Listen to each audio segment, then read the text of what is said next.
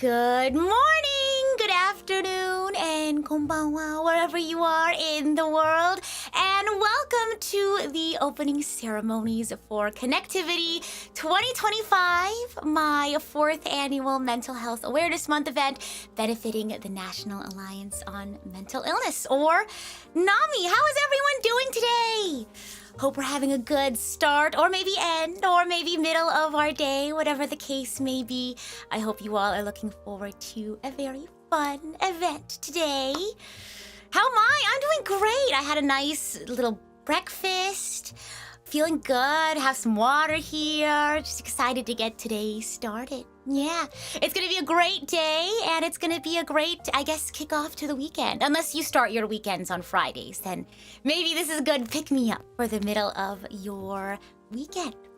But yeah, if this is your first time hearing about Mental Health Awareness Month, it's actually a big cornerstone of addressing the challenges faced by millions of people living with mental health conditions. And so throughout the month, individuals, organizations, and communities like ours dedicate ourselves to eradicating stigma around mental health, extending support, fostering public education, and advocating for policies that prioritize the well-being of individuals and families affected by mental illness. And that's why we're doing this today. But yeah, if you're not familiar, this year, NAMI is celebrating Mental Health Awareness Month with the In Every Story, There's Strength campaign. If you're not familiar with the importance of sharing stories, it's because mental health journeys are very unique. But the strength we find within each story is universal. And the goal of this campaign is to highlight the resilience and diverse experiences that shape our mental health journeys within our community. And so this campaign specifically by NAMI celebrates the power of storytelling to fuel connection, understanding, and hope for those who are navigating their own mental health path. Each story shared, not just the ones you'll hear today, just throughout life in general, truly are a testament to the possibility of recovery and the strength that lies within all of us. So you'll kind of see that ongoing trend of how storytelling has power. It really does. So I know mental health is a very difficult, complex, and intimidating topic to broach, especially if you've never done so before, but it doesn't have to be. With ConnectiVT 2025, our goal is not only to raise funds for NAMI, but is also to grow together by sharing our stories, passing along our knowledge, and reminding one another that we are not alone, no matter where you are on your mental health journey. So I'll be your host today, this very exciting event today. If you're not familiar with who I am, my name is Kamishiro, and I'm a content creator, musician, and streamer on YouTube, and I guess now on Twitch too. That's a recent development. And as an ambassador for NAMI, I aim to nurture an environment of open-mindedness and learning and growth while creating content about my passions for a lot of things, really. But, video games, music, anime, and lots more. But by being open and honest about my experiences, I hope to inspire and motivate others to grow and change, not only for their own self-improvement, but for the improvement of the community around them. And I'm so excited to have all the creators here today to do the same thing that I love to do, share my story and, empower and encourage other people. But yeah, if you're not familiar with the charity that we're fundraising for today, this is partly a fundraiser. I would say mostly it's like half fundraiser / awareness event. It's kind of both at the same time.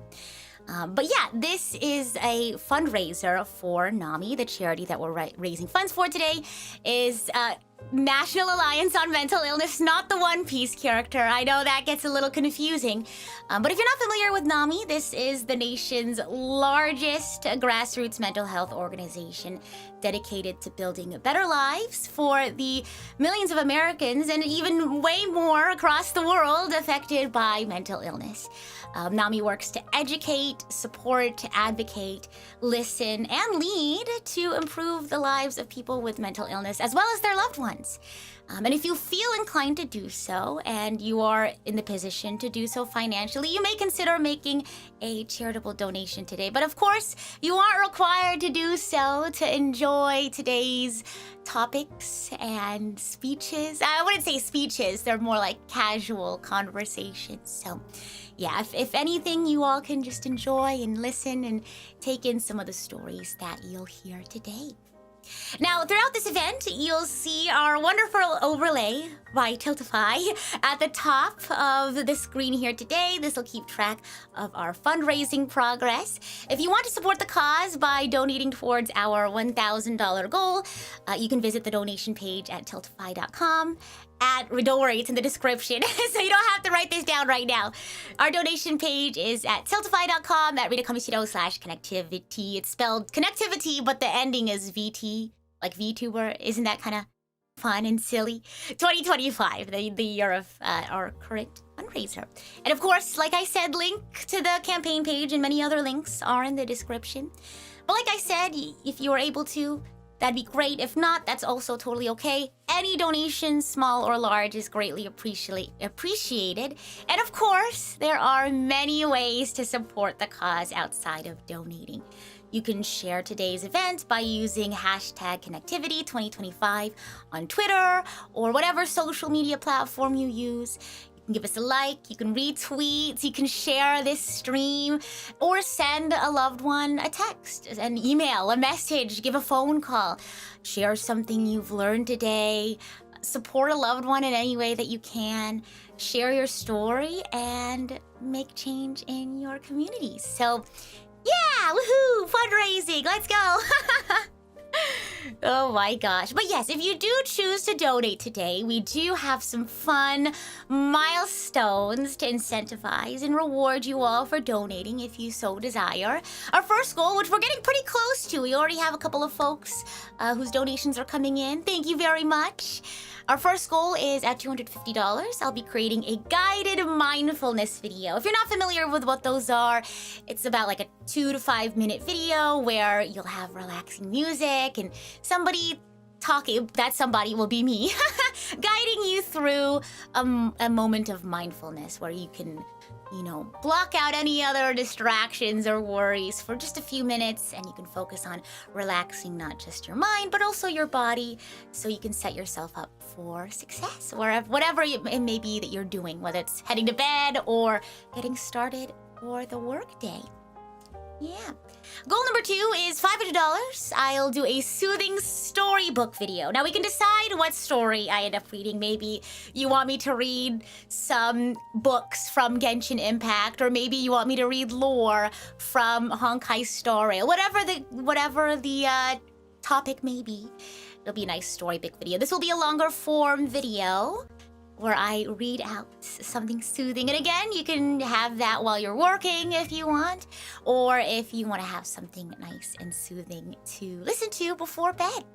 That's our second goal at $500. Is the Epic of Gilgamesh on the table? Whatever you all decide on. We'll do a poll or something on the channel. Make it a group decision, if you will. Goal number 3 at $750 is a lo-fi study/work/relax video. And I don't know if you're like me, I listen to a lot of those while I work. So this will be something, probably an even longer video, around 20-ish minutes. No lyrics, relaxing music. Probably gonna be lo-fi versions of my originals, but we'll see. I haven't decided what that will be yet. It'll either be just straight up music, or we could do something where it's a Pomodoro timer where you work for 20 minutes with relaxing music, and then you get a 5-minute break, and then, you know, you rinse and repeat. So that's our third goal at $750. Our final goal, our goal today is $1,000. Is a 3D dance workout video. I also like to do this sometimes when I want to change up my workout routine. I'll pull up a dance video, almost like a Zumba style dance video to some of my favorite songs. I personally listen to a lot of K-pop, dance workout videos, and I'll dance along. It's a great way to get some cardio in. I personally, if you're familiar with me and you've been on this channel for a while, you know that I've been on my sort of physical health journey, improvement journey. And I've actually put a couple of dance workouts in my weekly routine. So if you want to see me dance along, or if you want to dance along to me dancing along to some of my favorite tunes, then you might be interested in helping us reach that final goal. We also have a reach goal for today at $2,000 is a new original song. If you're not familiar, if you're only familiar with my gaming content on this channel, you might not also know that I am a musician, a singer, a lyricist as well. Many other things, I'm sure, but I'd be more than happy to put together another original song for you all to enjoy if we have our reach goal of 2,000 today. So yeah, lots of fun stuff to reward you all if you donate. Again, if you so choose, if you're able. So we'll keep an eye out on that as the day progresses. Yeah. But more about the event today. We talked a little bit about the milestones and the charity that we're fundraising for. And now let's take a look at what today's schedule has in store. So right now we're doing our opening ceremonies, all the, housekeeping and all the, important stuff we need to have to make sure we have a good day today, all that good stuff. We'll have a 15-minute transition for you all to maybe grab some snacks, drink some water, take it easy, maybe let folks know that this is going on. And then, and of course, time for me to set up as well. Then we'll go into our first 2-hour panel with Aura and Miyori, which is navigating mental health in the digital world. Next, we have mental health in the creator space with Leah and Evie for another 2 hours after a brief transition. After that, again, another 15-minute transition, and then we have staying grounded, gratitude, and growth in VTubing with me and the other girls of Primordia before another brief 15-minute transition, and we'll have our closing ceremonies. We'll talk about what we've learned today and check in on our donation goals. Yeah, so whatever topic you may be interested in, whether you want to listen in about in our first panel, covering self-loathing, manipulation, or gaslighting, and parasocial pressure, or the second panel where we talk about burnout, having a persona online, and social media usage as a creator, or on the last panel where we talk about how we can create healthy and supportive platforms, communities, and partnerships, whatever the case may be, whether or not you're a creator or a fan or just someone who uses the internet. And no matter where you are in your mental health journey, I hope that you can find something that you can relate to or learn from today. Yeah, I'm really grateful that so many people today have lent their time to such an important cause and to share their stories with you all today. Speaking of the stories that we'll be sharing today, today's stream may discuss some difficult topics, although very important, I would like to add.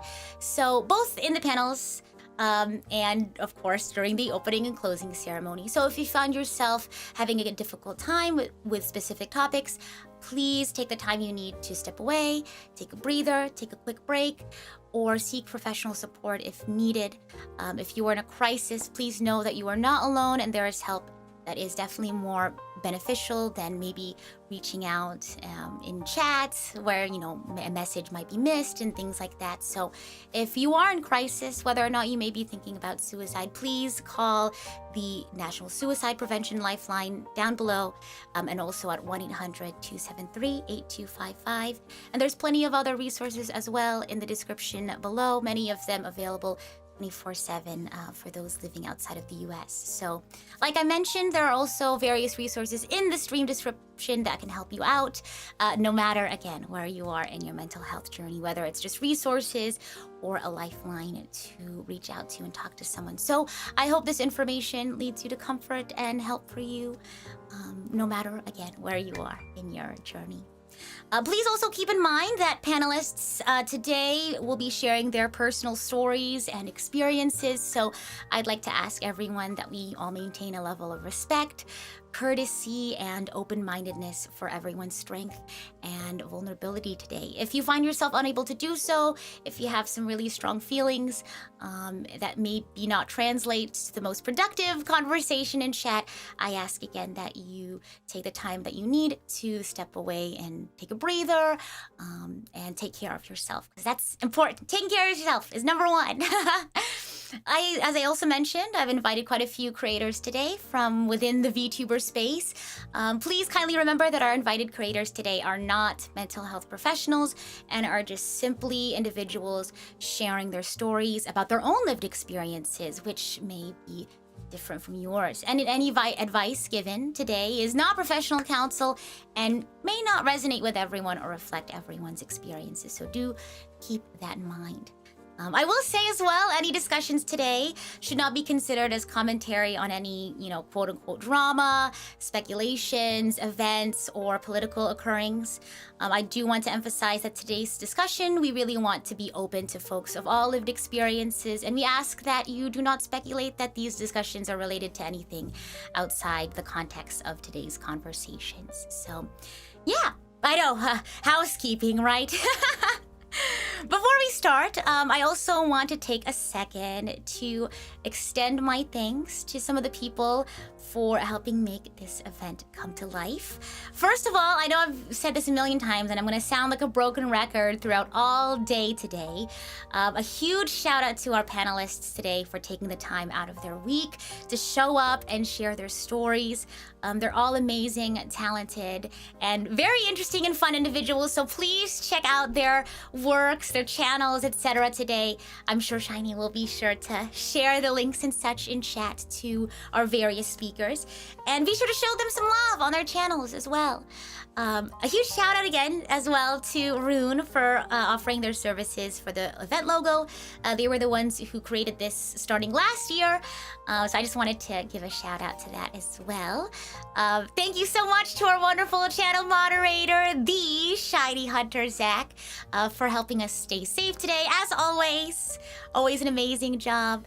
And huge shout out to everyone who reached out to show their support. There was a lot of folks behind the scenes reaching out, asking me if I needed anything, if I needed any help, if I was doing okay. So thank you so much for not only offering your help, but also showing your interest in the event today. It really means a lot to me that so many folks out there are also very passionate about mental health. And yeah, a big thank you to every single one of you all in the audience listening, lurking, chatting. Maybe you're part of the VOD gang and you're watching this in the future. Thank you all so much for whatever it is you may be doing. Even if it's just sitting there and taking things in and considering taking the next step in your mental health journey. It really means a lot to me. Events like this and hearing other people's story, I think, has been a huge part of my personal mental health journey. Knowing that I'm not alone and knowing that there are other people who may be experiencing things or have experienced things that I've felt, and that I can learn from them and their wisdom, if you will. But yeah, and with that, we've reached the end of our opening ceremonies. We are a little bit ahead. I always try to be a little bit ahead. I always try to aim to be a little under our time. So hopefully that was enough information for you all. We'll take a couple of minutes to, if you have any questions for today that I haven't already covered, before we go into our first 15-minute transition and let's hear from our first speakers. Exactly, early is on time and on time is late. That's absolutely right. Oh my gosh. But yeah, we have a wonderful collection, I guess, of speakers today. I also want to take a second to shout out all the folks who have already donated today. I know we had a couple of folks already. I see Twy on the board, but I believe we also had a couple of people who found the stream link before. It's always fun every year seeing who finds their way to the stream donation link before the event. So huge shout out to our anonymous donator, to Mr. Grimheart, and to Twy for the first donations that came in. And like I mentioned in the closing ceremonies, we'll be sure to check in on our progress and thank everyone today. Who is that guy? Oh my gosh. Yeah, exactly. If you're not early, you're late. So thank you all so much. I think we're going to be heading into our transition period pretty soon. Maybe I'll give myself an extra 5 minutes to get this first panel set up. We actually, during the transitions, we won't have any content for you all to enjoy. Again, I really want to encourage you all to take a break, get some snacks, get some water, go to the bathroom, do whatever, maybe do some chores, whatever it is you might do. However, in our first one, I was so graciously given a message from one of my good friends and fellow creators to share her thoughts and her story. So just for this first transition, we'll start off with about, I believe, 3-minute video from the wonderful Iku Hoshifuri. A message that I personally found very relatable and very thoughtful for today. So yeah, I'll go ahead and get this party started early, especially since we have that first message. So we'll go ahead and head into our transition period first, and I'll see you all in about 20 minutes for our first panel. Let's go!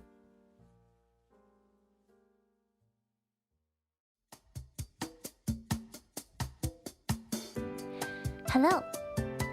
For those of you who don't know me, I'm Hoshifuri Iku. Nice to meet you. And for those of you who do know me, hi. I hope you've been doing well. Today, I wanted to talk about the word burden. What does it really mean to be a burden? By definition, it's when you feel like your problems are an inconvenience to others. But oftentimes, it's simply just that. A feeling. Have you ever had a friend reach out to you for a favor and say something like, I don't want to be a burden, but... Or maybe someone you were working on a project with missed a deadline and said, I'm so sorry to be a burden. These moments are familiar to many of us, and they highlight how often people feel guilty, simply for needing help or making mistakes. Feeling like a burden is a normal and a totally valid emotion. It shows that you are a considerate person who cares about how your actions affect others.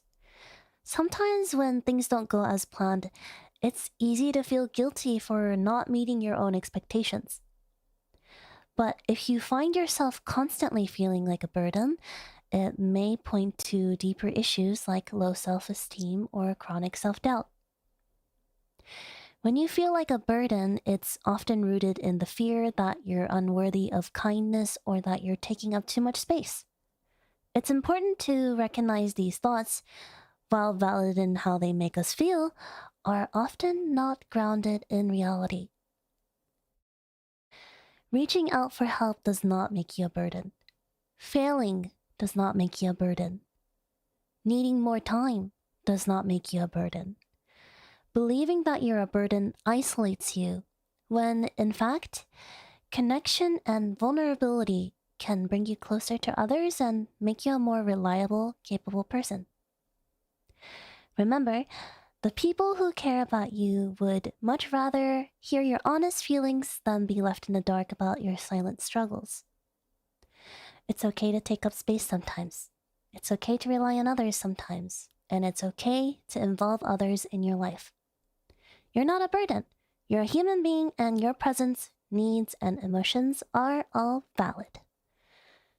I hope this message reaches the people that needs to be reached. I know I definitely need to hear these words sometimes myself.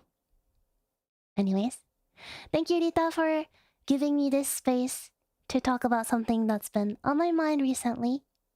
And I hope you guys all have a lovely rest of your day. Bye! I love you more. Mwah!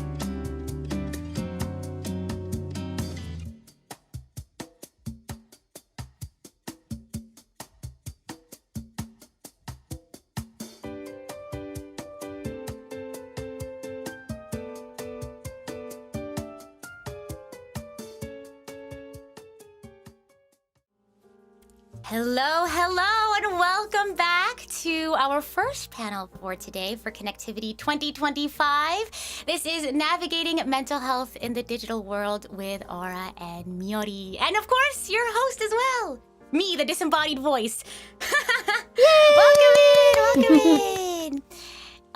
For those who are not familiar on what this panel may be, and before we introduce our lovely guests today, Navigating Mental Health in the Digital World is a panel that'll focus on topics and issues that many of us face on digital platforms. So whether you yourself are a creator, a fan, you've been on the internet forever, or you're just getting used to how things work around here, the stories and experiences shared today may be something you find yourself relating to. Mental health journeys are unique, but again, like I mentioned earlier, the strength found within them is universal. And like I said, throughout the various stories our creators will share today, we hope to highlight the resilience and diverse experiences that shape mental health journeys within our community. And today we celebrate the power of storytelling to fuel connection, understanding, and hope for those navigating their own mental health path. So I am your host for today, Rita Kamishiro. You won't be hearing from me too much today. Our focus is on our 2 stars for today. And again, shout out to our moderator in the chat, Shiny Hunter Zach. I do have a couple of notes before we hand it over to our panelists to introduce themselves. And these are very important because we want to make sure we can get the most out of today's experiences. So you only have to hear me yap for a little bit longer. Our invited creators today are, again, not mental health professionals and are simply here to share their stories about their own lived experience. And any advice given today is not professional counsel and it may not resonate with everyone or reflect everyone's experience. Like mentioned earlier, today's stream will discuss important but difficult topics, so if you find yourself having a difficult time, if you find yourself triggered by any specific topics, please take the time you need to step away or seek professional support. Resources can be found in the description, and remember that you do not need to be in a crisis to seek help. Any discussions today should not be considered as commentary on any quote-unquote drama, speculations, events, or political occurrings. We want today's discussions to be open to folks of all experiences, all walks of life, and we ask that you do not speculate that any of these discussions are related to anything outside the context of today's conversations. As you can see by the overlay on screen, today's event acts as a fundraiser for the National Alliance on Mental Illness, who provide advocacy, education, support, and public awareness for mental health. So if you feel inclined to do so and are in the position to do so financially, you may consider making a charitable donation, but aren't required to do so in order to enjoy today's presentations. But yeah, if you missed the earlier presentation about NAMI and our fundraiser today, please visit the links in the description to learn more. But with that being said, I'll go ahead and hand it to our panelists to introduce themselves and also for me to check the audio levels. We'll hand it off to Miori to introduce yourself first.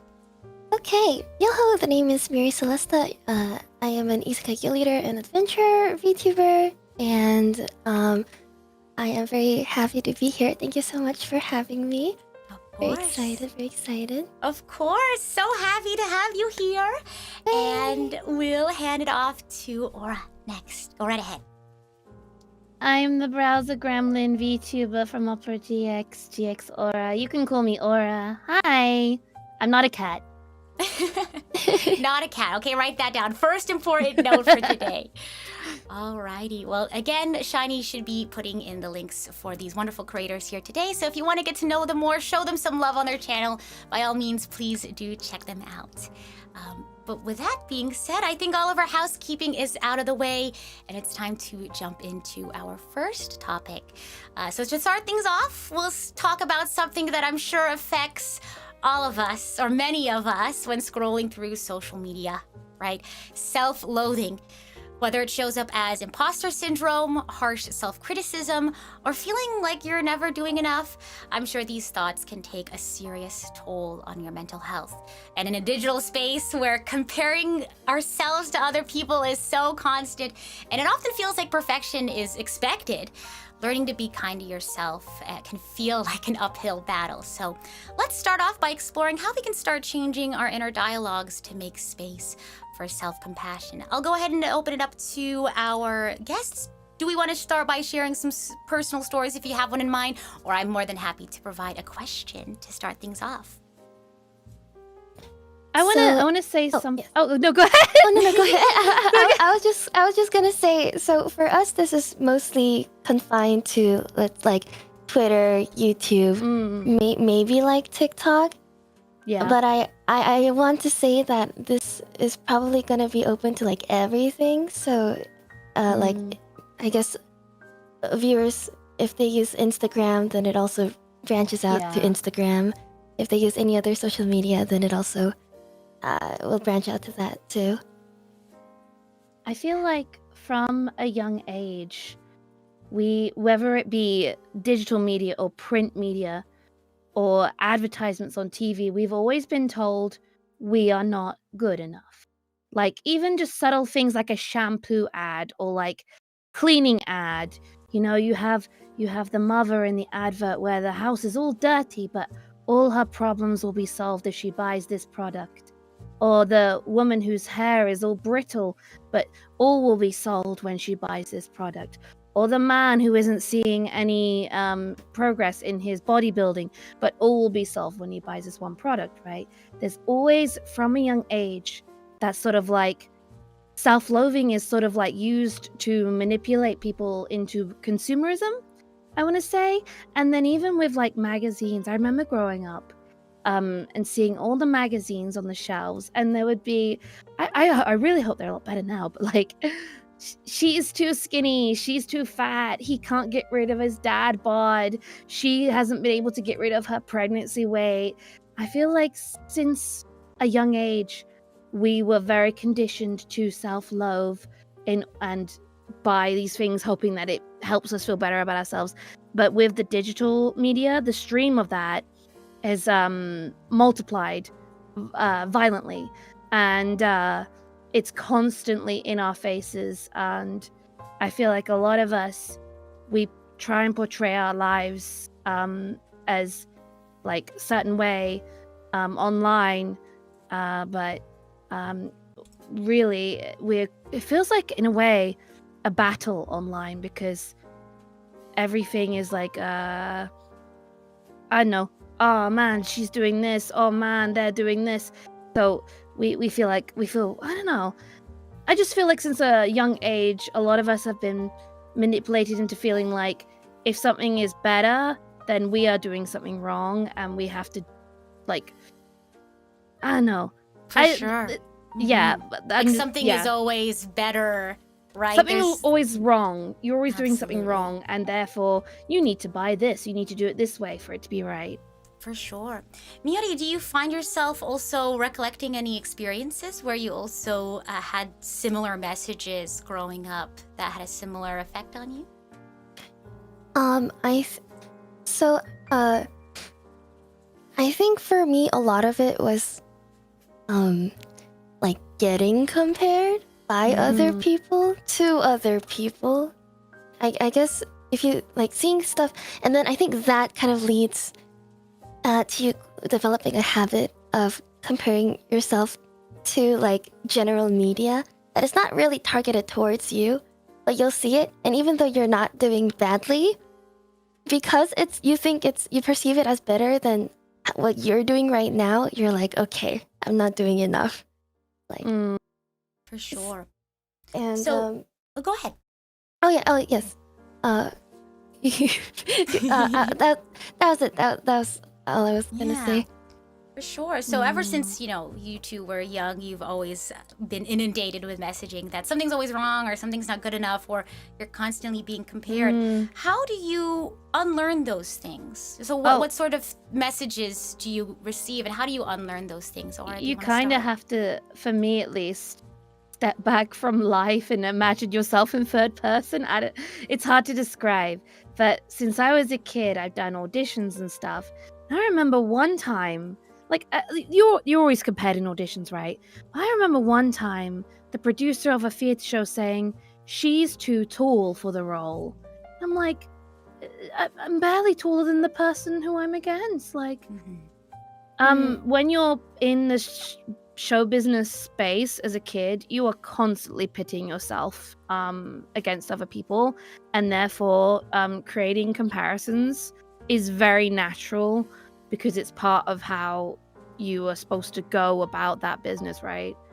And for me, I think something that really like helps is just literally pretending I'm in third person mode, which sounds very strange, but like it makes you look at world a little bit differently. Like sometimes you're just like, whoa, there's like animals that fly above us, like, you know, you kind of just look at the world a little bit differently. You're like, wow, this furry beast lives with me and just wants food and cuddles. I don't know what to say. But one of those things that help, like for me, just like, wow, this is really an unimportant thing, especially like digital media is something, things come and go super fast, right? Trends fade, beauty standards change. And one thing that did affect me as a kid is the eyebrows. It's gonna sound really weird, but as a kid, eyebrows were very thin. Everyone wanted these thin, pencil thin eyebrows, but then suddenly it all changed. Everyone wanted thick eyebrows, and I kind of remind myself that like everything changes, things will move on, people's opinions change, beauty standards change, what's in, what's hot, what's trendy changes. And taking that little step back, I'm just able to look at the bigger picture and be like, oh well, this will, you know, it's silly comparing myself or saying I'm not good enough in that moment, because yeah, things constantly changing. For sure. I really resonated with what you mentioned about pretending you're in third person mode. I think you can relate to this, but we all, you know, a lot of us play video games and anime, and oftentimes we see people who experience the things that we do, and for some reason we offer them a lot more grace. When like we in The watch Sims, I always gave sure. my Sims like the life I wanted. For sure. And it's like, if we're able to afford these characters, you know, that grace, why can't we do that for ourselves? Yeah. So I definitely resonate with that. Miori, did you want to share anything that you do, or how did you unlearn how to compare yourself with other people? I think for me, a big thing was first it was creating like an online space for myself where there was nothing to compare myself to. So like trying not to, like, I think when we start doom scrolling, yeah, it's really hard to stop, and you're or like, like I really ego shouldn't. searching. Yeah, like it could be ego searching, it could be looking at your comment section, it could be just scrolling through your Twitter and looking at other people's achievements that they post on their Twitter, which, you know, should be celebrated, but if you're not in a very good mental space, then you're like, why I should be doing that. I should be working hard to achieve the same thing. And because stuff like that is constantly there, when, for example, when our jobs are so online, and we can't really avoid it as much. So for me, a big thing that helped was creating like alternate spaces for myself to still be online, but only surround myself with like positive things that just separate me from comparing myself to other people, so that when I'm not in the best headspace, I can just look at like cute animals or food videos or things like that. And it has nothing related to like VTubing or other content creators or anything like that. It's just things that won't stress me out, and I think that helped a lot. And a second big thing was I know this is gonna sound horrible, and I know a lot of people just say touch grass, but what really helped me was like go out into like these like community, let's say it can be volunteering, like a community meetup for volunteering. It could be just for like a language exchange. That's what I opted for. It could be just like helping other people, like learning something or co-working with other people. For me, being able to be in like a group of people in person, offline, with other people that are not very chronically online. And they don't know like they what don't know your struggles or anything related to it. They Yeah. just know you. They just know like you. just this you standing there. Yeah. Right. And so I think we tend to not realize, like, there are people out there that are not going to be comparing you to all these other people that Yeah. are doing the same thing as you. And They don't even know it exists. yeah, like they barely know about this space. And even if they do, if you like keep making the effort to meet people, I think in I don't want this to be like, oh, you should go out and be social. It's more like you should try to find things that to do that are not forcing you to be in such like close proximity to something that can potentially stress you out. I think that's what I'm trying to emphasize here. It's just trying to keep like a good distance, so that, because if you're constantly prolongingly exposing yourself to like like opportunities for self-loathing, I think it just does not stop, and you just keep spiraling and spiraling and spiraling until at some point you're gonna hit like a point where you are not gonna be able to escape that spiral by yourself. For And sure. in order to prevent that, you have to constantly work at separating yourself from this as much as possible. I think that's what helped me a lot personally. Absolutely. I definitely, I love that you highlighted. Sorry, go ahead. Oh no, continue. I was gonna say it is really hard to separate yourself though.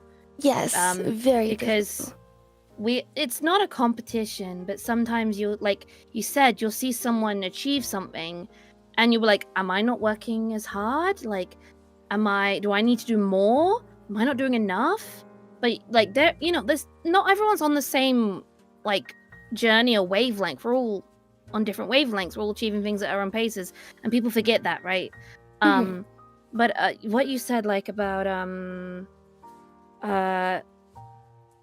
pretty much a lot of people don't realize, like, after we finish stream, this goes for everyone. Have you ever found yourself closing an app like Twitter and then reopening it randomly just like a few seconds later? Right. Like, Yes. So as a VTuber, we rely on these social media accounts as tools to promote ourselves, right? But then, oh, what if we're out? Oh, we need to have it on our phone. What if our manager needs to message us? We need to have Discord on our phone. We are constantly connected. And in a world where everyone is already constantly connected, we are constantly connected, but also it's a job and we're working as well. So it's really, it feels like sometimes I have to schedule away from everything time. But then I'm like, what if my mom needs to message me? I need to have my phone on me. It is really tricky to just get out of that like online bubble. And after stream, you gotta edit, mix, reach out to people, reply to DMs, post a tweet, post on YouTube. We are truly living in a digital society, and that's good and bad, but it definitely makes people feel like I don't know, sometimes you forget that there is another life outside of the digital realm. I was just gonna say the same thing. Like I think we forget, like, there is a whole entire life just outside. Like, you could be going out just to like a park and just walk around, and there's like a whole like it really is not everything, but I think we tend to forget that very often. I mean, there's also like a lot of people in the digital space. The way they navigate the digital space is through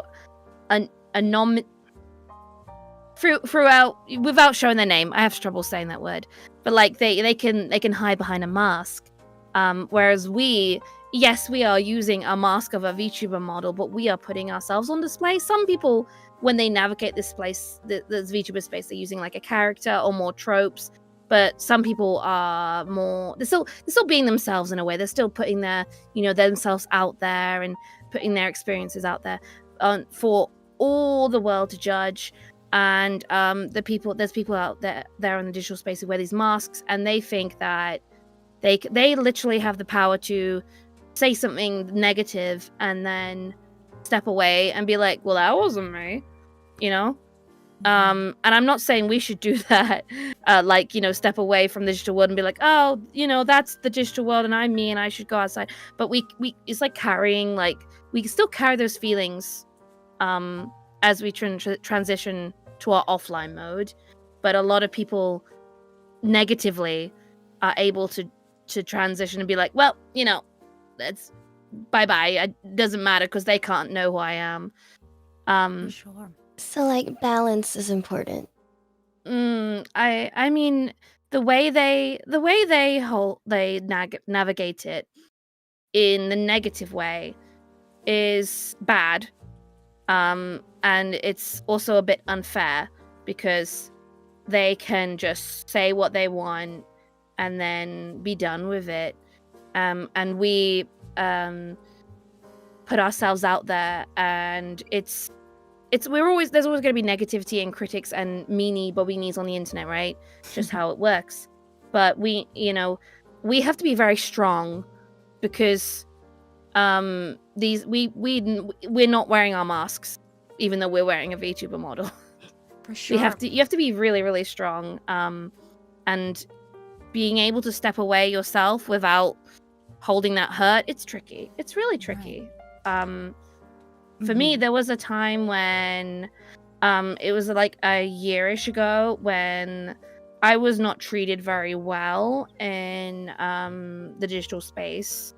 It was very contained on Twitter, but I was receiving a lot of harassment that was very random. But what really helped is that it's very scary to confide in your peers, but also like your work peers, right?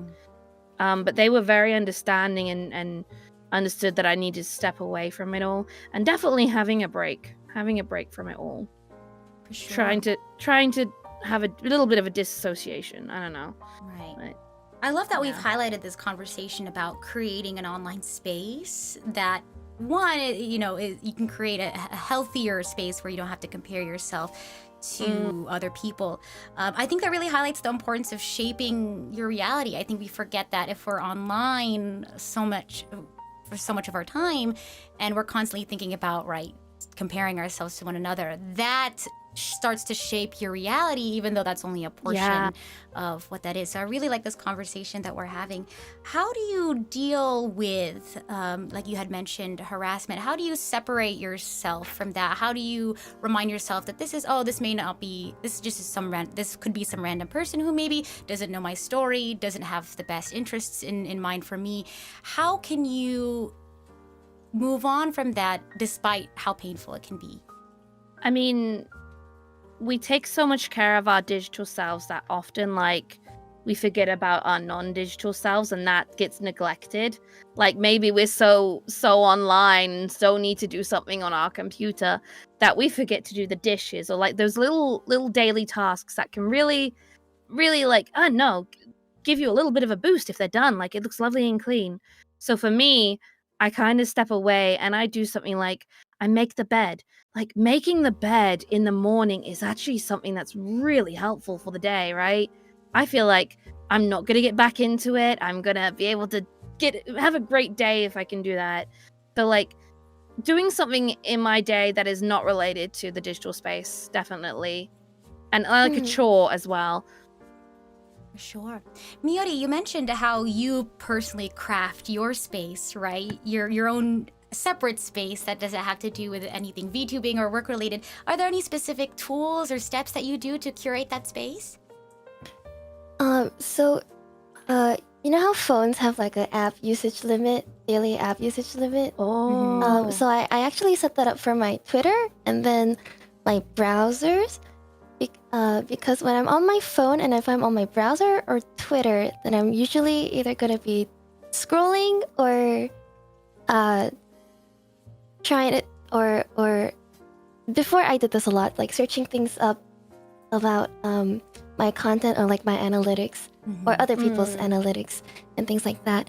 And so I gave myself like a really hard daily app usage limit, which helped a lot for a while until I got a bit better.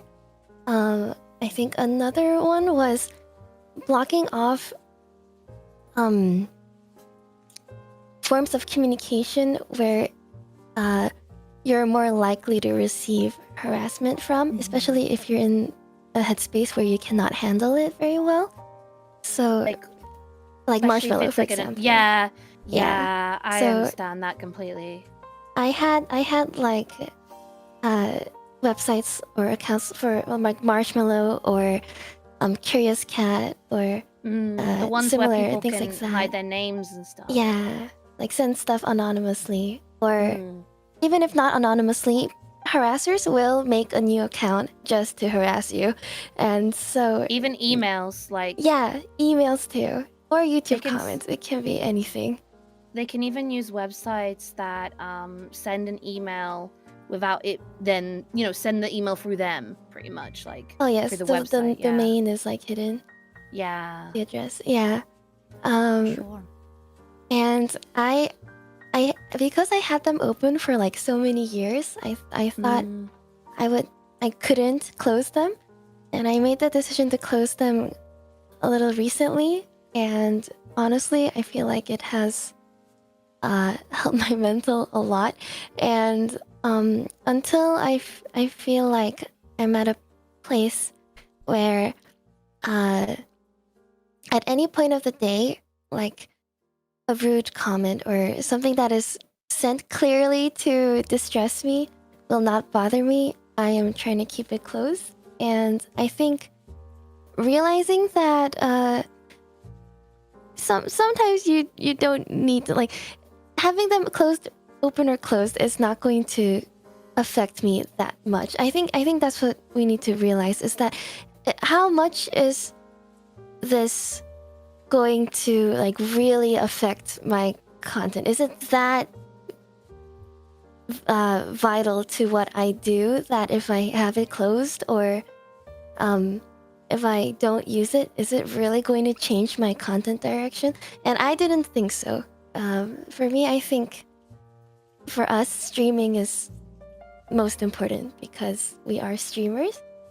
And if someone has a problem, or if a viewer has a concern, I believe that they'll just reach out to like my mod, or they'll reach out to me directly if it's something that is really, really important.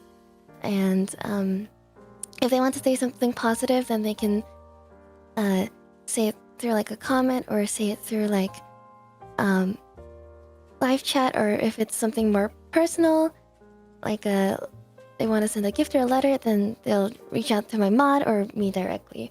And so I think just like having more respect for yourself, like you're not going to fail even if you stop doing something. You may think it's really, really big at the time, but in the full scope of things, I think you need to objectively kind of gauge whether, is this contributing positively in my life, or is it contributing negatively? And if it's the latter, then why keep it, you know? A lot of Yeah. people feel like they have to keep these things because Right. like the space is so saturated, not like in a bad way, but like a lot, we want to progress and continue with our streaming careers, that like we feel we need to have this platform, we need to be active on here, we need to be posting on here and here and here. And it is sad when sometimes you can have like a sea of amazing comments, and then suddenly you get that one and it just ruins everything. Mm-hmm. Like it for me, I had a sea of weird and negative comments in the beginning because like being the Opera GX VTuber meant that like a lot of the people who use Opera GX even though it's gaming, they don't know about VTubers. Right. So I got a lot of weird comments, and then there was a lot of like, you were the mascot, but now you're a VTuber? What's going on? Like, some people were just genuinely, they didn't know, it was naivety, or, you know, they just didn't know about VTubers, but some were just really, really horrid. Really, really dumb comments as well. But for those people, I don't have time and love in my heart for, or don't want to speak to. But if there's like someone who just doesn't like my content, they're just like, yeah, she sounded. The worst is when I get the comments like, I preferred so and so's cover of this, or I think this this one's better. Yeah. Well, I mean, my content's not for everyone. My voice is not for everyone. That's okay. But like, when you bring in other people, it's like that. Then you're forced to compare, right? You said earlier about other people making comparisons for you. Right. Yeah, that's not good. That's not good. But yeah, there was a lot of people at the start who, luckily some of them didn't stick around, but like, they just had some very, very, very rude, distasteful comments. But the end of the day, a good thing to have is, like Miura said, mods in a team surrounding you that have access to deleting comments or muting comments. Because I'm not saying what you can't see won't hurt you. Does that make sense? Like, that is good. Like, if you don't see these comments, then you know you're not gonna know they exist. But like, it's good to have people that are gonna help you out as well. Sure. Navigate it a bit. I still get comments that are like, this is really bad, my ears are bleeding. But I think because of the fact, yeah, like, people don't have to show their real face, they can log off and get on with their day. They think they can say so many distasteful, Sure. and just be like, well, you know, they don't think about the other person that's receiving the comments. And I think when it comes to promotion of products, they just think about, oh, if I make them feel bad, they're gonna buy the product. But these people, they're not selling anything, they're just being a bit mean. So they're like, Right. oh, if I say this, nothing's gonna happen, they're not gonna take it seriously because I don't take it seriously. But Sure. a lot of the time, I was really strong, and one of the things in my audition was like, how you deal with haters. And at the time I said, oh, they can go back to the circus, they're just clowns. But there was a time last year when they got a barrage of really horrid stuff. And yeah, having the good people at my company and my mods help me out was very helpful. For sure. I love that we've highlighted this conversation about how blocking is actually a very mature and healthy thing to do, right? Not allowing people access to yourself in such a way. The issue is, when you block someone, when this incident happened, there's a lot of trends, like I said, on Twitter, and they put this in their bio. It says, block me equals I own you.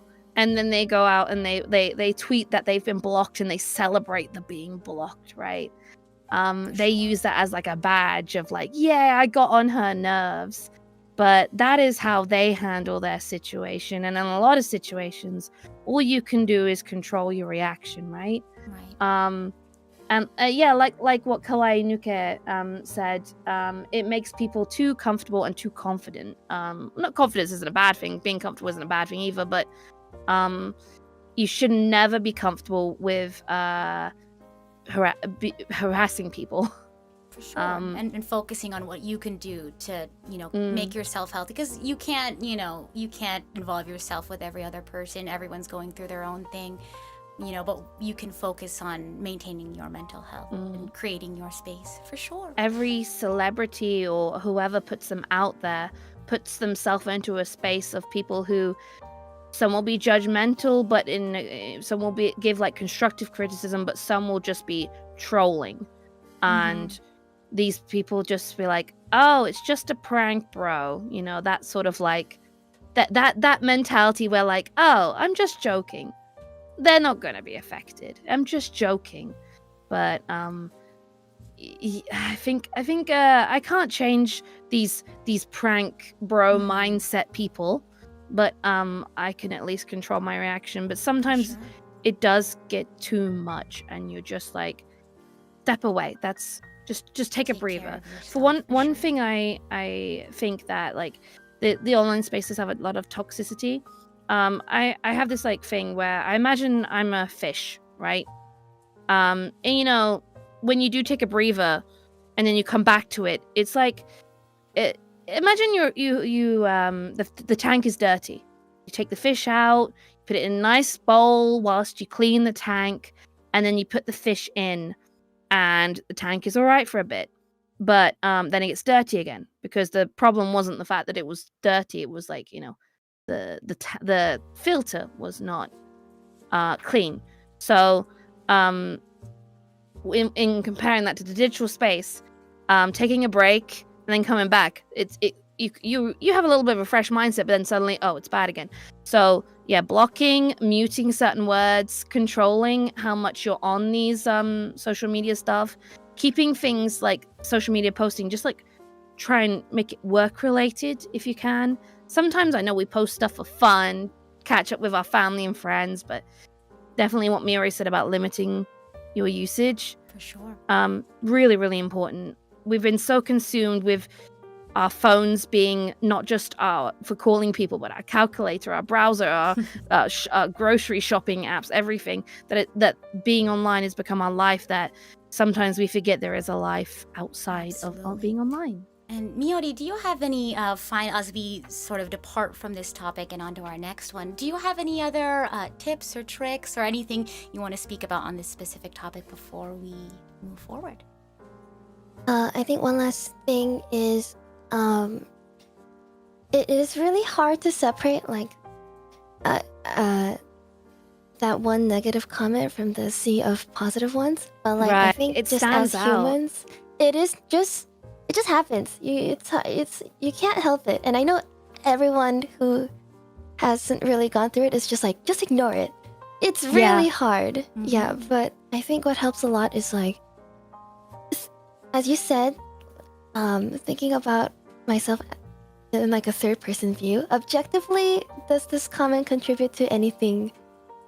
Is this actually constructive? Is this or does receiving this comment, or does this person contribute to my success, or do they help me, or is this going to not matter at all in the grand scheme of things? For sure. And Wow. just like having yourself be affected by something, if it's really not constructive, and if it's, you know, just out of ill-intentioned with no other reason, then getting just the fact that you're being affected by it mentally, I feel like should feel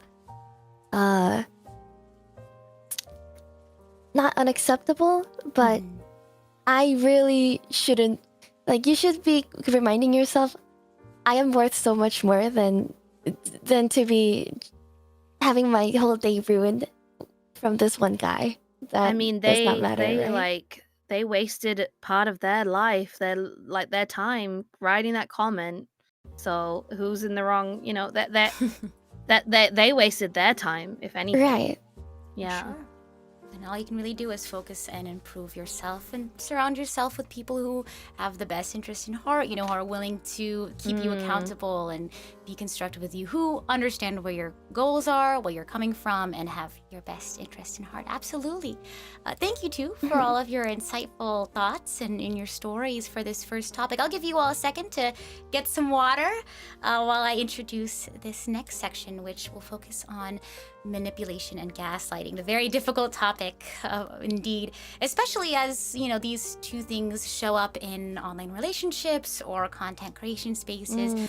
Many of us, whether you're a fan or a creator or just an internet user in general, you may have dealt with people who push past boundaries or use guilt or twisted reality to suit their needs. So understanding these sorts of patterns is key to protecting ourselves, our mental health, and learning to trust ourselves again. So let's talk about how to recognize manipulation and reclaim sort of our emotional selves. So if you're not familiar with the concept of manipulation, it's essentially the act of influencing someone's emotions to achieve a desired outcome, often against the other person's best interest. And gaslighting, apparently it's also known as crazy making. It's a kind of manipulation, a psychological manipulation aimed at making you seem or feel crazy, like you don't understand or can't accurately describe things that are happening to you or things around you. So gaslighting can happen in any relationship, whether romantic, platonic, friendship, parents, family members, at work, at school, anywhere really. So once again, I can go ahead and open the floor to you two if you wanted to start off with a story, or I can ask a question to start off the conversation. I think I can start off with something that I remember recently happening. So right now I am streaming around 5 to 6 times a week, but before I used to stream I think 7 to 8, and it was because I thought I wasn't streaming enough. Did you stream then I 2 would times a day?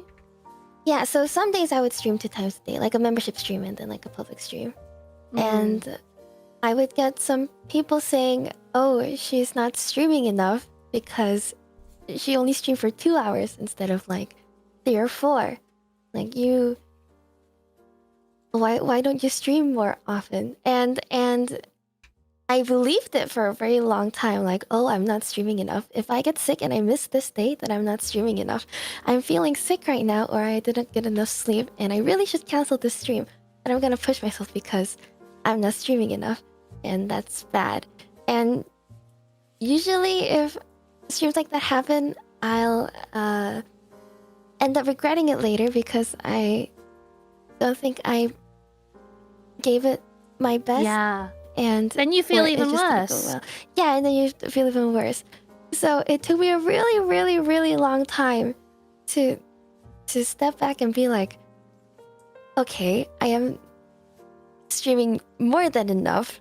And I think what helped a lot was just opening myself up and talking about it to other people.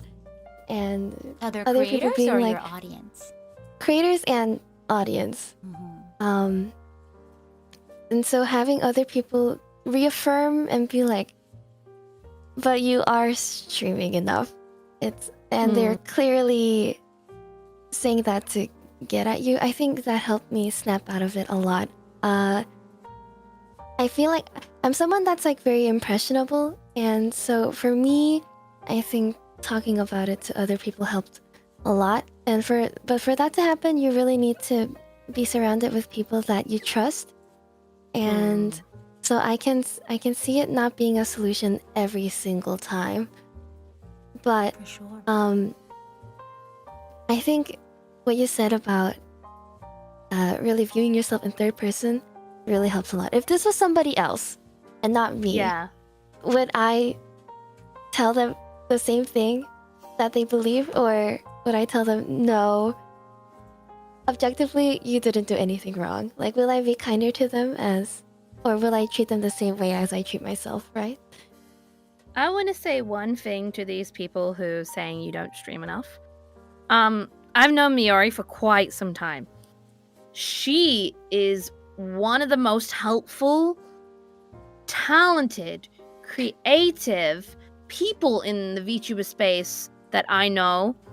She has helped multiple people for free figure out their audio stuff. She helped me figure out a bunch of my mic issues. She's helped mix. You mixed when I did that short cover of Idol. Yeah, you are so helpful with teaching a lot of things. And yeah, it is sad that because a lot of people don't get to know that, right? A lot of people don't get to see all the stuff we do behind the scenes, right? And all the work you put in just to make one overlay where we're like a floating head on a screen. I don't know, one special scene set up, but like Miori really is a hard worker who does so much for other people. Oh, harmony commissions, like harmony guides, just mixing. I've seen so many amazing mixes by you, and heard. Well, yeah, seen the videos, heard the songs. But like, I think a lot of viewers will only see certain streamers as the stream, and they don't realize that not only do we have a life outside, well, I don't know, sometimes we're so consumed with our digital one, but not only do we have a life, but we also have other ways where we're doing our hobbies, earning money, working on our skills, and that takes time too. So honestly, like, I see some people who stream 9 times a week and they still think that they're not good enough. I think our lives are very pessimistic because everything around us is very sad right at the moment. So it's hard to find that positivity, it's hard to find that motivation, it's hard to feel good about yourself. And going back to what I said earlier, like, from a young age, oh, if I get this toy, mummy, I'm gonna be happy and the kids at school will like me. Oh, if I get this shampoo, my hair's gonna be straight. It's like we constantly from a young age, we've been conditioned to feel bad about ourselves, and if we buy product, we'll feel good about ourselves. I definitely have fallen into, if I buy these face masks, I will look pretty like the woman in the advert, but we are already feeling very negative. So yeah, it's a lot when you get comments like that. And I don't want you to ever feel like I wouldn't want anyone else to feel the way I felt, or like these people who say I'm doing 9 streams a week but it's still not enough. It's a reminder that I don't want to say, this isn't in a negative way, but if you think like that, you will never be good enough. You will never be good enough, because there's always going to be something that's bad, that someone that's doing it a bit better than you, but that they're on a different journey. They're not thinking, oh, haha, she's worse than me. Like, oh, haha, her hair's curly. Like, that would make them a bully. But there is you have to think like, well, I'm not doing as many streams as I want to, but why is that? Oh, because I have to take care of myself in other respects and do all these other things.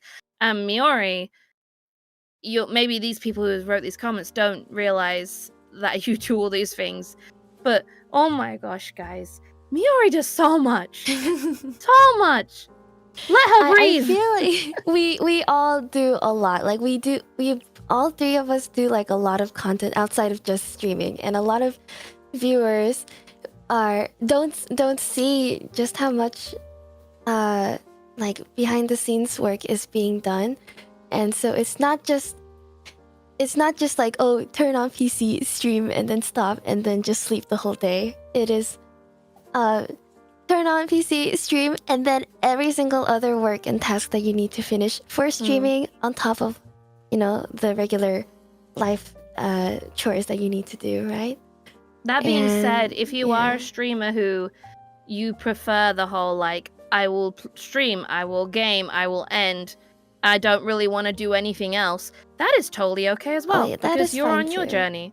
Yeah. Sure. And I think this topic is definitely something the not streaming enough kind of goes out into not blank enough, right? Whether it's you're not, earning enough money, or you're not healing fast enough, right? Everyone's on their own journey. So outside of streaming and content creation, how can we set healthier boundaries with others about our own personal journeys, whether it's in school or work or life, without feeling guilty or isolated?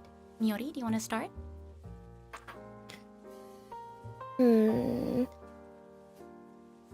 me think about this. What about you, Aura? Yeah. Did you I think as the digital world expands, the offline becomes online, people change, the way they use other people changes, right?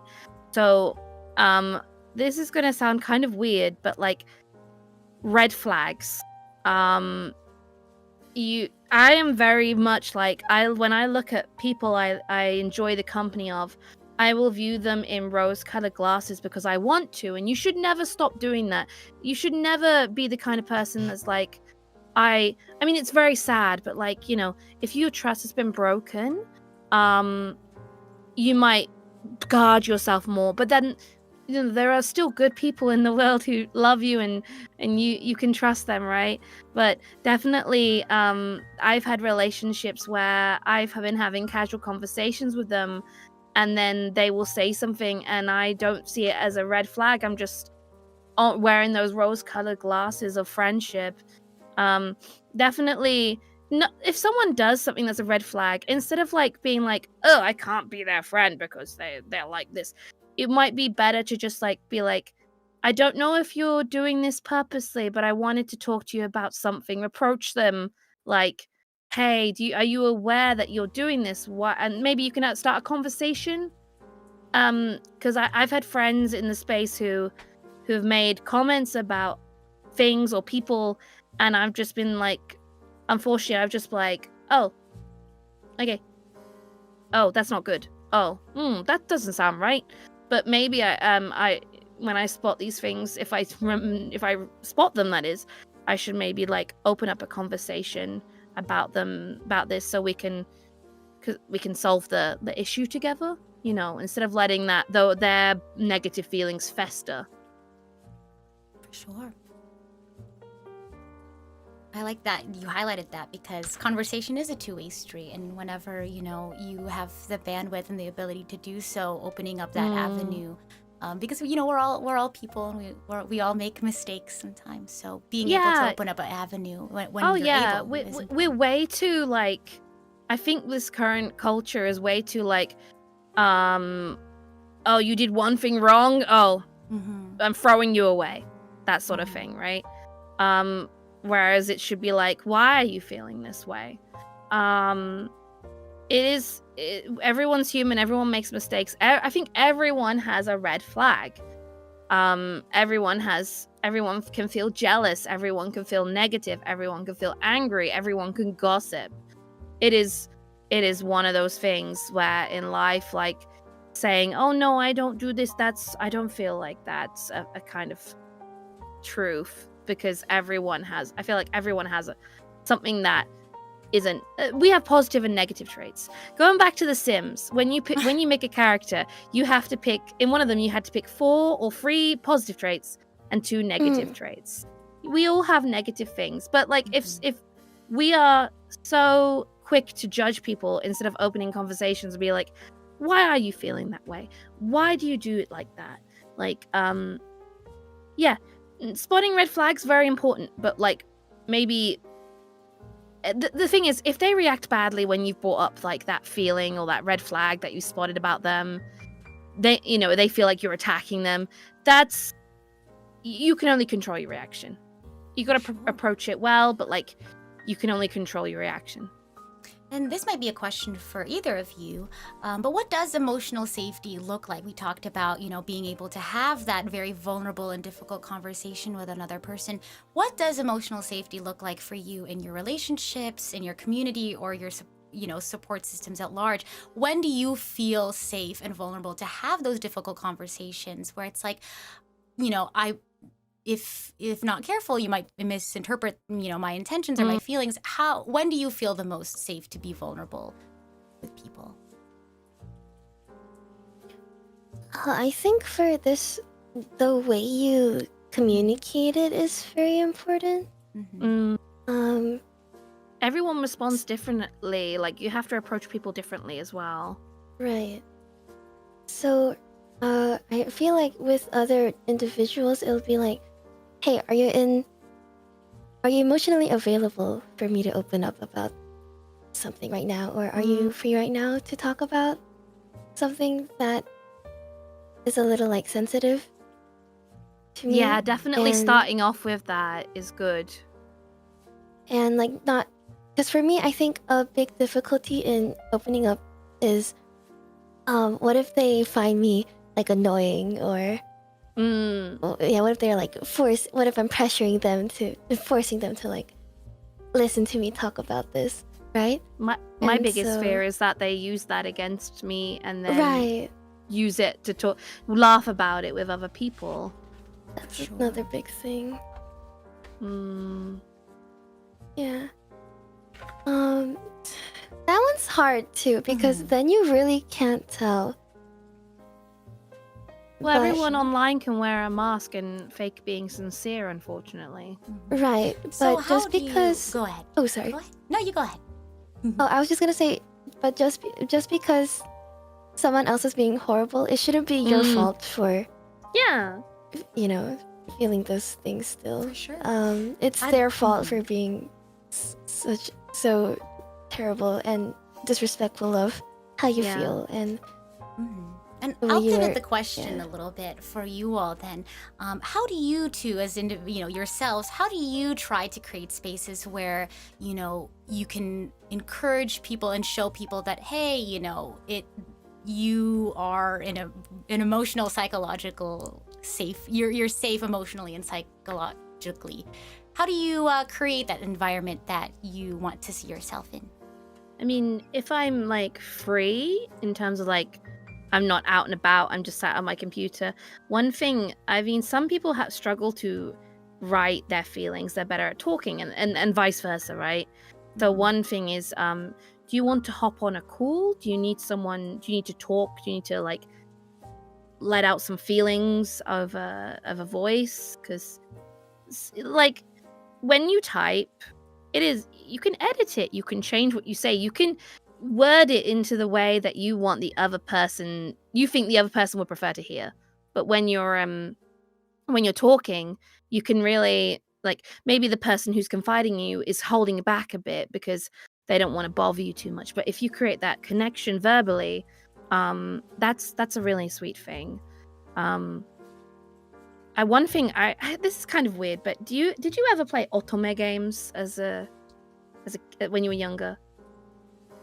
Like what dating simulators, right?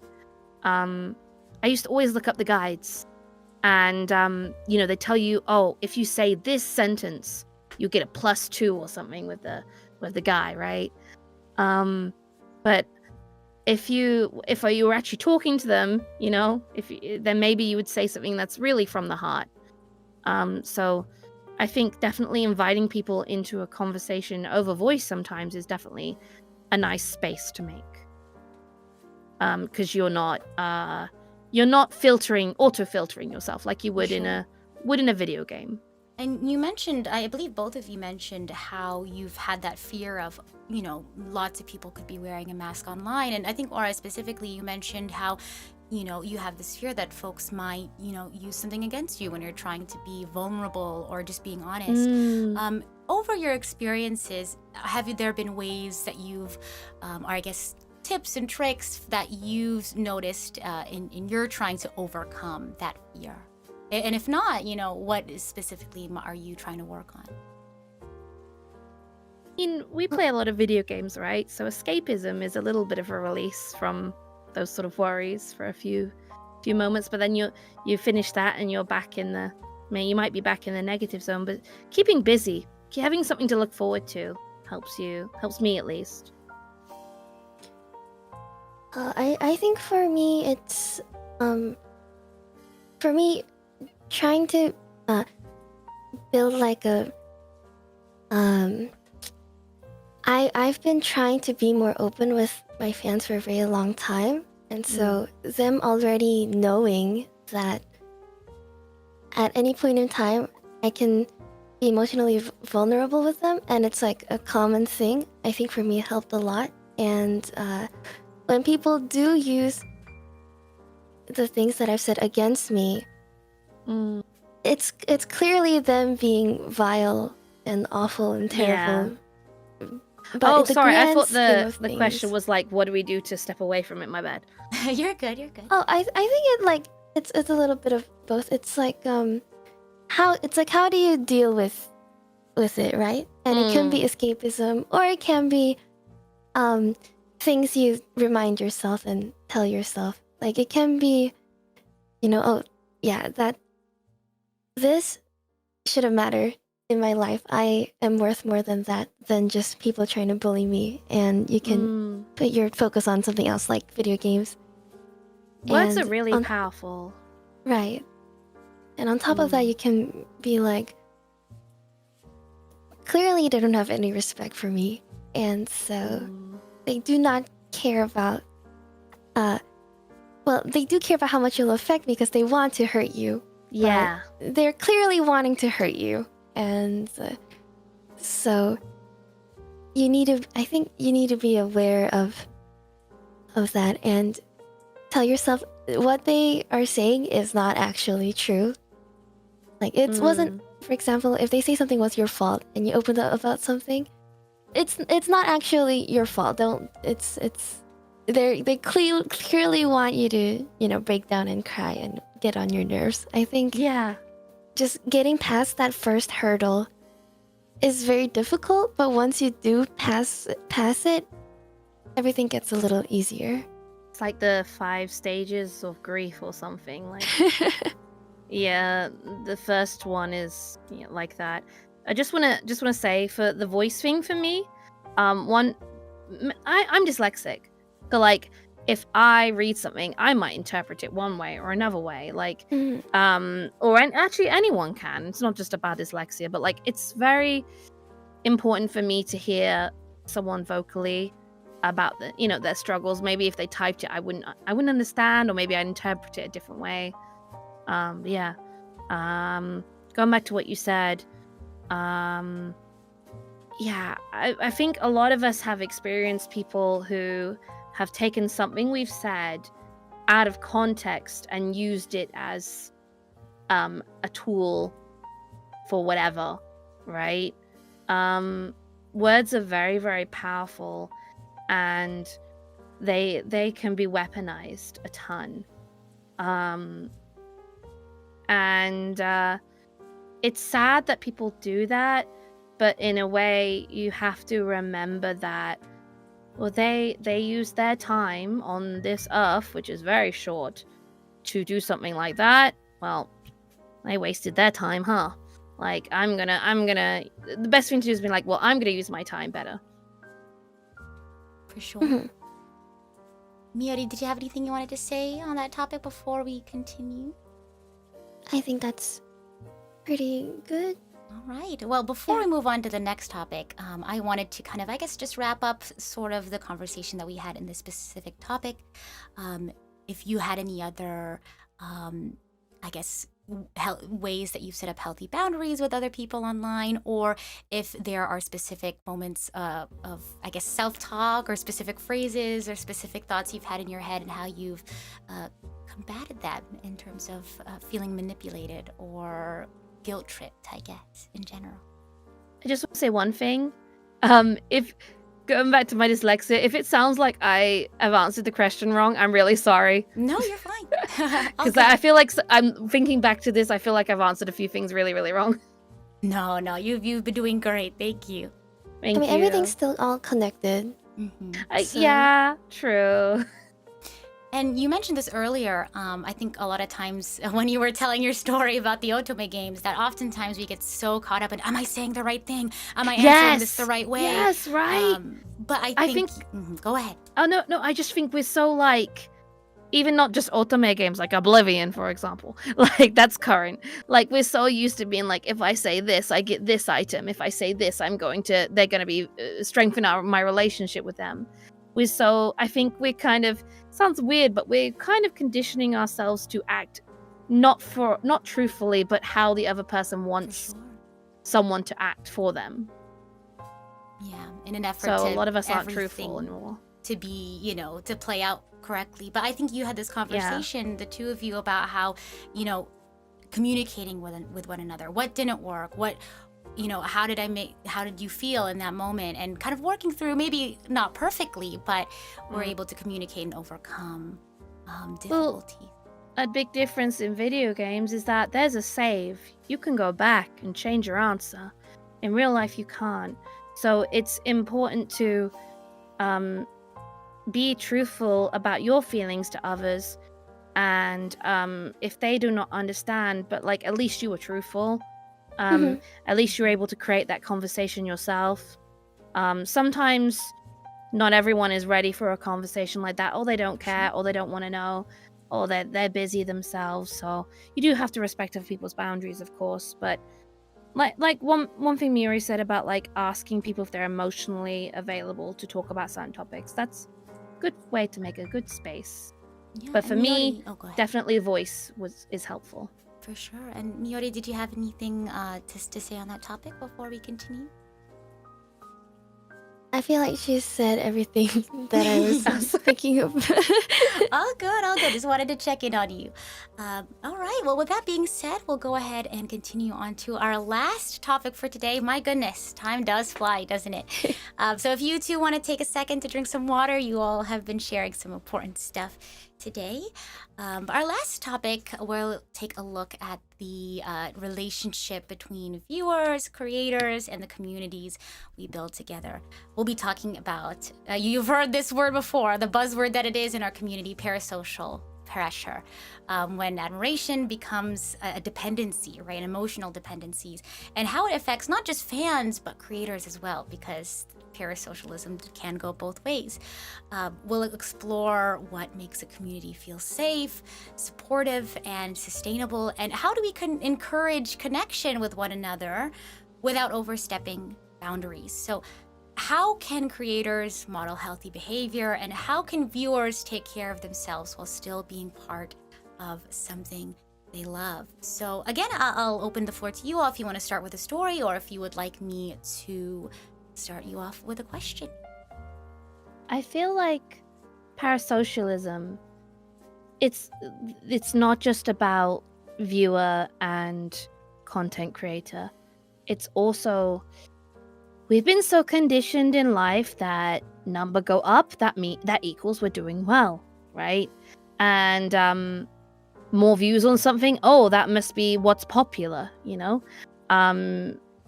Oh, I can't make a topic that I really want to make a video on. I need to do what's popular right now. I need to hop on the trend and stuff like that. So I think a lot of content creators have a phase where they're parasocial to the numbers. But also, like, I think viewers also are like, oh, there's only blah blah blah people in the chat right now. Oh, there's only blah blah blah people viewing this stream. Oh, that's bad. And then that has a knock-on effect on you. So definitely that you go through a phase of being parasocial to the whole content creation game, right? In like a weird, like it's like an addiction in a way. For sure. I think I sometimes, you know, I think some people might not have experienced this, but I've had people in my chat say like, oh, there's only blah blah blah people today. There's not as many people today. Oh, there's only so many people chatting right now. It's very sad, but that they want to say that. So definitely setting up like I don't know what to say, a mental block or boundary, because it's more than just being parasocial with content creator and you. There's like the parasocialness of the whole game itself, and you have to I have to remember that on the grander scale of things, these things don't matter. But setting rules in your chat about certain topics, I have a rule that's like, we don't bring up stuff like that, and my mods are very aware of that. We don't it's not a written rule, but my mods are very much on like, if that sort of thing comes up, we shouldn't talk about it, because it's automatically your head goes from one topic to another, like, oh, I'm not doing enough, oh, I need to do more, oh, I need to change the topic, oh, I need to move on to the game, oh, I need to go back to just chatting section, right? So it's you start to spiral. Sure. Setting up boundaries with not just your viewers but also VTubing content creation is very, very important. Absolutely. Miori, do you have any specific boundaries that you set with your community, or like Aura said, with yourself, in terms of how you view your career and your audience? How do you set those boundaries while still staying authentic to yourself and caring for your audience? So for me, a thing that I say very often, especially because I do feel that I am quite more intimate with and emotionally connected with my viewers, more than like some other YouTubers, just because I'm comfortable with that. And a big thing that I try to emphasize is that the other person shouldn't be needed, but just wanted. So, like, I shouldn't be a necessity in your life, just something that enhances it. So, we shouldn't be relying on each other to get on about our day, but having each other in our lives makes our life better. Yeah. So I try to really make it a point that if they have important plans, instead of canceling the plan to, like, say, catch an important stream, they should go to that plan, and then if they have time later, then come back or just Watch catch the the VOD. VOD. Yeah. We have a Because- joke at the start of my. Oh no, go. Oh yeah, go ahead. I think No, think keep it's related. No. We have a joke at the start of my stream that's like, I ask everyone what they were doing today, and then they say things. It's just joking, so I get it. It's like that's my community's like that, but they're like, I was sat waiting for Aura to stream. I'm happy because Aura is streaming. I'm like, no, you can't just be me. You know, you gotta have something else going on in your day that makes you happy. And I totally agree of, like, you know, I know we joke about it like in that way, but even my mod in the chat is like, yes, a joke. But seriously though, there's plenty of things that you need to, same with VTubers, like there's plenty of things that you can do in your day that other than that are going to make you happy as well, Right. So and not it's so like reliant on you. they're happier because since you are streaming, not that you are the only can't be thing the that 100% provides source. happiness. Yeah. You can't I be think that's important. it's a joke in my chat, but like in general, you are right. Like, it can't be a need, it has to be a want. Like, you can't there has to be other things. We can't be fully reliant of your entire day of happiness. Like, there's we want to know about other things that make you happy, and like when they say I'm sorry I'm late, or I'm sorry I have to go, don't be sorry. Life, there's lots of other things going on in life. I understand. For sure. I think another thing is, but sometimes when a viewer expresses that my streams don't make them happy, I'll tell them immediately, take a step back and just don't come for a while. If you need space, then take it. Like, don't feel pressured to keep watching just because you have been watching. If something doesn't make you feel good about yourself, then you shouldn't force yourself to keep doing it, especially if it's not something that you have to do, right?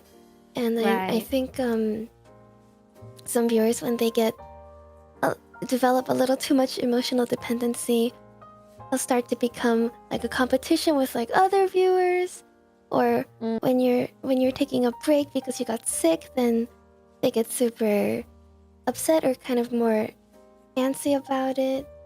I think jealousy was a big thing when I was dealing with viewers that were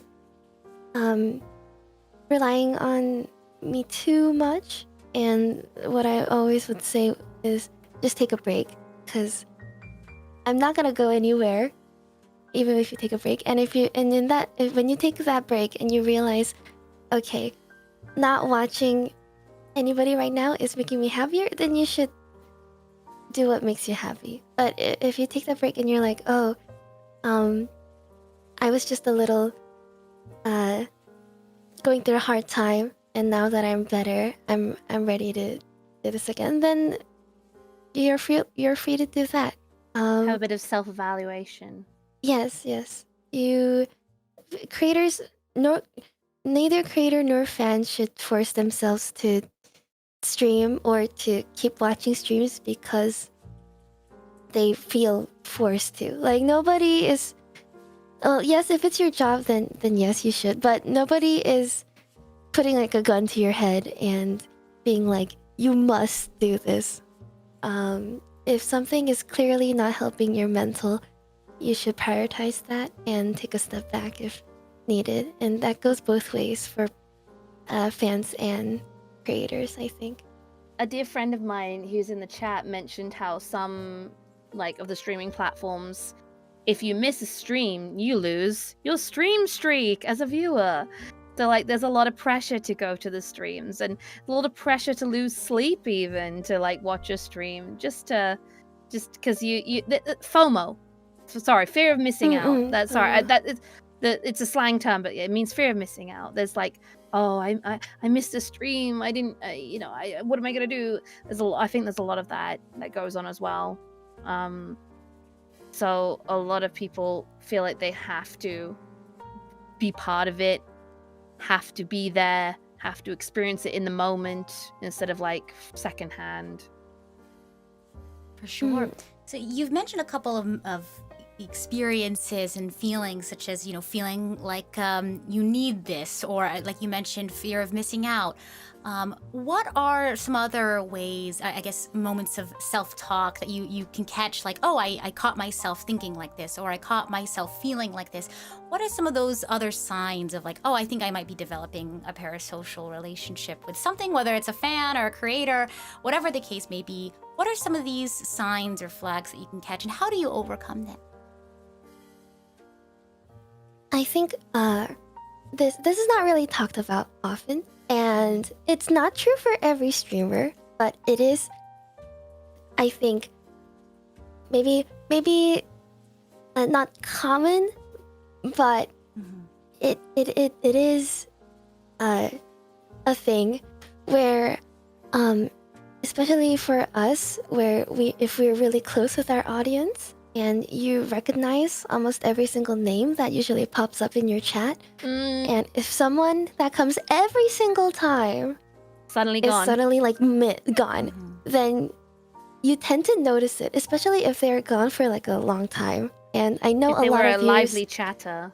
yeah, especially if they chatted a lot, and a lot of viewers may think, oh, but in the sea of chatters, how are they gonna know? How is she gonna know? But if you make yourself known, if you make your presence known like that, then the other person is going to notice. And Oh yeah. that's gonna be anybody in your life, if you spend that much time with someone, you are gonna notice. And but usually when that happens with a viewer, I feel like we worry that we did something wrong to Yes. chase them away. I think that's a big thing for us, that we said something wrong, or we did something wrong, or we're no longer entertaining, or they don't like us anymore. But most of the time it's just because they're busy, right? They have life going on.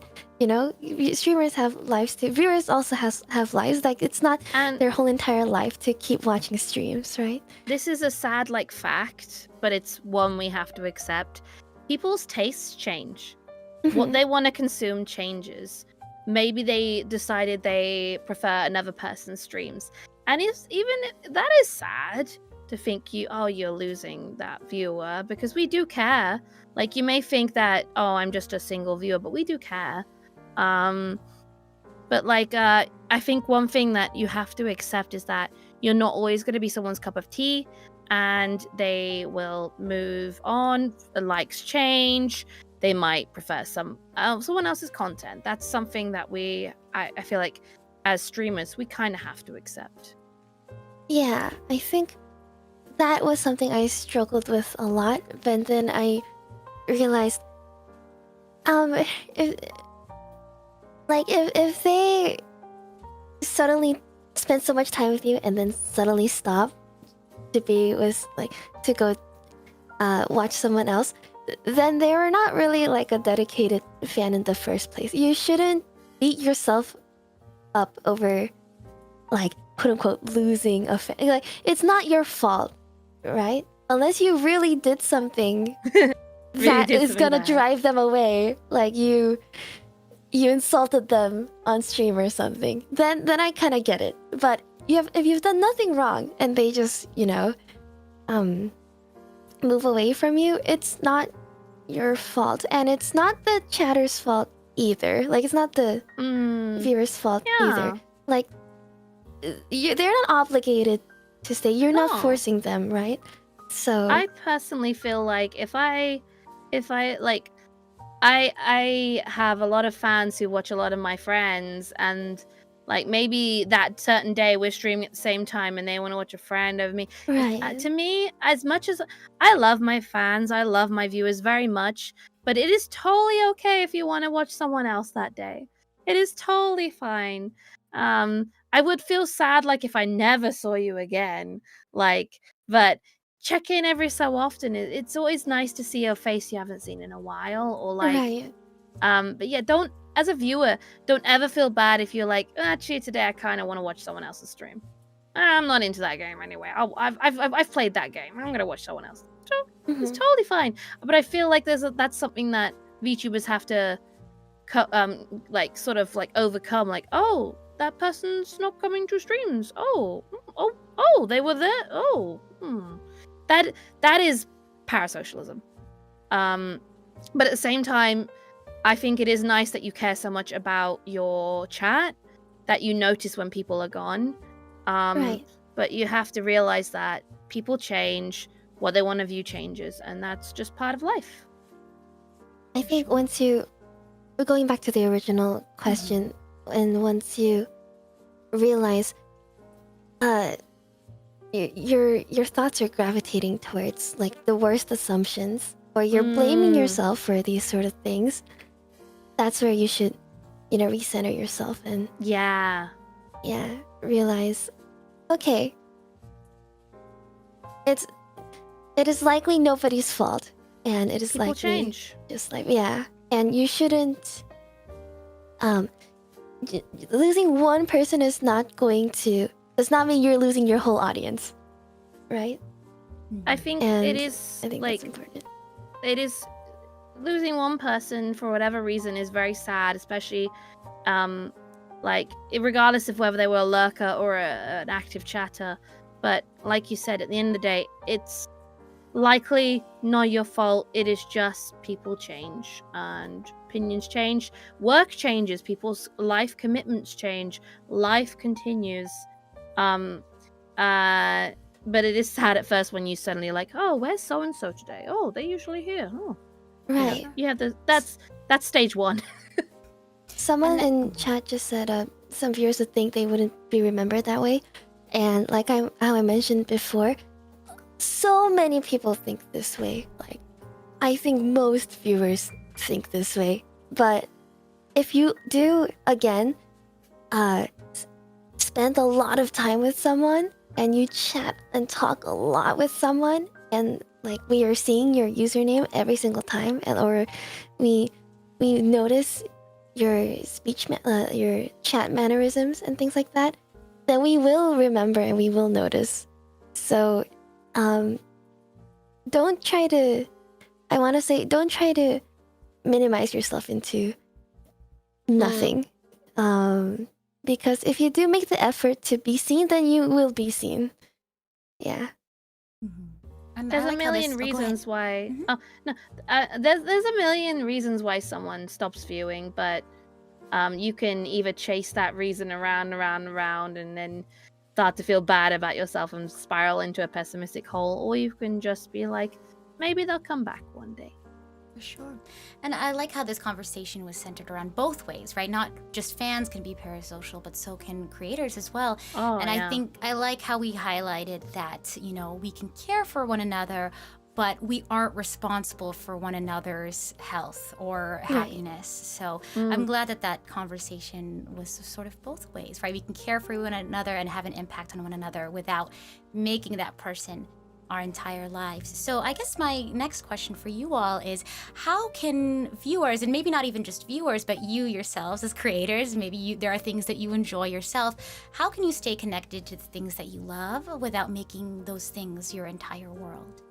I mean, I think as like VTubing culture comes from idol culture, right? Mhm. And idol culture, it comes from Japan. And Japan, I lived there. There's a lot of consumerism, like a lot of like shrines dedicated to one thing in your bedroom, right? So I think like I have a lot of certain VTuber merch, right? Sometimes I feel like if I buy more of this, I'm more connected to it, but that's not the case. I feel like sorry, wait, can you repeat the question? No, you're Sorry. totally fine. How can not just viewers, but people in general, I mean, creators yourselves or enjoyers of things yourselves, how can you stay connected to the things that you love Oh. without making those things your entire world? Well, I mean, like I said, I do make things my entire world. My current entire world is just Chikawa. Like, it's become my personality now. But I definitely feel like as VTubers, like fans, the Oshi culture very prominent, right?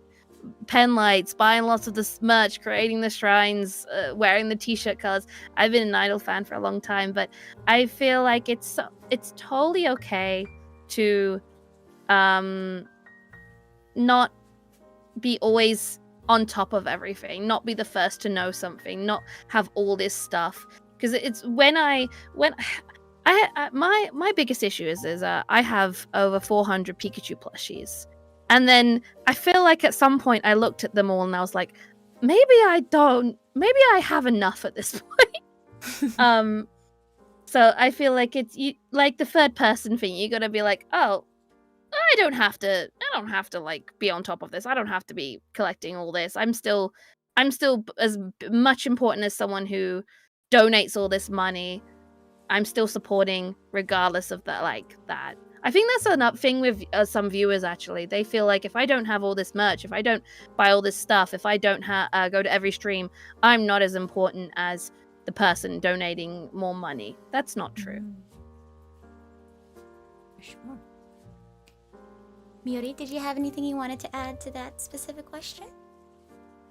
I was going to say, I think it's really hard, but balance is very important, right? I will force myself to make plans to go out at least twice a week, just so that I have time outside the house, and there will be plans made with other people so that if it's just with myself, I don't cancel, and so I feel like a sense of pressure and responsibility to commit to just leaving the house and doing something that I enjoy with someone. For example, for me, that's going out to eat something tasty. It can be something very simple. And even just like last year, I was not leaving the house. My entire world was just streaming and doing work for streams, and then just doing music work. And I was in a very I would have really high mental highs and like really low mental lows, and it would just flip flop so much every single day. And so now that I have started going out more, just it could be either like booking out a time to go to a cafe and work, and working outside versus working inside is still like a big difference in my opinion. Like, you putting the effort to get dressed and like leave the house and buy a cup of coffee or like a yummy drink and like sitting down and working in a public space, versus you just working in your pajamas at home near your bed, I think is a big difference. And just doing that, making sure that you're not staying I would say stagnant in anything that you're doing, I think helps a lot. So just little just making sure that your routine isn't the same Yeah. all the time, every single day. I think helps a You lot. actually brought up something that was very bad for me. When I left Japan, I needed to move back home, and my bed was right next to my desk. So that was my world. Wake up, go on computer, go to bed. That's it. I just needed to take 2 steps to the left, right? Mm, There was no separation. There was no separation. And someone in chat just said, like, just some fresh air does wonders. It's such a cliche and stereotype, but like, seriously, fresh air really does do wonders. Like, Sure. it can really rejuvenate you. And I'm glad that Mhm. this was brought up. I think a lot of people who don't realize that a lot of times these parasocial feelings, especially the longer, more like a pattern where it becomes a recurring thing, often comes about because that is all that they experience. That is their only world. So Right. having you guys talk about how you've created your lifelines and how you can create and expand your world in that aspect has been really nice to hear. Was it difficult at all in trying to find that lifeline or create it, and how did you go about doing that? I think for me, I was afraid to meet people for a really long time because I was not very confident with myself, and so it took me a while. But I made a lot of progress with let's say, for example, for me, a big part of why I was so reclusive and why I was so dependent and unhealthily pro-social with streaming was because I was leaving the house, and I was leaving the house because I had very bad body dysmorphia. This is just an example of my case. And over the course of a couple of years, I worked on that a lot, and now it's much less. And before, if I compared myself with everyone around me, now it's just comparing myself to my past. And knowing that I improved myself helped a lot with my confidence. And that helped me a lot in doing more, trying more things and being more brave and attempting more activities that would help me break out of this I can't live without this particular thing shell, where if that thing goes well, it makes your whole day. But if that thing does not go well, then you're crying and you can't do anything for the rest of the day because it is your whole world, right? Right. Yeah. And so it is hard to start, but if there is something that is stopping you from doing something, and it's like a mental hurdle that you are wanting to get over, then I think you really need to be brave and just try going at it just one step at a time. It doesn't need to be like a huge improvement at once, but just a little bit every single day does add up, and days will pass, weeks will pass, months will pass, and at some point you'll realize that you're feeling much more confident or feeling better about yourself, and that's going to bleed into everything else that you do, in my opinion. Sure. Mm. Laura, did you want to say anything on that topic? Specifically, let me go ahead and rehash it for you. In terms of creating a lifeline, creating, a space outside of what something seemed like your entire world. How was it difficult for you in creating that lifeline, and how were you able to get started? What were some, steps Sure. that you I mean, took? like I said earlier, parasocial to VTubing, addiction to streaming, addiction to, like, people have that, like, relationship, not just with the viewers, with the streaming, right? So creating that, like, for me, It sounds bad, but first I was like, oh, maybe I can just play video games by myself, all quiet, and that'll be cozy and stuff. But then I started to feel like I'm spending way too much time on the computer. I need to break away from this for a little bit. So, this is gonna sound this isn't breaking news, but I am getting a dog tomorrow, and I definitely feel like having that little something is going to help me also focus on the bigger things in life, and also going outside more. I definitely feel like in recent times I have not been able to go outside as much. I don't drive. That's an issue. And in the UK, if you don't drive, we do have trains, but like getting around without a car is kind of tricky in some places. But this little fella that I'm getting is going to help me get out, try new things, meet new people on walks, communicate with other people outside of VTubing. Definitely meet people outside of VTubing. Meet people outside of a hobby. Because you'll start to be like, oh my goodness, I forgot that people exist outside of this hobby. Yeah. Yes. Outside of this world. Like I kept getting someone's post that used to live here. And then I actually found the person through my mum's Facebook, and I messaged them, and they came and got the post, and they're like, oh yeah, you work from home? We have all these like work from home groups of girlies, and we all get together and have a chat.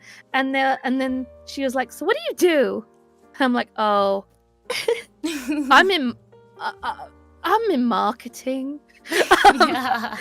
So because you can't tell people a lot of the time what you do, right? You just gotta say, oh yeah, I voice act. So yeah, sometimes we forget people do exist that aren't in this space completely, but definitely getting to talk about something other than, because we're so used to this being the topic all the time, VTubing, content creating, right? Talking to people about something else is really good. So I'm really looking forward to getting my dog and meeting other people that own dogs so we can talk about dogs instead. I look forward to that for you. My goodness. Thank you. Oh gosh. But as we wrap up this last topic, I want to hold some space for you all. If there's anything else you wanted to speak on specifically regarding this topic before we start to wrap up for the day.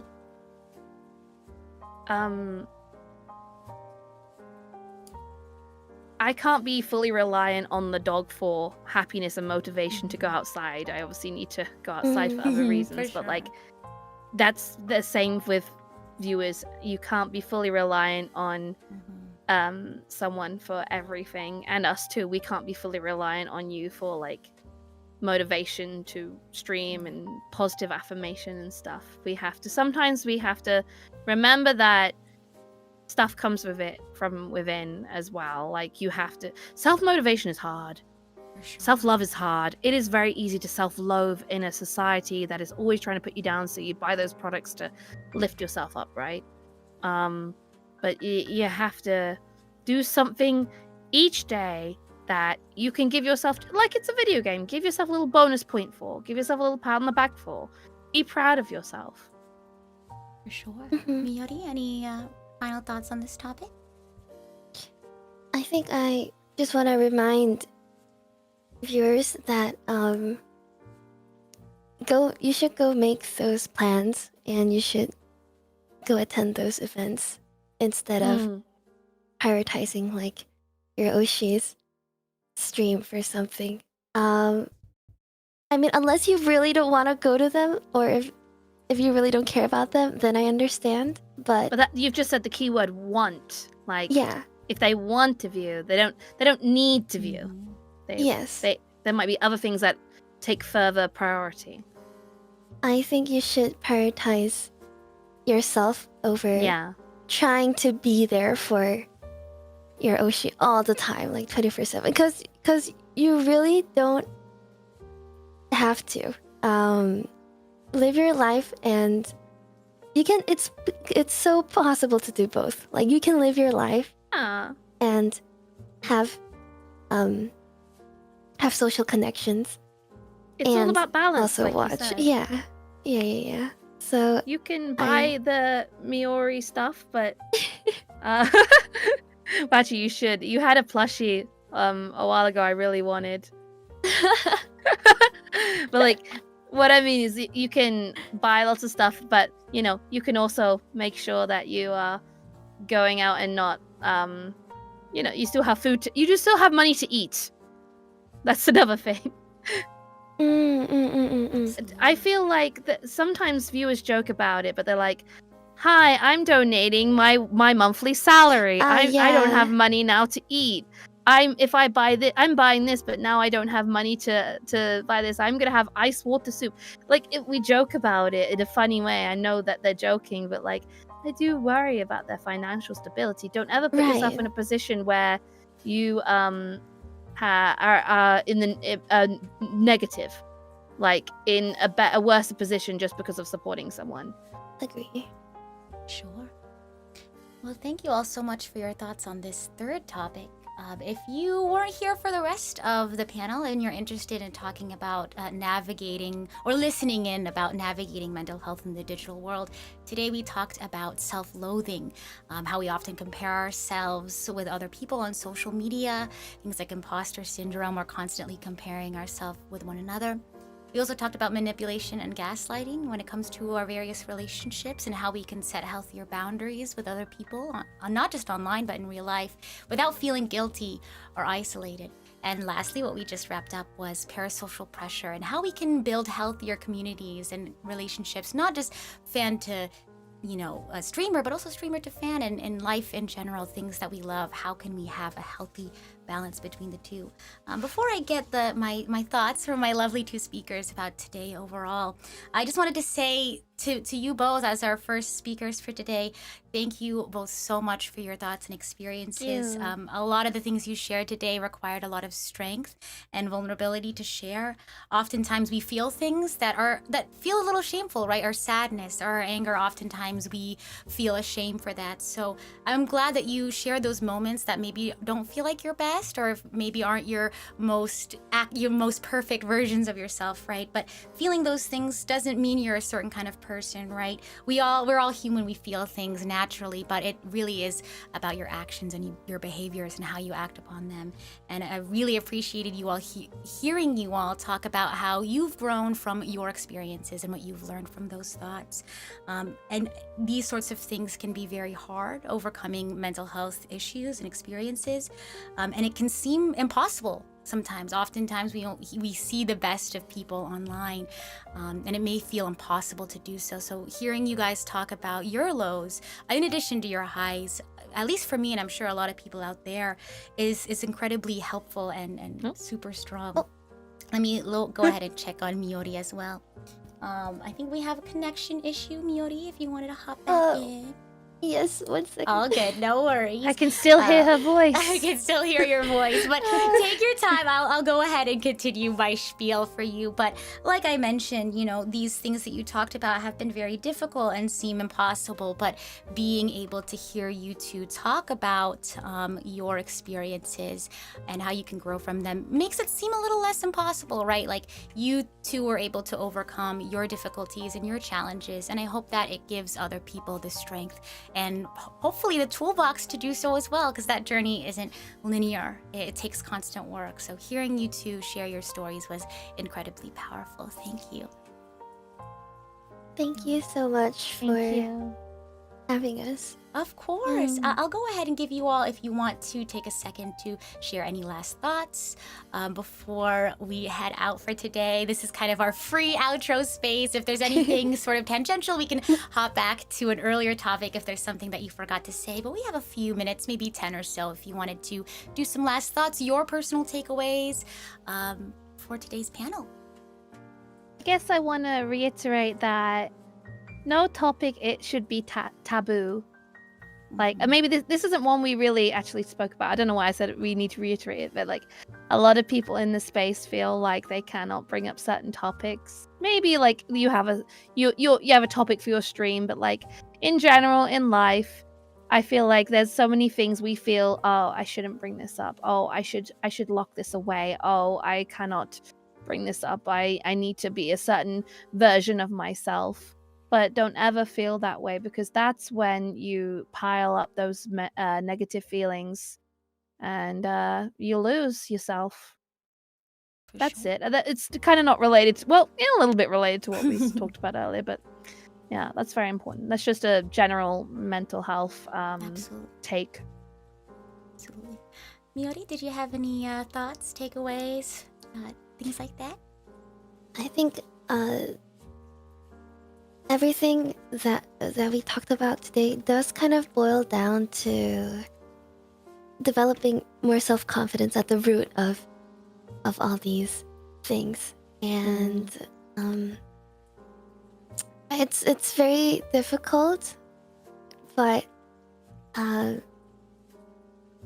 again, like how I said in the last topic, just doing like a small thing to work on yourself and improve yourself. It can be very minor, and even if you don't think it's a significant change or it has a significant effect right away, again, like the days will pass and time will pass and you will notice a difference. I think as long as you just stay consistent at it a little bit. And well, everyone starts at zero with a skill. Some people are, born naturally talented, but like, it's like skills. You start from zero, but like, I think as adults, a lot of us start a skill, and if we're not good at it, we're like, well, I'm an adult, I should be getting this, right?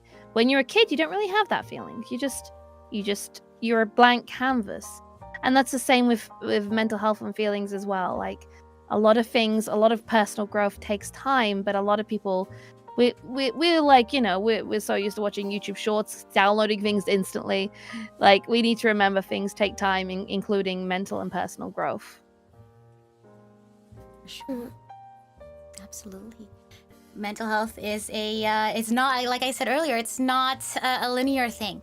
There's a lot of ups and downs, and once you learn something, you don't learn it forever. You always have to be working on your toolbox for your taking care of your mental health, and it's just as important as any other form of health, right? Physical, we all have muscles. Physical health is important. We all have brains, so mental health is important as well. And thank you you two for helping folks add to their toolbox today. I'm sure it was very insightful. We do have 30 minutes until the next panel, so whatever you all need to do, if you need to drink some water, eat a snack, take care of yourself, go on a walk, whatever the case may be, we'll see you in about 30 minutes for our next panel, which is Behind the Screen, Mental Health in the Creator Space. But with that being said, thank you to the two of you. Thank you, Miori and Aura, for your time today. It's been awesome having you both here today. Thank you. Thank you. Sorry I spoke so much. You're totally fine. And remember, everyone, please check out their channels. They're both amazing and wonderful and talented people, as I'm sure you've seen here today. So be sure to show them some love and some support. And we'll see you when we see you. Thank you so much. Thank you, Rita. Bye. Thank you. Of course. Thank you. Bye, everyone. See you in a bit.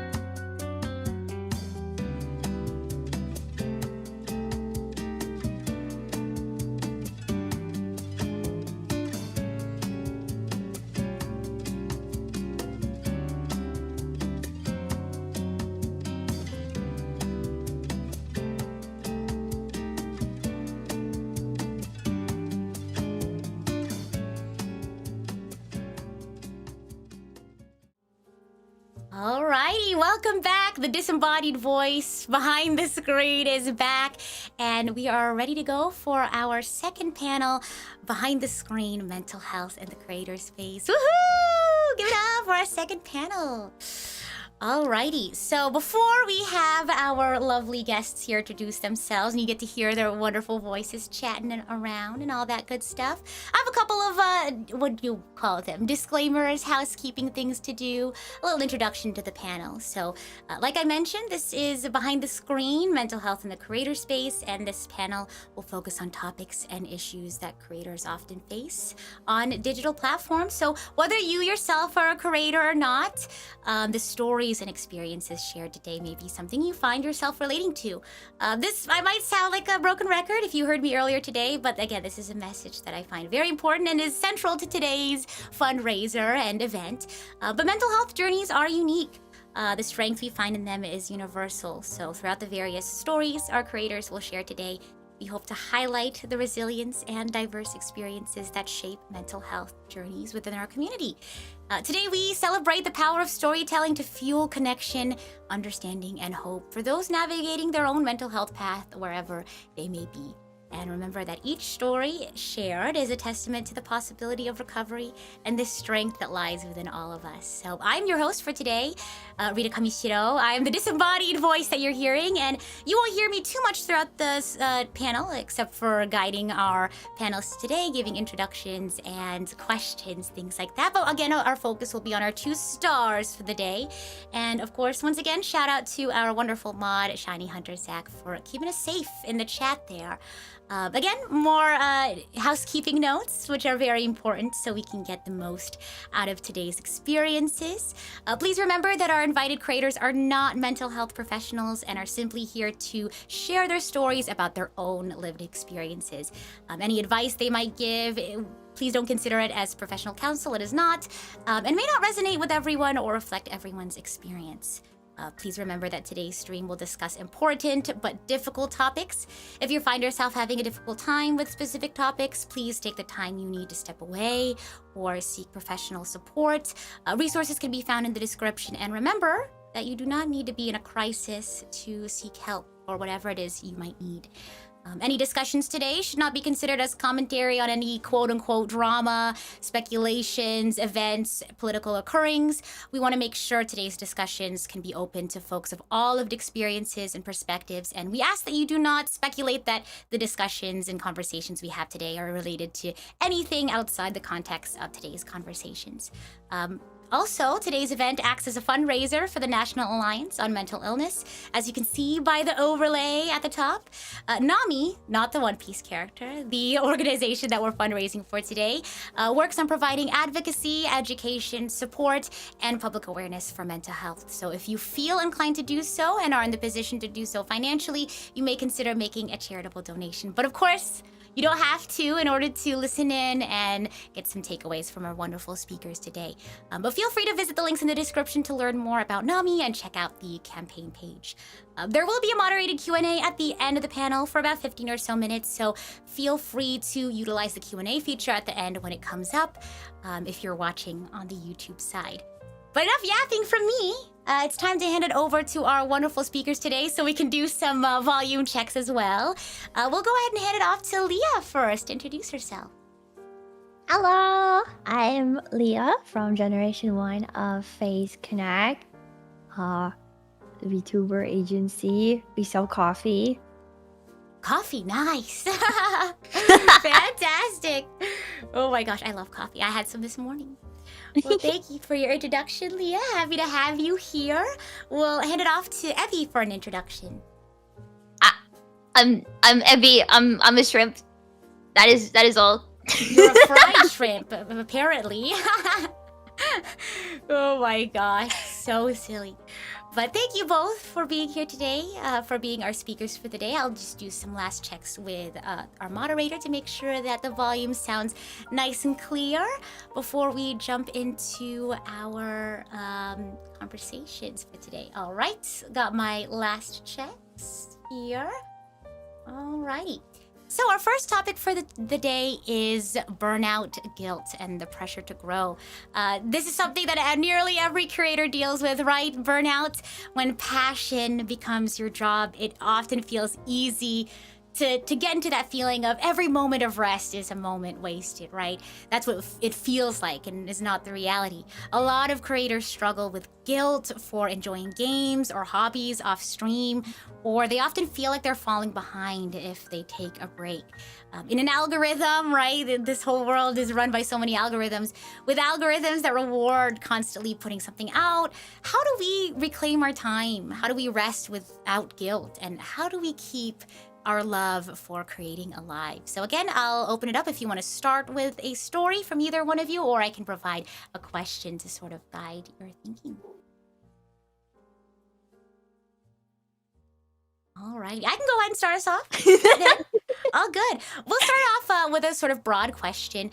What does success mean to you outside of numbers? Because I think oftentimes we associate success with just numbers. So for either of you, we'll start with Leah. What does success mean to you outside of numbers? And how do you sort of balance that between being business-minded, because this is your job and that's important to think of, and being an artist?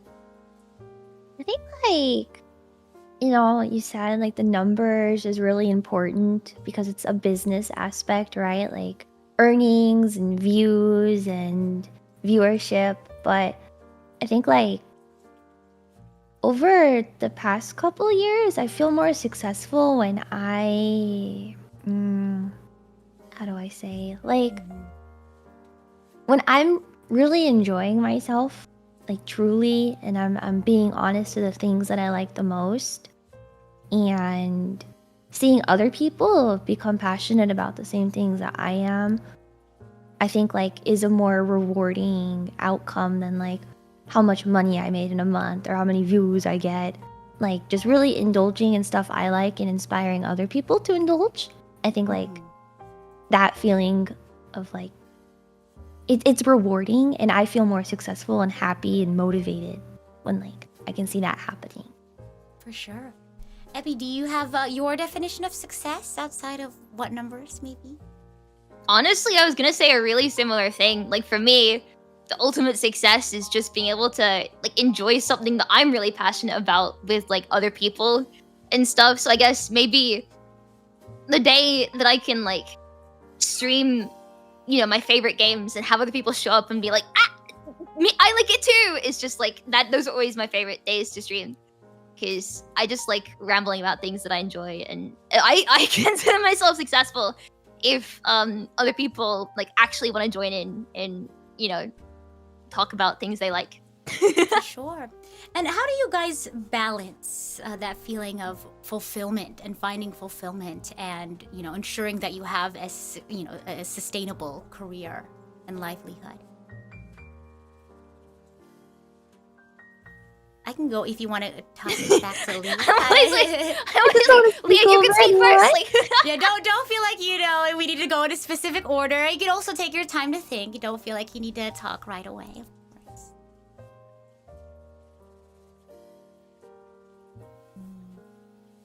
Do you have any sort of specific systems or ways or tips and tricks that you utilize to make sure that you're maintaining a healthy balance? To be honest, Leah, you first. No, you spoke first. Go. No, you first. we'll have Leah go then. Yeah. I think like a good balance I found is like especially like live streaming, VTubing, you know, you'll have like flavor of the month things or maybe like trends. I'll play into those, but every time like I'll play into it, I have to buffer it with something that like, you know, is maybe less popular but more enjoyable for myself. So, you know, like the algorithm is still getting worked, or, you know, the views are still fine, whatever, but, you know, maybe I'm not having, yeah, and maybe it feels bad to say this, but maybe I'm not having the most fun playing into the flavor of the month thing. But I think like knowing, you know, like it's a business side of it, and then the fun side of it is like doing the thing I want to do. That kind of balance is like kind of a reward for like the hard work. For sure, for sure. Mhm. Abby? I wish I could say I was good at balancing stuff like that. I think I'm really lucky in that like my favorite games are usually the ones the algorithm like has generally rewarded me playing. So I've not really had to think about it much. But sometimes I really want to try like a new game or something. And then in the back of my brain is like, but no one's gonna watch it. Like no one's gonna everyone watches you for this thing, no one's gonna watch you for the new thing.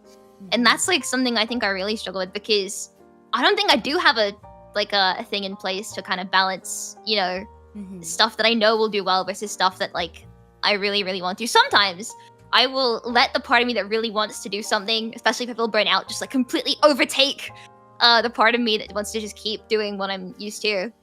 And that will always be fun for me. If not like even if it's like no, even if nobody would have show up, at least I'd be having fun. But yeah, I guess even now it's something I struggle with so much because you know I'm always scared of trying new things in case nobody in the back of my back of my head. It's like, what if no one shows up? Sure. Even though like I know that's not the case. So yeah. Absolutely. All right. Well, have you ever, in terms of this balance that we've started talking about between, you know, having a sense of business and things like that, but also having a sense of passion and creativity? I think a lot of people view that in a very like you have to have one or the other. Both can exist together in harmony, right?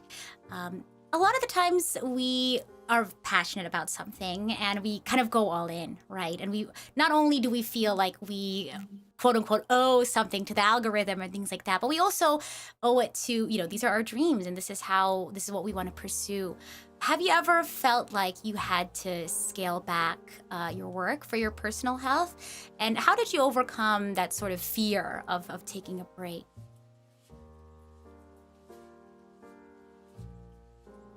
I can go. I have a story. Yeah, go for it. It was around like last year-ish. So like I'm really, really, really bad at ignoring my sense of burnout, right? Because like streaming is pretty much all I do. So if I don't do it, I feel really like guilty that I'm not doing this one thing that like I'm supposedly good at. And it sort of accumulated in, I think it was around this time last year, if not like maybe a month out. I was just like, man, I've got stuff in the works, you know, like my model in the works that I wanted to look forward to, but right now I'm so burnt out. And one thing it kind of accumulated in was I, for the first time since I started streaming, which at that point had been about like 4 years straight of streaming, I just went, okay, cool, I'm taking a week and I'm gonna go to another country to visit my family and I'm just gonna like disconnect from the internet, and it was actually really helpful for me. It wasn't even a full week, it was only a few days. But it was the first like actual break I'd taken for a while, and I physically could not stream. And that was just like, when I came back from that, I was like so happy because I actually found it really, really helpful for my own mental health, just kind of forcing myself not to do this and actually disconnecting and just spending time with my family I hadn't seen in a very long time. So that was really nice. For sure. And how did you recognize that burnout? What did it look like for you? How did you sort of convince yourself, oh, this is something I need to worry about? For me, it was like, just thinking about like every time it came to this, because I didn't make schedules and stuff. I always find myself like, the way I've always approached streaming is I will do whatever it is I really want to do the day before, so I know that whatever I stream is something I'm really looking forward to.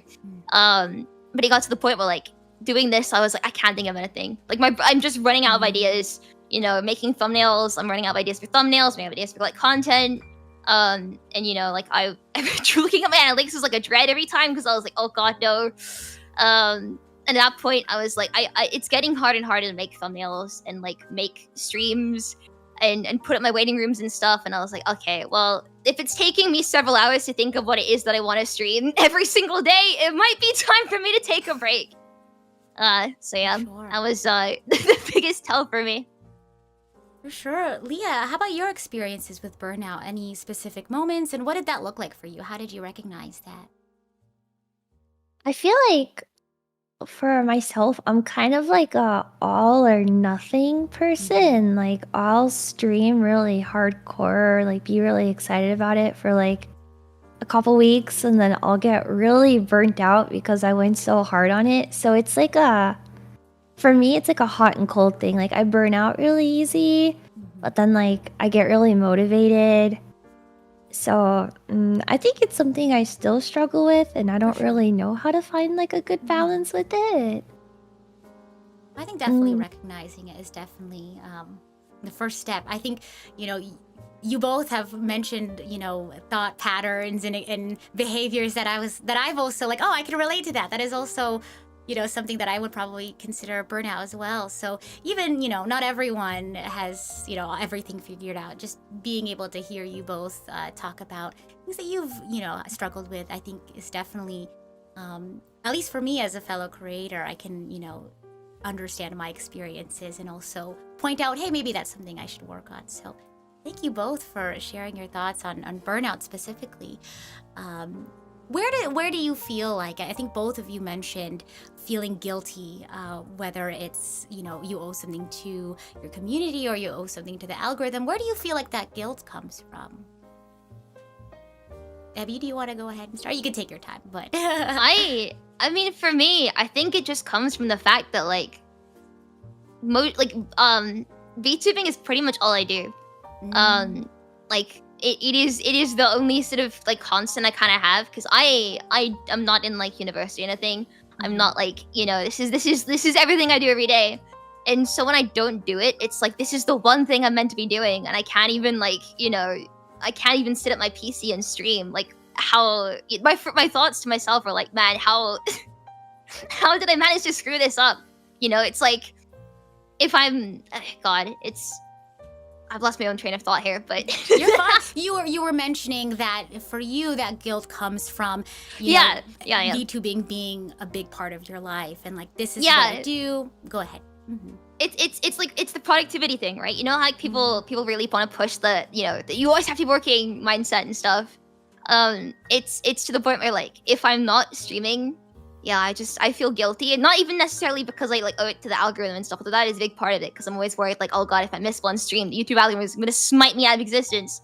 But like, it's my own, like, it feels like a personal failing, like I've let myself down if I want to take time off, or if I'm doing something that I enjoy by myself and not streaming it. Well, like, this is content that I could be making, I'm letting myself down by like not saving it or not pacing myself. And I just feel guilty that like, it really does feel like a personal failure. Like, I can't even do this. I can't even stream. This is the one thing I have to do. Let's say have to. It's one thing I really enjoy doing.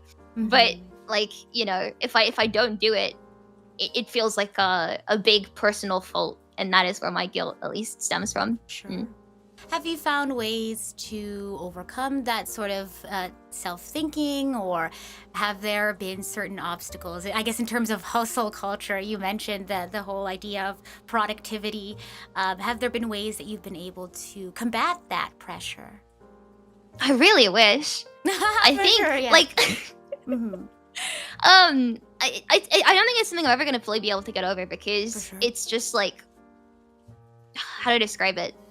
When you grow up playing games as like a fun little hobby and stuff, and then you end up like, turning that into something you do every single day, I guess is like a job. I hate thinking about it from like the monetary aspect, but it quite literally is like my job, your I guess. Livelihood, your well-being. It feels very, nobody ever prepares you for the fact that like, when you turn something you love into a job, every time you do the thing you love, you now just keep thinking about like, oh man, I could be streaming this. And so even when like I don't plan on streaming, I'm still reminded of this guilt, because it's like, I can't even play games by myself sometimes, especially like my favorite games that I would normally stream. I feel guilty like making progress or doing things, or just like literally existing within the game itself, because I'm like, I could be streaming this. And then that is such like a bad mindset to get into, because once you've like reached that point, you don't have an escape from streaming. You're at a point where like, you don't, the one thing you have to like sort of calm down and relax is something that's reminding you like, oh man, you should be working right now. You should be making more content. and that is like a big thing for me. And I think like untangling that is gonna take a very long time, because you never actually realize how bad it will hit you until you start streaming, I guess. Right. Leah, is there anything that you wanted to add on top of that in terms of, you know, where you feel like that guilt comes from in terms of being productive all the time and wanting to be part of that hustle culture? Yeah, I mean, I think Evie put it really well, like, especially like at the end, because that's exactly the same way I feel. Like, the pressure that comes with this, I feel like it scares me off of wanting to do anything, the more pressure that's put on me. And then I will end up like going radio silent because the pressure just becomes too much. And then I feel guilty because like, you know, the pressure could be a lot. But there's so many different like moving parts, I think, of like VTubing specifically, because, you know, streaming is a part of it, but, you know, like we're also creators in other ways.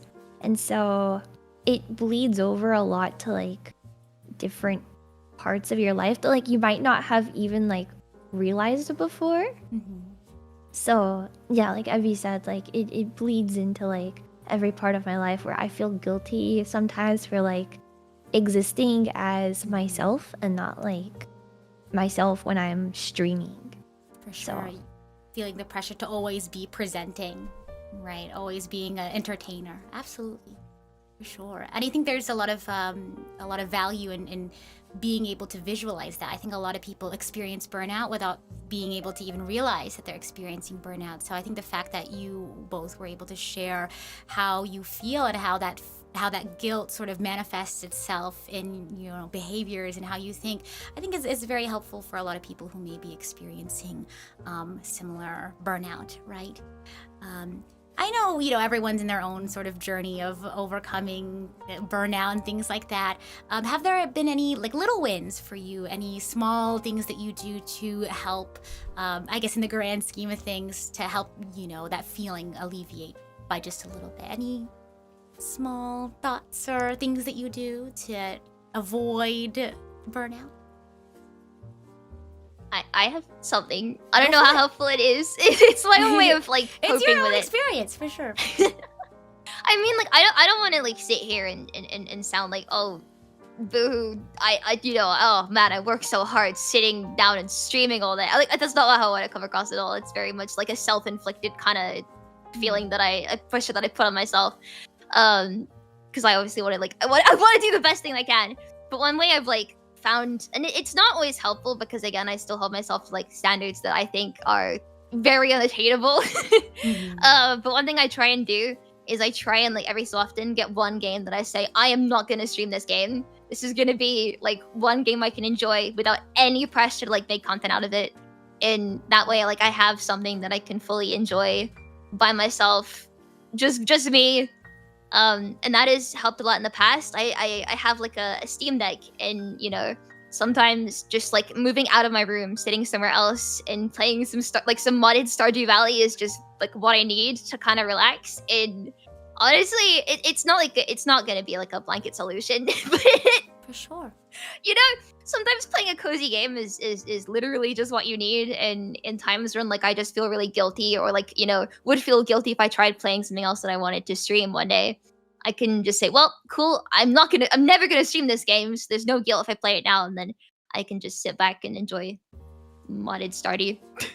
For sure. And I like how you kind of highlighted those the thinking that you have in your head, like, I'm not gonna play it anyway. So, you know, kind of talking down that part of yourself that talks guilt into your brain. So thank you for highlighting that. Leah, do you have any small little things that you do for yourself to avoid that guilt or burnout? yeah, I try to do like pick up hobbies that don't involve the computer. So I think like Evie mentioned, like moving, playing a game somewhere that like isn't your desk.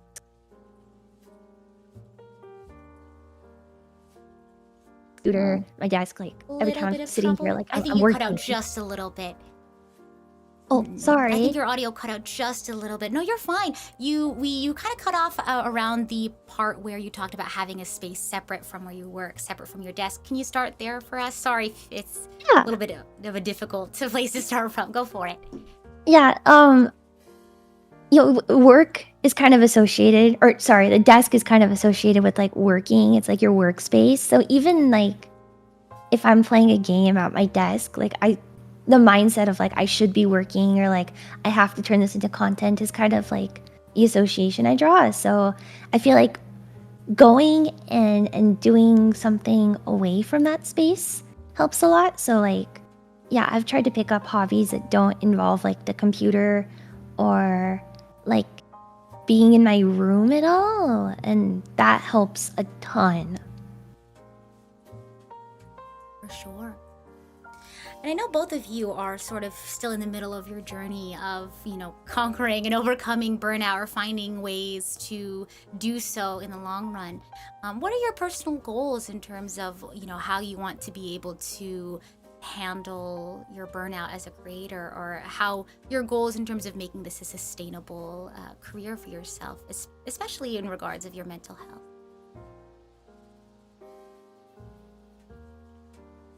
We can go ahead and start with Ebby again this time around, if you're okay. I don't really. That's a really good question, but I mean, it's not something I can ever really say I've thought about. Is the thing. It's never too At late. least as far as Never too late. that's the thing. Like at least as far as I'm concerned, I've been taking things, quite literally one day at a time for as long as I've been streaming. So thinking that far in the future and like, even the thought of there maybe being a day where I'm not beating myself up over my own productivity is kind of like a foreign concept, but one that I'd hope to aspire to one day. Yeah, I'm not sure. Yeah. I don't know if Leah's got any ideas that I can yoink for myself, but No, you're fine. Leah, did you have anything you wanted to bring up?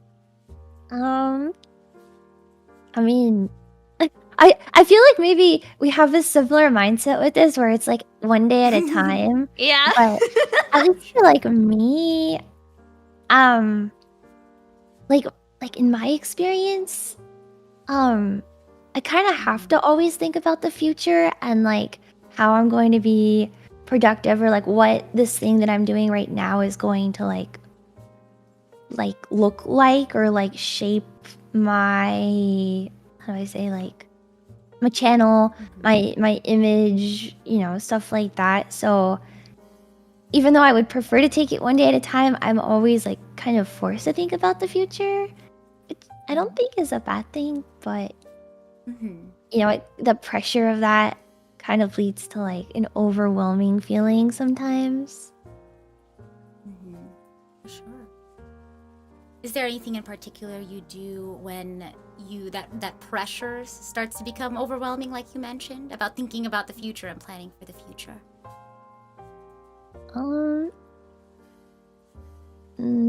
I freak out.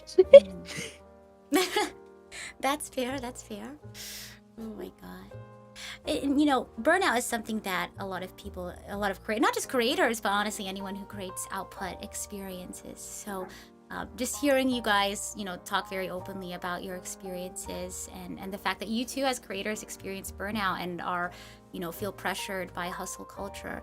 I think it's very valuable for other creators to hear because, you never want to feel like you're the only one struggling with someone, right? And it's not a sort of like, misery wants company thing, but it's also being able to hear what you have gone through and hearing your wisdom. So, folks can apply like, oh, I've also thought about that too. Like, I guess, I finally have ways to describe it because I've heard someone, talk about it. Like I mentioned earlier, not having a way to describe what you're feeling. I think being able to hear it from you all is particularly helpful, I think, especially as a creator myself. Specifically about this topic, burnout, guilt, and the pressure to grow. Is there anything else you wanted to bring up or mention before we move on to our next topic? Any stories, any anecdotes, or just something to think about?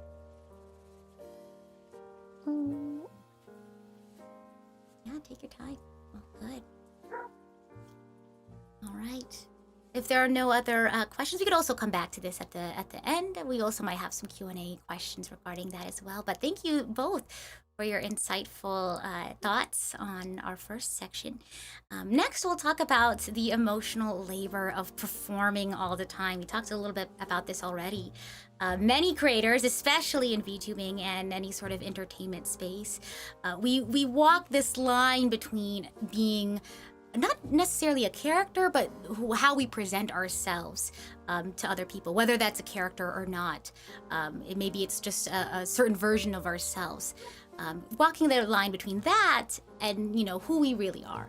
So whether it's, like I mentioned, a fully separate character, persona, or just a different version of yourself, maintaining your sense of self and your identity can be very draining, especially, if you're dealing with something behind the scenes, or if there's something that, you're having to deal with that you can't, necessarily talk about, or you don't feel comfortable talking about in public, I guess. So let's talk about what it means to balance being authentic and protecting your own peace of mind, your emotional energy, and still connecting with your community in meaningful ways. I actually have, I'd like to ask Leah to describe this word for me. I actually learned about this through you. So to start, how about you introduce us to the word? Is it kayfabe? Is that how you say that phrase? I think it's kayfabe or maybe kayfabe. Okay, kayfabe. Regardless of what that is, what does that word mean for you in your own words? I think I never actually looked at it too closely. I think it's like a wrestling term. But like the persona that you play, or like like how you like portray yourself for like a persona, I believe. For sure. Abby, are you familiar with this term? I think I've seen it a couple times before, but I actually didn't know what it meant until now, so I just learned something. Sure. Well, there you go. You learn something new every day. So, Leah, tell us about this term. Where have you seen it around, and how has it popped up, I guess, in online spaces for you? I saw it a lot around the time that I debuted. I see it less these days in like the VTuber space, but when I initially debuted a couple years back, it was like a term that constantly got thrown around. Specifically with like VTubers, you need to maintain kayfabe, or you always be something kayfabe, and I just kind of like picked it up, I guess, after seeing it for so long. Yeah, exactly. How did seeing all of that, conversation around kayfabe or keyfabe, how did seeing all that conversation affect your content and how you stream? I feel like it's been, oh god, No, you're fine. Take your time. It's been like a very big, it's had a big impact on my life, both online and offline, because the need to maintain like being Leah has like playing into that. I don't really like to be dishonest. I don't think I'm a dishonest person, And obviously if you have a persona for streaming, I don't think there's anything like wrong with that. But at least for myself, like I want to be as authentically me as I can. But as an entertainer, you have to play up certain things, or you have to act a certain way. And in order to like maintain that, I feel like I myself, like my real personality, I don't have like a line between like who I am and who Leah is, like the need to maintain that like persona has caused me to like merge, I guess. Merge when worlds collide. For sure. Abby, do you have any similar experiences with your sort of how you present yourself online? I don't think I do. I mean, I started. I I don't know if I'm okay to say this. I debuted when I was like a minor. I was it's the first time I've ever actually said this.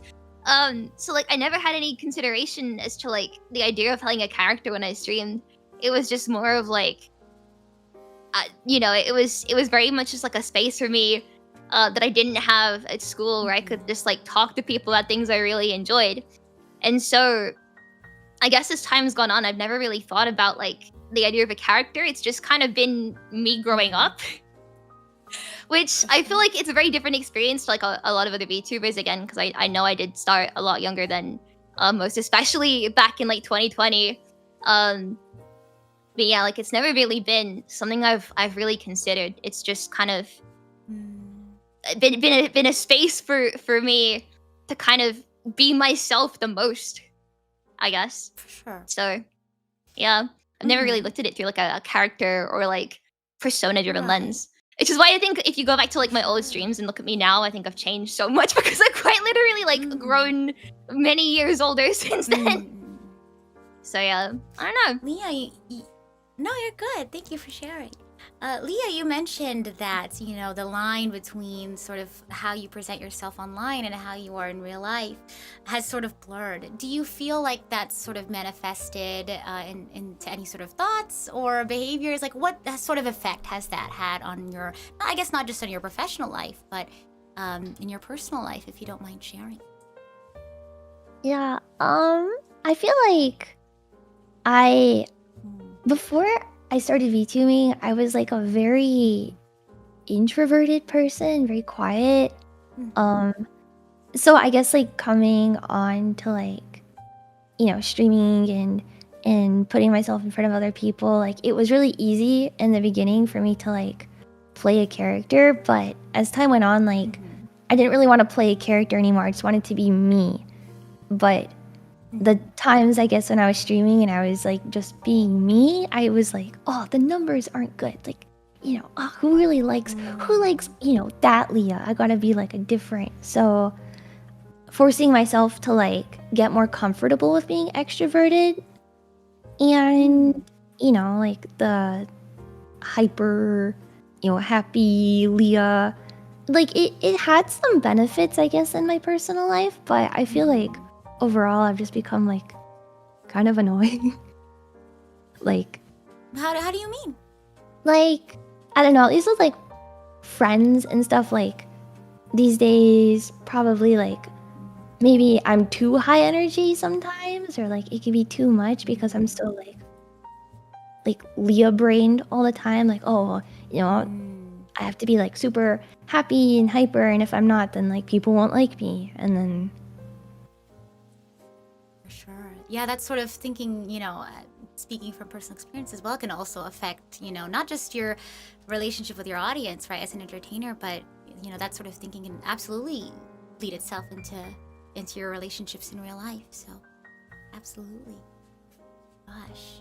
So I think it's nice seeing how different, you two are in terms of how you are in terms of being an entertainer and how you are in real life. I think that sort of breadth of experience, that variety also exists in the VTubing space as well.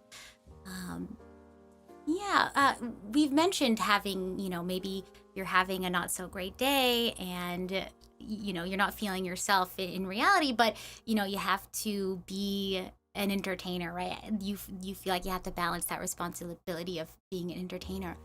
When you're having a bad day, how do you handle the expectation to entertain or perform?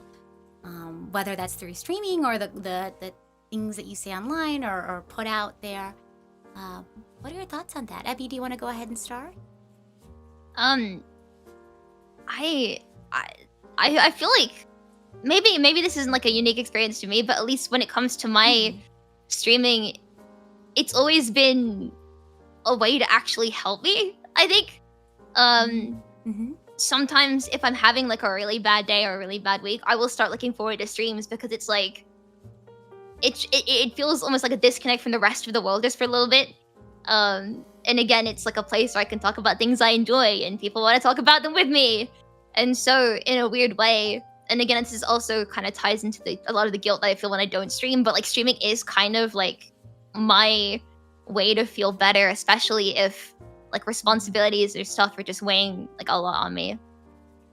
I'm trying to think of like one example. Oh yeah, I remember what it was. Yeah, no, So again, take your time. there have been times in the past where like I think this is like when I used to stream like really late in the day, and again like when I debuted, I was, you know, pretty young, and you know, still in school. And I remember one day I had like a terrible day, and I was like crying all day, but I was just really looking forward to coming home and streaming because like I just wanted to play Minecraft. and honestly, that was like just the biggest help for me. Again, I don't know. It's having a community can be a lot of pressure, but at the same time, it is very comforting, especially as like somebody that's never really been an outgoing person for as like loud as I probably seem. So it's something I've taken a lot of comfort in, and you know, in my case, streaming is just something I really do look forward to. It is my escape from, you know, my other responsibilities and other mental health issues. It is very much just a space where I can have fun, and I look forward to it for that reason. For sure. But yeah, how about yourself when you're having, you know, a bad day, or, you know, in real life, you know, how you feel or your situation may not reflect how you feel like you're expected to perform. How do you handle that? It's like, I don't know. I think like something I really struggle with still, because streaming is definitely something I look forward to, and it's a really good outlet to get away from like real life. But sometimes maybe stuff that happens in real life, like I just won't have like the mental strength to go on and stream. You know, that kind of comes with like the guilt, I guess. Like I can't pull myself together to stream. But yeah, I don't know. Streaming is a good escape, I think, and like something I definitely look forward to. Kind of. It's like a double-edged blade, kind of, because even though I really look forward to it, sometimes it's like also something that makes me pretty emotionally weak. Do you want to elaborate on that, or? I think it comes with like the pressure from the community, or maybe like some things people, you know, say online, and like, you know, if I'm having a bad day and then I go and stream and like people are being mean to me in my chat, like even as like a, you know, fun thing, like I feel like it just makes me feel worse. But at the same time, like if I'm having a bad day and like, you know, I'm able to like banter with my chat, sometimes it's like just what I need to like go for the rest of the week. Sure. Absolutely. Yeah. Is there a way that because you mentioned that sometimes it can be very, you know, having your community and going online is definitely a great way to escape and have fun and maybe forget about your worries for a little bit. But you mentioned that it's also a time where sometimes you feel overwhelmed by pressure, maybe within the community or just from streaming in general. Are you able to separate yourself at all? How do you do that if you maybe like you have something from streaming is making you feel stressed? Do you ever feel like there's a way you can separate the two? Are there ways that you can do that, or is that something that you still struggle with, and what does that experience look like? I feel like it's something I still struggle a lot with. Like I don't really know how to. That kind of comes with like the fact that like I don't really have a line that I like exists between me and Leah anymore. So, you know, if someone says something, I take it like To heart. Yeah, like I think like it's genuine, you know. So it's a bit difficult. Yeah. Abby, do you have any thoughts on that? Honestly, yeah, I mean, I have had to curate a lot over the years. The kind of like games that I play and cut out games that I really, really, really enjoy because they tend to bring in communities that like aren't the best. And for as much as streaming is like a nice, like comforting place for me, there have been a lot of times where it's actually caused me a lot of stress because while my own community is really nice, it's people who are outside of this community coming in and being, you know, leaving not the nicest comments that you know, like Leah said, they do genuinely stick with you, and you know, they might just be insulting you on stream, but it affects you off stream, and Sure. yeah, it really, it's hard to like describe it because no one ever thinks that the person they're talking to behind the screen is real. Right. And I think especially, maybe it's more VTubing than other mediums, but I feel like a lot of people treat streams like a one-way mirror, where like it's them talking among the chat and you're just kind of there, and they kind of forget that you can see their messages and stuff. But yeah, like it's the sometimes comments do stick with you, and if you're not in the right place to deal with it, it's not fun. For sure.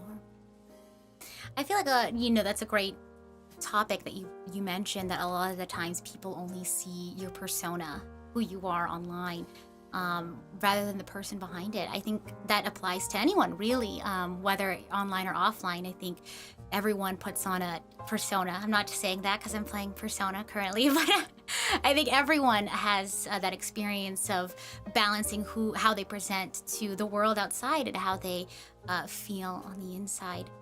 So I'm glad you shared those, I guess, those experiences.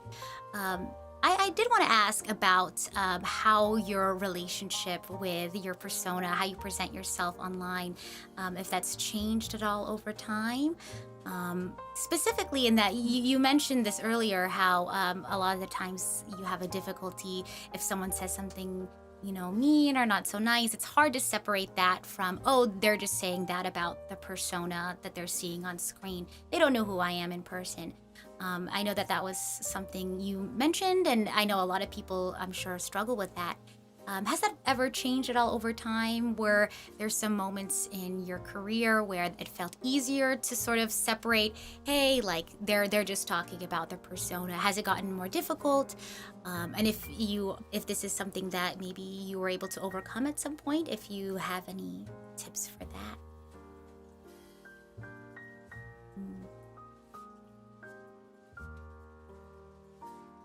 Shall we start with Abby, if that's okay?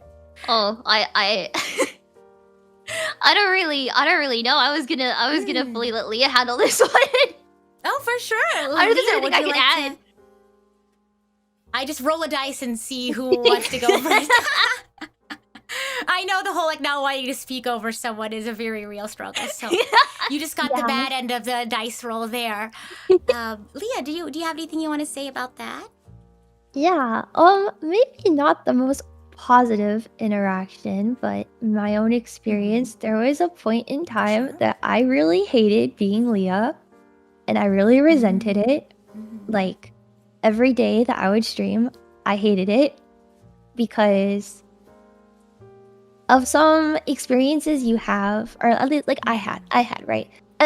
To say, like, you know, everyone's probably got negative experiences they can associate with streaming or VTubing, but at least like the way that I took it was like very hard, to the point where like I didn't necessarily want to like stop being Leah, but like I really hated it.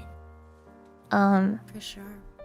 But I think like it took a long time for me to like come back around to liking it, and within like the past like year and a half, like I've kind of found like that love for it again, like the passion. But yeah, there was a point in time where I like really hated it, and I felt like miserable, like trapped almost. For sure. Yeah. And if you don't mind sharing, I think maybe, because definitely a lot of folks can relate to maybe having a experience like that. What did that sort of like self-talk look like? What, you know, you mentioned at some point, you know, oh, I hate Leah. What did that look like in your head? What sort of things were you know, telling to Leah, or what experiences sort of led to that?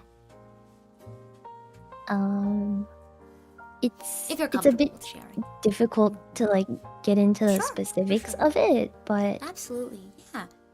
How did you yeah. go about starting to like Leah again? I started indulging in like stuff that I was specifically interested in, and I think like a big thing that really like started to change was at the time I would stream with like the business mind, right? I would stream with all of my analytics open on my other monitor constantly, 24/7. And I would look at like the numbers and like, oh, like chat is moving this fast, and I have like this many things going on. And it kind of like accumulated into like a bunch of different aspects, like me feeling like that like hatred, I guess, for Leah. But like a good first step I made was not having like those analytics on my stream anymore and just like indulging purely in what I wanted. And over time, like the numbers started to matter less, so like my head was able to be clearer. And the more that I did that and focused on like my community solely, I feel like the passion and like the love that I had very slowly came back. For sure. That's wonderful to hear. Thank you for sharing. Abby, do you have any similar experiences in terms of, I guess, that whole like being tied to that sort of business side, the analytical side, and worrying about that persona and how it performs? I can't say that's ever been like one of the worries I've had while streaming. I'm definitely someone that like, I think everybody looks at numbers. Like if you say you don't care about numbers, I think you are being very optimistic, because everybody at the end of the day has those big arrows on YouTube when they open the dashboard and it says, "Hey, you're doing worse than average. Good job." And that's kind of where my, if anything, that's like kind of where it ends for me. I think it's just like, it gets shoved in your face a lot as a creator. But as far as like me goes, I never like really necessarily tied it to me. I mean, it's just one of the things, I guess, is that like I've had a lot of people say stuff to me when I'm streaming that I've like taken poorly. But because there's no separation between who I am on stream and off stream, I do tend to take it very personally. Especially, and this is like on a more personal note, I have autism, and so there are a lot of times on stream when like I really struggle with things because of the way like I'm able to process information and stuff. And then that especially, like I take that really to heart, because that's not something I have any control over, and that's like, people getting frustrated with me for things that are out of my control. And then that is something that like, well, it's not like a persona thing. That's kind of why it hits so hard to me, is that these people are getting frustrated with me for who I am, and it's not anything I can, turn off when the stream ends, because it can be frustrating sometimes, even for myself. For sure. And again, it's that assumption that they're just talking to a character. They don't know. Yeah. They don't know that there's a spectrum of being a character to just being yourself. And there's a whole host of, content types in between. So I can definitely understand why that specifically is very frustrating. Sorry to hear that. All right. Well, in terms of, having a persona versus a person, is there anything else specifically on this topic that you feel like you would like to share? Any personal experiences, stories, or maybe words of advice, or things that maybe you have struggled with or have experienced that you think folks might benefit from hearing about if they may be experiencing it themselves?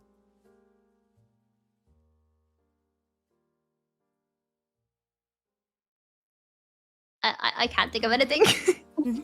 All right, no, that's good. Please don't feel like you need to force like any sort of thoughts. Whatever you all are comfortable with sharing. I think everyone is happy to hear what you are comfortable with sharing. Leah, anything else? I just think like it's at least like my experience, right? Like if anybody is a content creator, no matter what type of content you create, it's really important to have boundaries. And I know I'm not like the best person to talk about this, because like I still struggle with it even today. But if I could like do it all over again, I would definitely have like hard boundaries and like hard lines, and take into account more of like having a separation between like like not everybody wants to have separation, and that's, you know, if that works for you, that's okay. But you know, I guess like whatever works for you to maintain like who you are online versus offline, it's very important. Absolutely.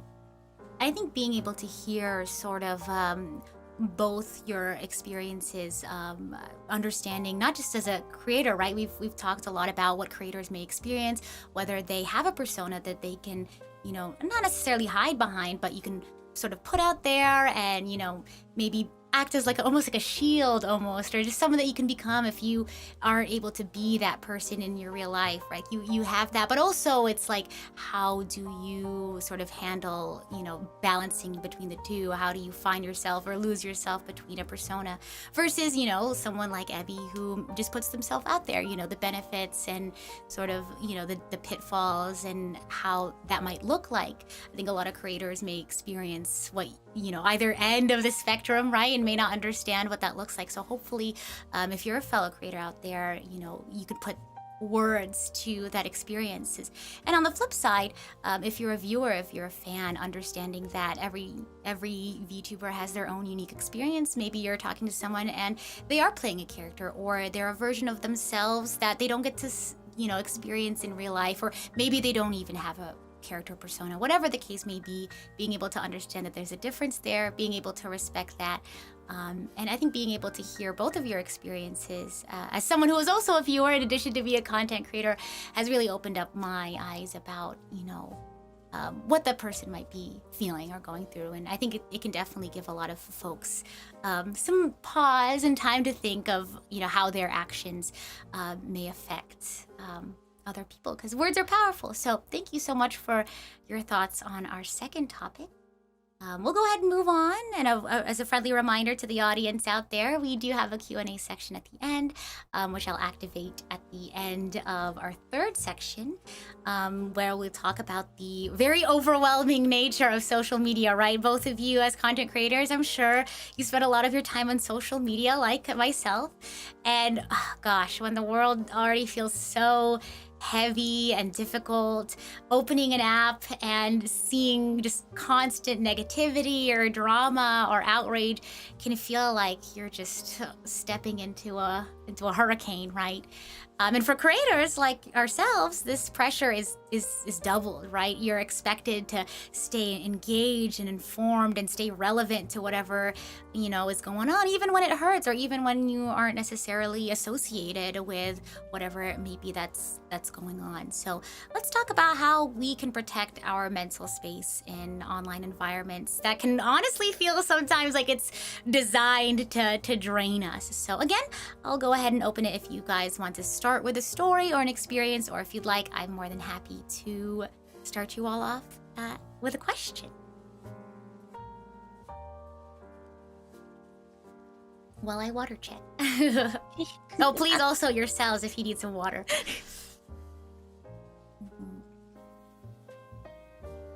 All right, shall we start with a question then? All right, so how has social media impacted your mental health as a creator? Shall I roll the die? Yes.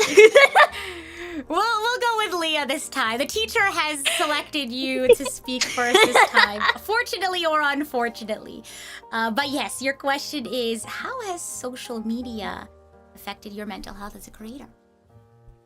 I mean, with all of the negativity, like especially these days on social media, like I feel like over time, like it really wears you down.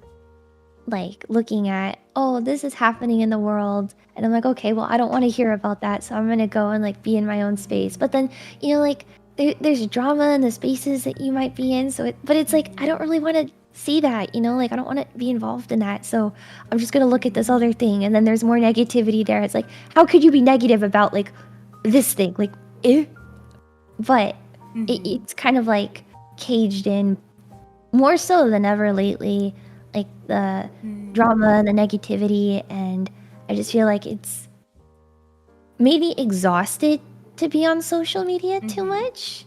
So at least like for me, I just don't really use my public accounts anymore and hide away on like my private accounts, and I block every single like account that has like, you know, like any like, oh, this is drama, or like sometimes on my private account I might end up with like, you know, quote unquote like work related VTubing stuff, and I don't think that like my time off like away from like, you know, like I use it like Twitter on my phone mostly. I don't think it needs to be like negative, so I'll just block the accounts to see like less of it.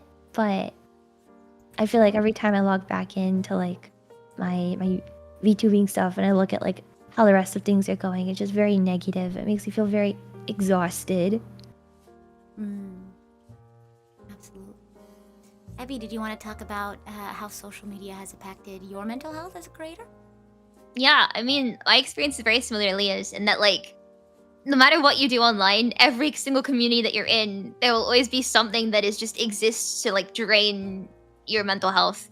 Like these algorithms, they feed off of putting this stuff in front of you because it keeps you on the app longer, right? And the second you look at something for a second too long, they're like, oh, you're interested in this stuff, whether it's for good or for bad.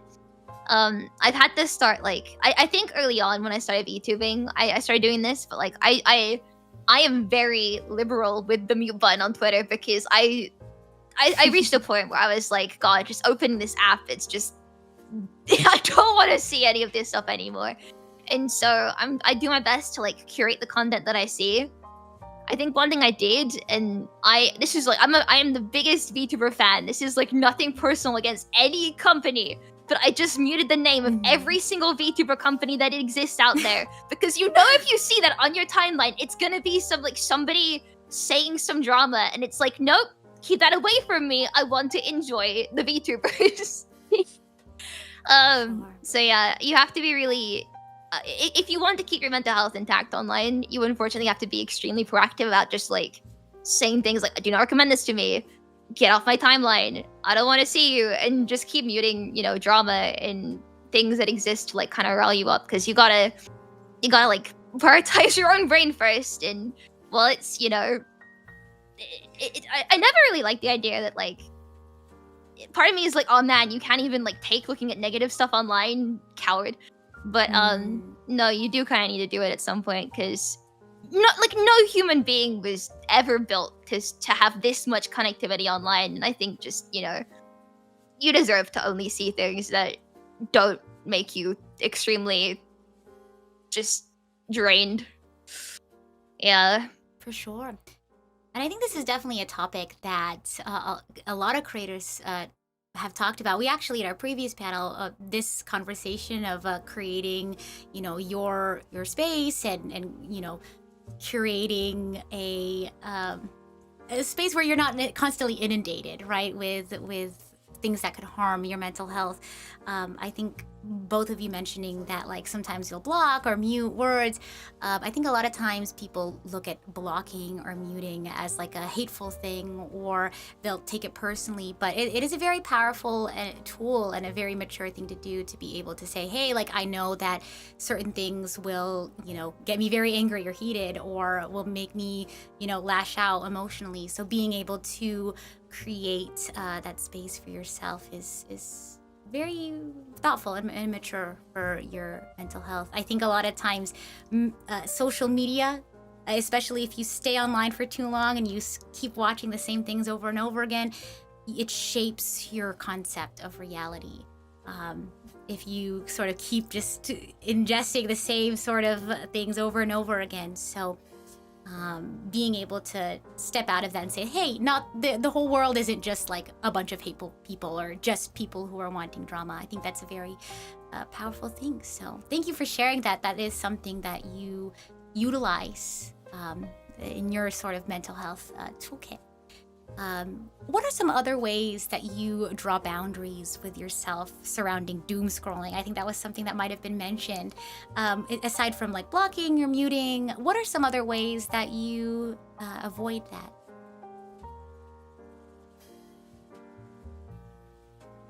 I like how you My both either roll looked the at dice each other again. like, who's gonna go first? I'm terrified of speaking over you, Leo. I'm sorry. No, you're totally fine. I'm more than happy to draw popsicle sticks again. Ebby, how about you? How are there any other ways that you draw boundaries around doom scrolling? No, I'm unfortunately a chronic doom scroller, man. How does something. that manifest for you? It's like, again, these algorithms are designed to be like addictive and stuff, and especially on days when I'm like really, really tired, I'm just like opening Twitter, and you don't really think too much about what it is you're actually like reading and how it's making you feel until you've already read like a lot and you feel really drained. And I think that's something I struggle with. You know, like, how do I say it? It's more of a problem, I think, on sites like TikTok or like Reddit, where they are infinite feeds, like, you know, of things that you just want to like shove your way. Especially with TikTok of all things, it's really easy to like scroll. And for the most part, I was really proud of like having my TikTok timeline be like specifically curated, cute aesthetic setups and cozy gaming videos. And then eventually, you know, it starts. I try to think of good examples now, like of things that I'm thinking of. Now nothing's coming to mind. But then sometimes it just shows you something that's like outside of like what it is you actually want to see, just to test the waters. And if, like I said, if you spend like a second too long looking at that, even if it's for negative reasons, the algorithm like keeps so much data on you that it knows that you've hesitated before scrolling. And it's like, okay, what if we just put another video in and stuff? And I'm definitely a big doom scroller, and it's something I am really, you know, especially like I said, on days when I'm just really tired and just I don't think it's necessarily wrong to want like, you know, content spoon fed to you some days, because it's like I'm just tired when you scroll. But it is really good to like. One thing I had to do was actually just remove these apps from my home screen on my phone. Because that way it made it like one extra click to get to them. And during times when I found myself doom scrolling a lot, like on I think Reddit was the worst one, because it's got like the you know, it puts a lot of stuff on your timeline, like it's got like recommended subreddits and stuff. And I'm in a lot of gacha community, so it puts a lot of like gacha game drama on my page. I'm like, please don't show this to me. So I literally just removed the app from my home screen, and that actually deterred me from using it, because the one extra click I needed to like scroll down and like look for the app was enough to stop me from using it. So that is, sometimes you gotta go extreme measures, and that is the way that I help combat it. So yeah. For sure. And I'm glad that you shared sort of, you know, how doom scrolling makes you feel and what sort of feeling, you know, you kind of caught, like, oh, I found myself feeling very extreme in this way. And I didn't realize it until I had been scrolling for 30 minutes an hour. So, it builds up. And then like you only realize that you feel really exhausted once you're like a little bit into it, and you're like, oh man, no, this is not good for me at all. I need to get this app off my home screen. Absolutely, and it feels almost you kind of feel kind of upset with yourself, right? That, you know, all of these feelings and emotions that you have maybe, you know, weren't channeled in the most productive way, because there are definitely things and times where, you know, you can be very passionate about something and you can channel that sadness or that anger into something productive. But I can definitely understand feeling upset that, oh, I just felt angry and sad, but I didn't do anything productive with that energy. So I can definitely understand how that feels. Leah, do you have any ways that you've sort of tried to combat doom scrolling? How does have you ever caught yourself doom scrolling? What did that experience feel like? I feel like I am also a chronic doom scroller, because you see something and you're like, oh, what is this about? And then it opens like a rabbit hole of like, trying to stay like in the loop of what's going on. I feel like sometimes leads to doom scrolling, like, oh, this is really relevant, or this is what everyone's talking about, but then it starts to wear down. And like Evie said, like, you don't really think about how it's making you feel until you've already like taken in the information. It's kind of one of those, like, in retrospect, maybe I shouldn't have looked at that, but the damage is kind of done now. So yeah, I just try to use like my time on like Twitter, TikTok, like very sparingly, especially these days, and like just focus more on like using my phone to like play silly puzzle games, like clickbait games or something. So that way, like, you know, if I really want to like do something on my phone or I'm tired, like at least I'm not looking at something that's like gonna wear me down emotionally too much. For sure. Absolutely. I like that idea too. I also have my fun little, cute little puzzle games. Absolutely. Oh my gosh. But you mentioned a couple of things that you've noticed about yourself, specifically doom scrolling. Are there any other sort of behaviors that you feel are for you at least, sort of detrimental for you as a creator in regards to social media? And what do you think a healthier relationship with social media look like for yourselves? We'll go with Abby this time. What are your thoughts on I that? might. In the 3 seconds of silence, I forgot the question entirely. I'm gonna need you to repeat. No, you're fine. so I'm sorry. more than happy to repeat it for you. So we talked a little bit about doom scrolling. What are some other behaviors that you might have noticed about yourself as a creator? And maybe not just as a creator, as an individual. What are some unhealthy behaviors that you've noticed in regards to social media? Or, you know, if you have thoughts for what a healthier relationship with social media would look like for you. I'd love to hear your thoughts on that. I think one thing I'm gonna say first. This is very much like a content creator specific thing. But like an unhealthy habit I got into was like so we talked about like seeing comments and stuff on streams, but I think it's more telling what people like say about you when they think you're not watching. And so an unhealthy habit I got into was checking the comment sections whenever I did collabs with people. That was a bad idea. And how did that affect you as a creator? I think like well, maybe this applies to everybody, but I feel like curiosity online is usually like a really bad thing in some cases, because you're like, oh man, what is this thing? You know what I mean? Like Leah said, like staying informed and keeping, you know, you go down a rabbit hole of things, and that's usually pretty bad for you. But in my case, you know, when you start looking at like what people say it's like your friends or something, out of curiosity, and then it ends up not being good, it's like, oh man, they really don't like me, and that is never a good thing to have sitting in the back of your brain. Yeah, it's very much a content creator specific thing. But at least in my case, I've had times when like I've collabed with friends, and it's made me really hesitant to collab with other people in the future. But I've gone through the comments of said friends, and they're like, "Man, this person sucks. Please don't collab with her again." Like, you know, why like literally, why are you friends with them? Like, oh boy. But that's a very me experience. I don't think that's something that like a lot of people probably share. It's just that, you know, I think healthy social media usage to me is just kind of learning to really just spend it productively. I think that's the kind of key thing here. Is if you're going to spend any time online in social spaces, just spend it like looking at stuff that you actually enjoy. And again, mute and block things that like you just don't that don't sit well with you, because you know you could be looking at things that make you feel sad, or you could be looking at like fan art of, you know, things that you enjoy. And I think one of those things is vastly a better use of your time, and I need to get better at doing that. I'm gonna set myself homework of looking at more fan art now. Yeah, for sure.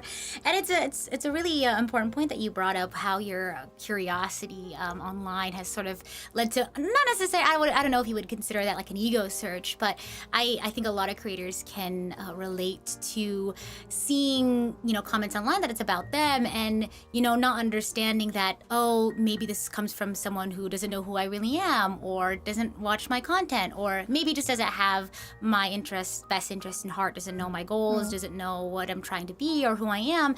And sometimes we forget to, you know, understand that, like, there are some opinions that have weight and have bearing, because sometimes, people out there will just say things but don't know anything about you or don't care about your well-being. And sometimes it's tough to remember that what really matters is that there are people out there who want the best for you and who will be the ones to say like, hey, that was good, or hey, that wasn't so great. This is something you could work on, but with sort of that best intention in mind.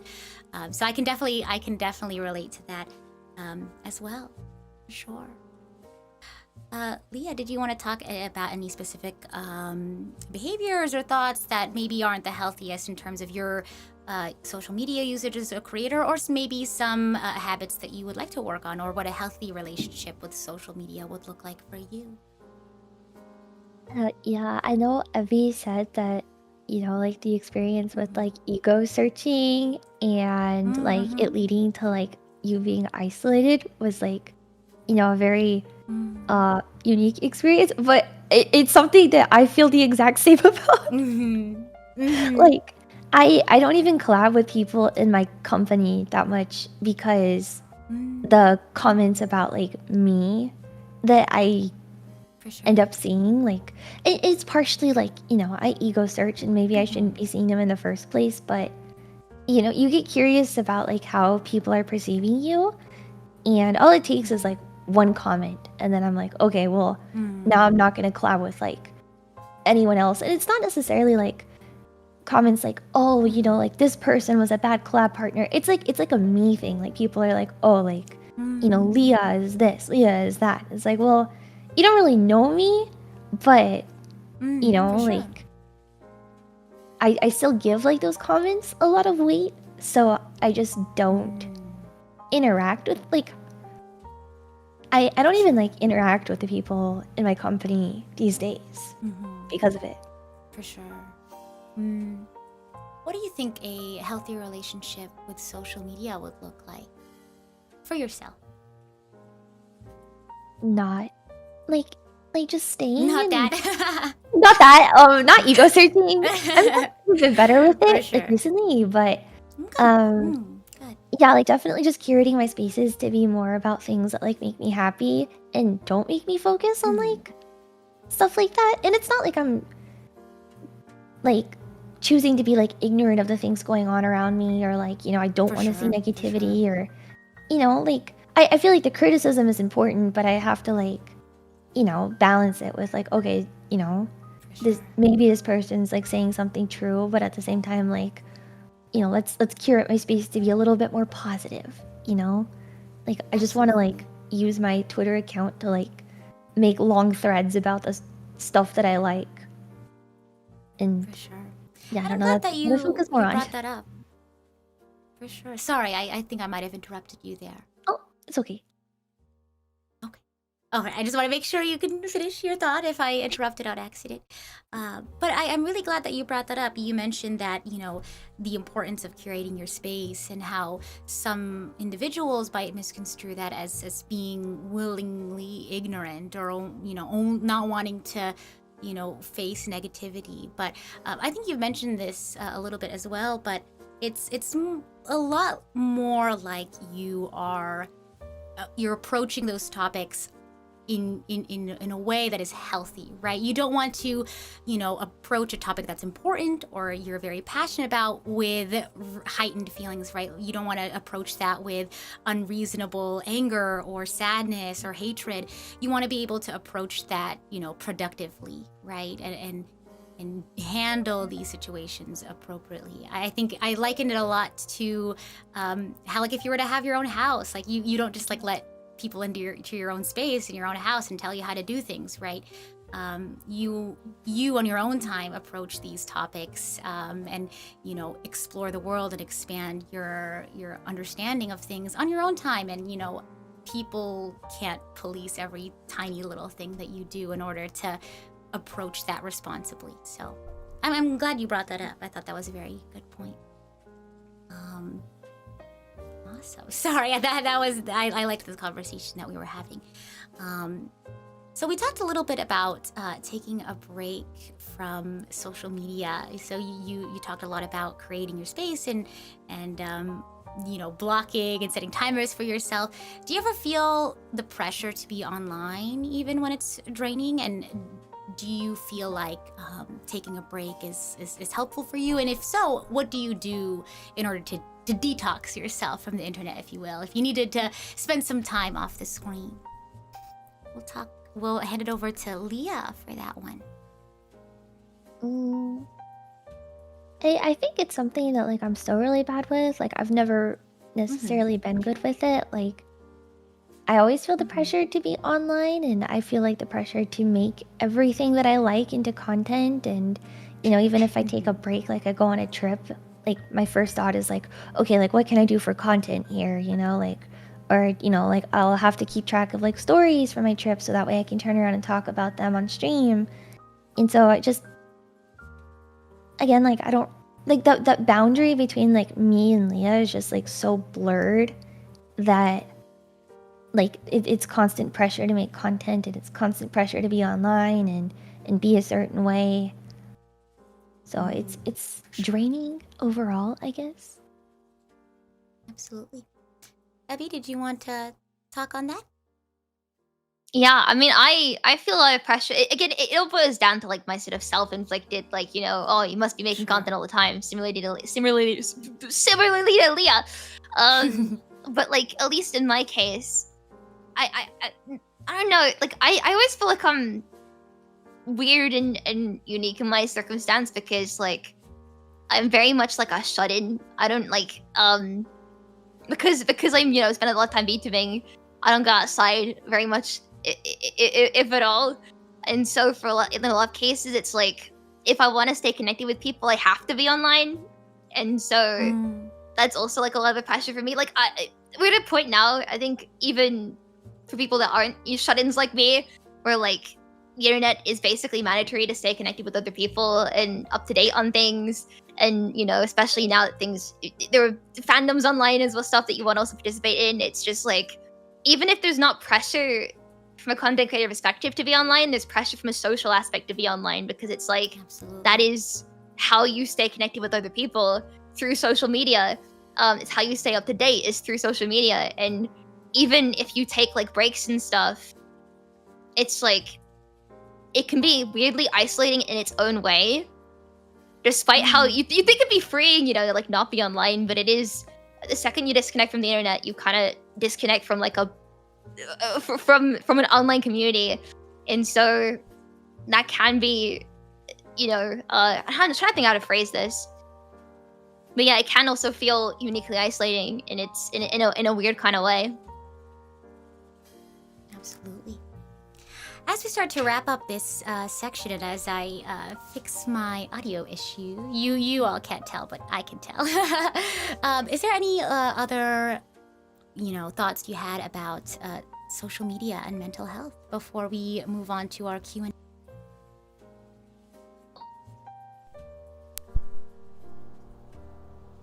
If not, I'll go ahead and open up the Q&A on the YouTube side. So if you're on the Twitch side, unfortunately, we'll just for the sake of me and my mod, maintaining things, we'll take questions over on the YouTube side as we wait for them to come on in.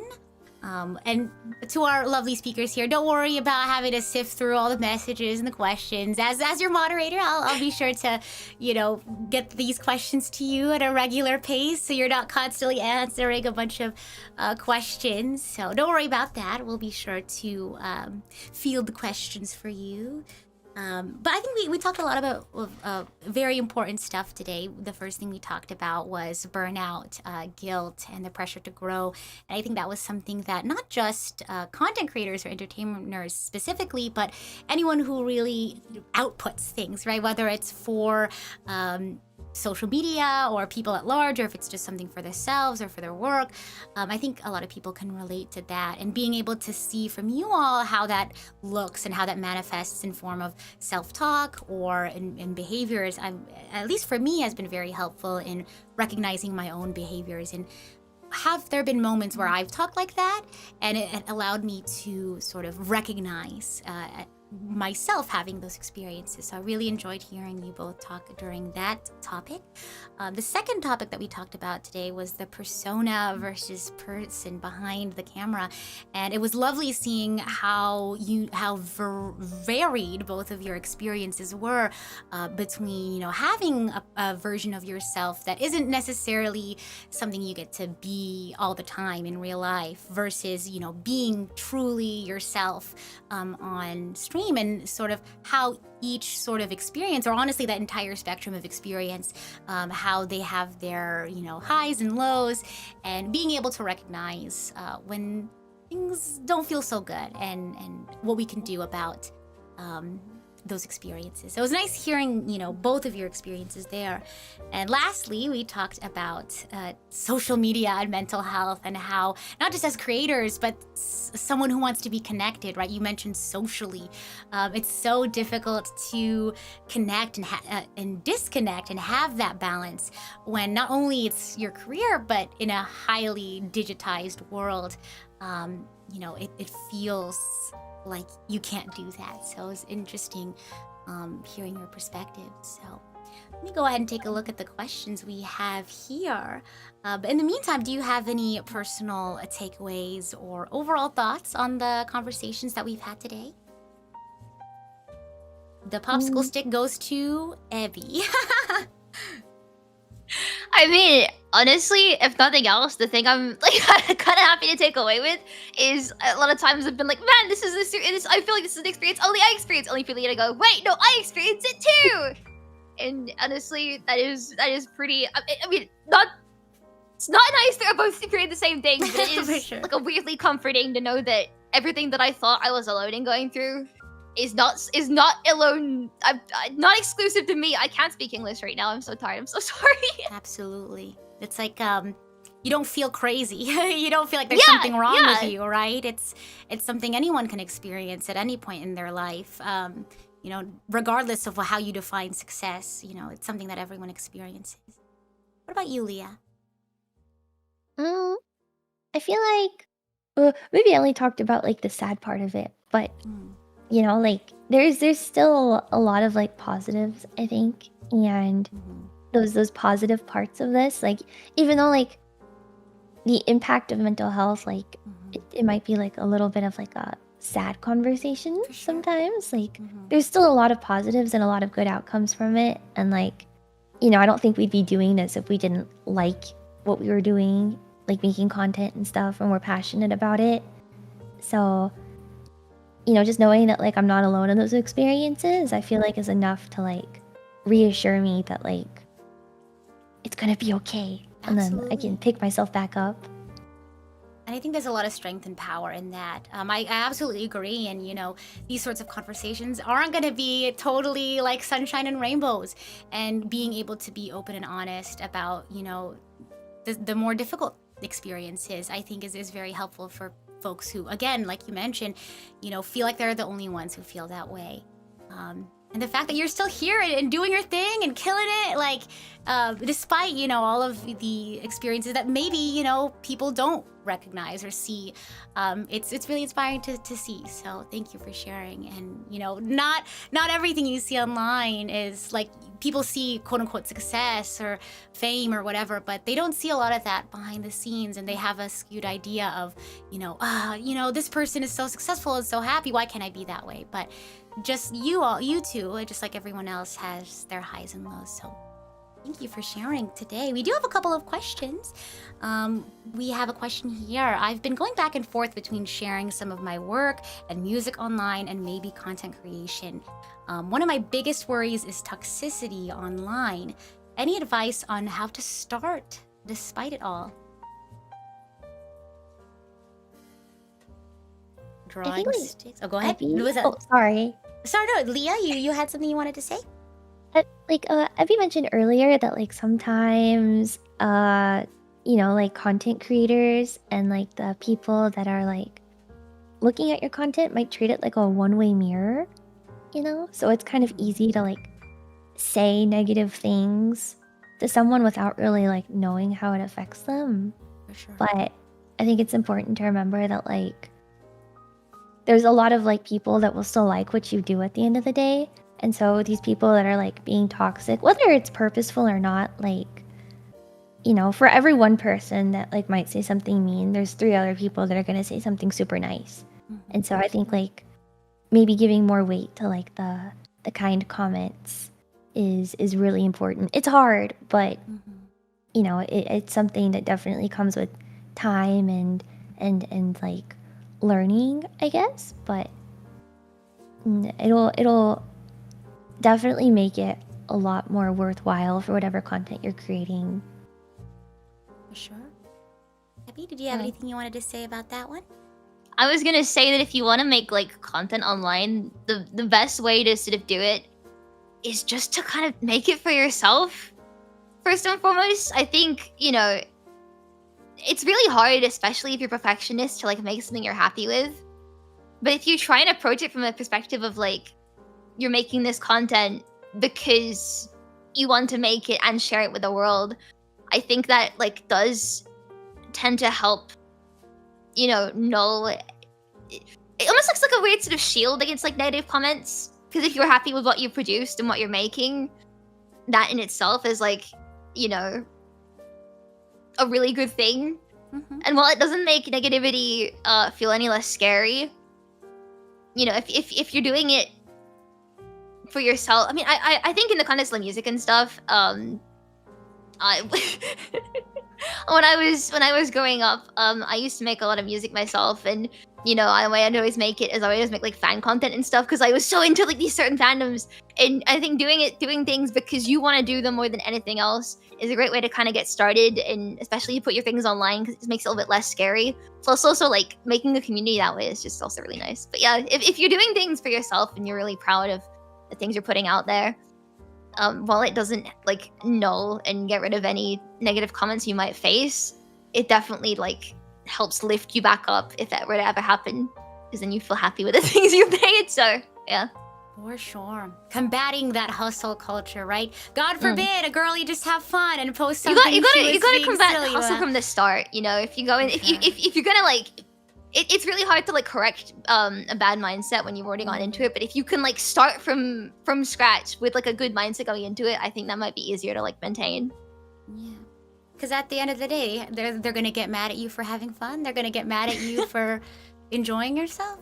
Yeah. So at least you can, like you mentioned, Leah, it is very difficult sometimes to combat those words. But yeah, at the end of the day, you're just having fun and enjoying yourself. So thank you so much for your responses on that question.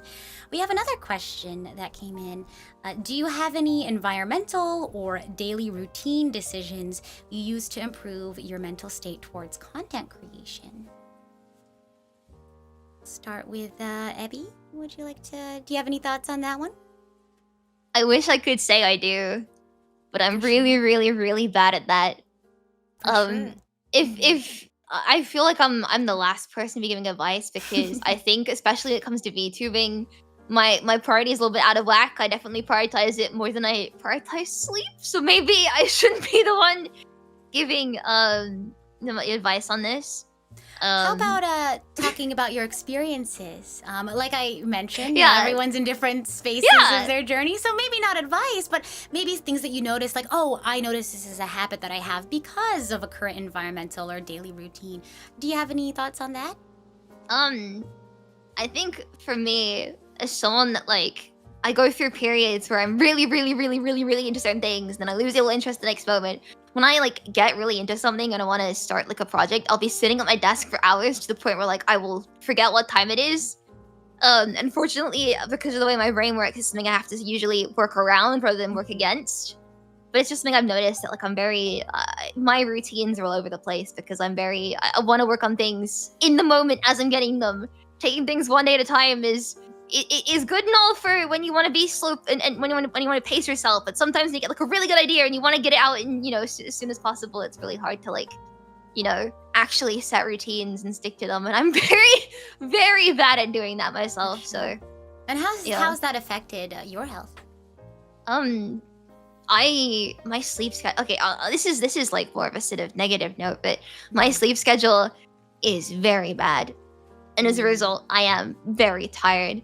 It makes things like communicating and sending messages and, you know, doing actual like admin, you know, businessy side of things a lot harder, because during the day I have to take like several naps to kind of just like get through it. My routine is very chaotic, and I feel like, you know, there's one side of me which is like, you know, I'm very lucky to be able to work on a schedule that like is super flexible to my own needs, but at the same time it's like I'm not very good at pacing myself and setting routine, because if I was, then maybe I'd get more than like 4 hours of consecutive sleep per night. Oh god. For sure.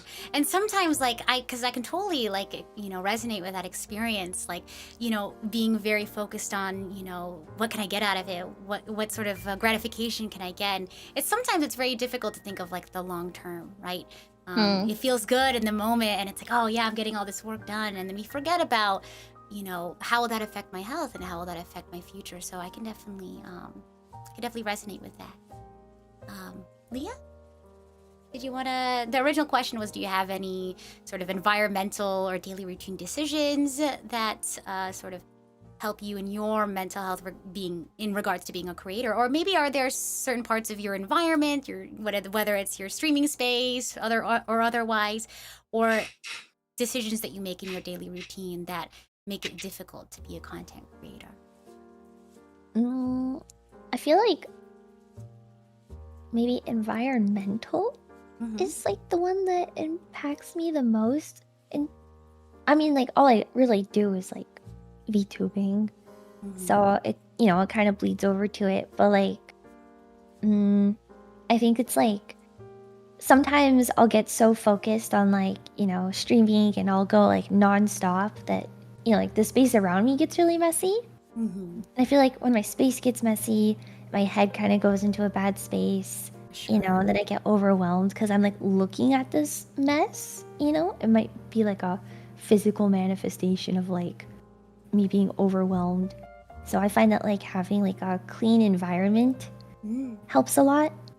You know, I've also seen people talk about like something really small, like the lights in their room. Like they'll just change like the color of the light in their room, and that like really changes like their productivity or like their mindset with like content creation specifically, which I thought was interesting.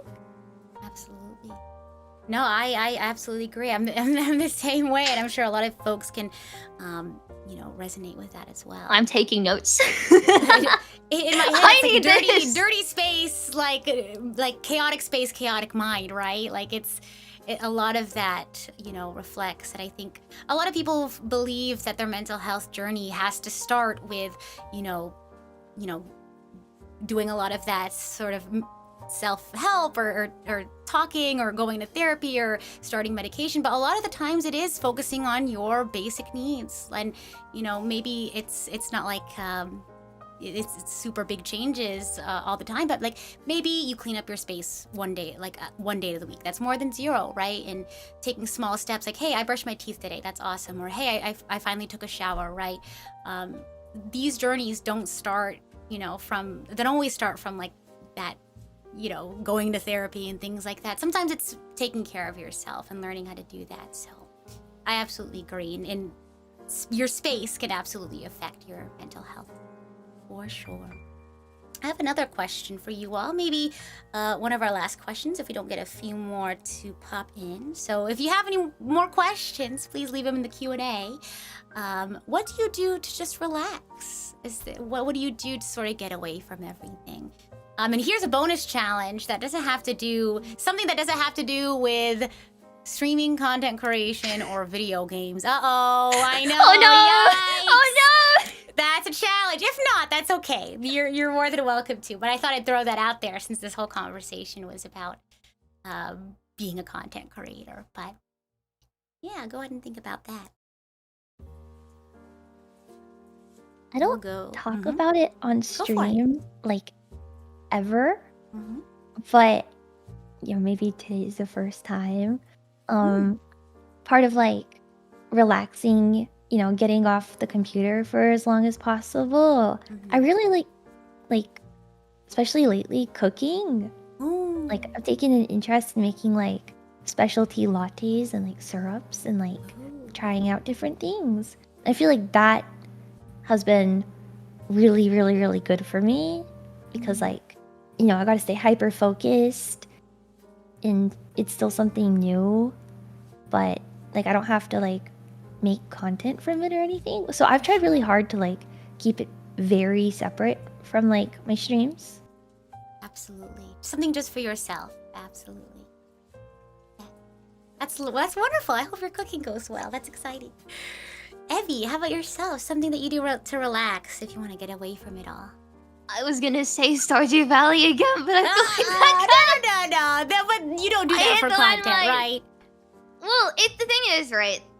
Cause I'm very much like a shut-in. Like again, this is very much like an online civ themed panel, but like I struggle a lot with like actual like really bad anxiety to the point where I do not go outside very often. So it's hard for me to find hobbies and stuff that don't like involve technology to a degree.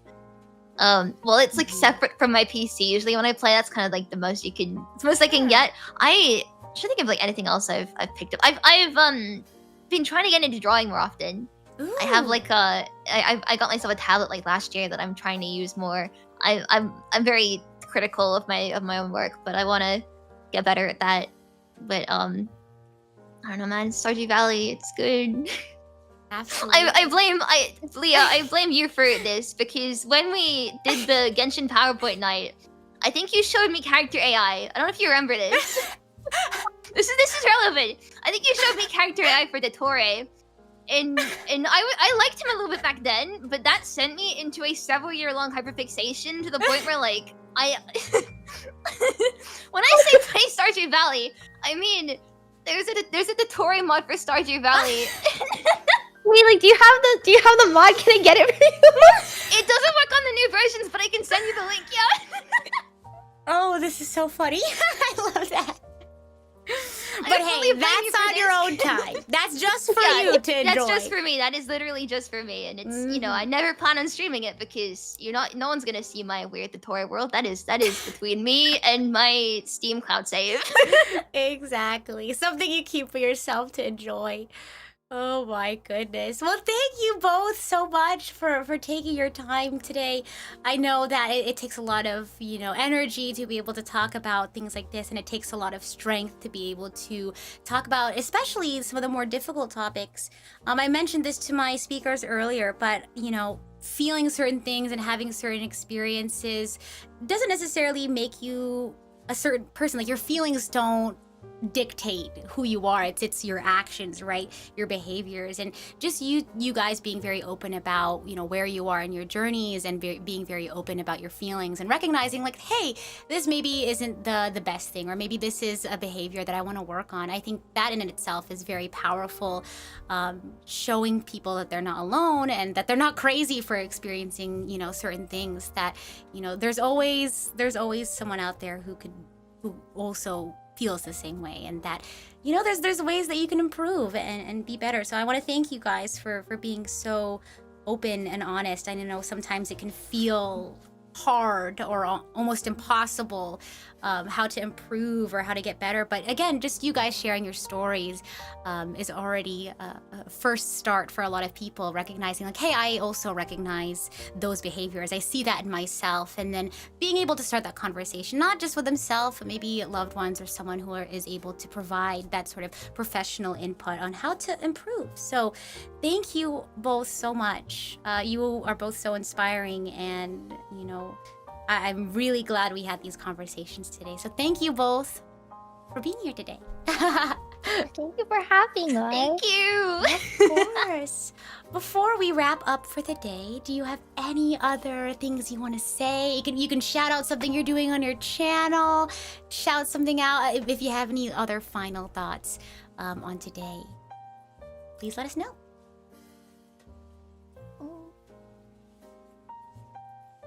Go check out Leah and Evie's channel. Our mod put their links in the channel. So they're both wonderful people. They're both so fun and amazing. So please check out their channels, show them some love, give them some support. And we'll see you in about 30, not you two specifically, but we have our last panel for the day in about 30 minutes. So if you need to have some water, some snacks, take a break, go on a walk, whatever the case may be, we'll see you in 30 minutes for our final panel, Staying Grounded, Gratitude and Growth in VTubing. So once again, thank you so much to Leah and Evie for being here today, and we'll see you all in 30 minutes. Bye!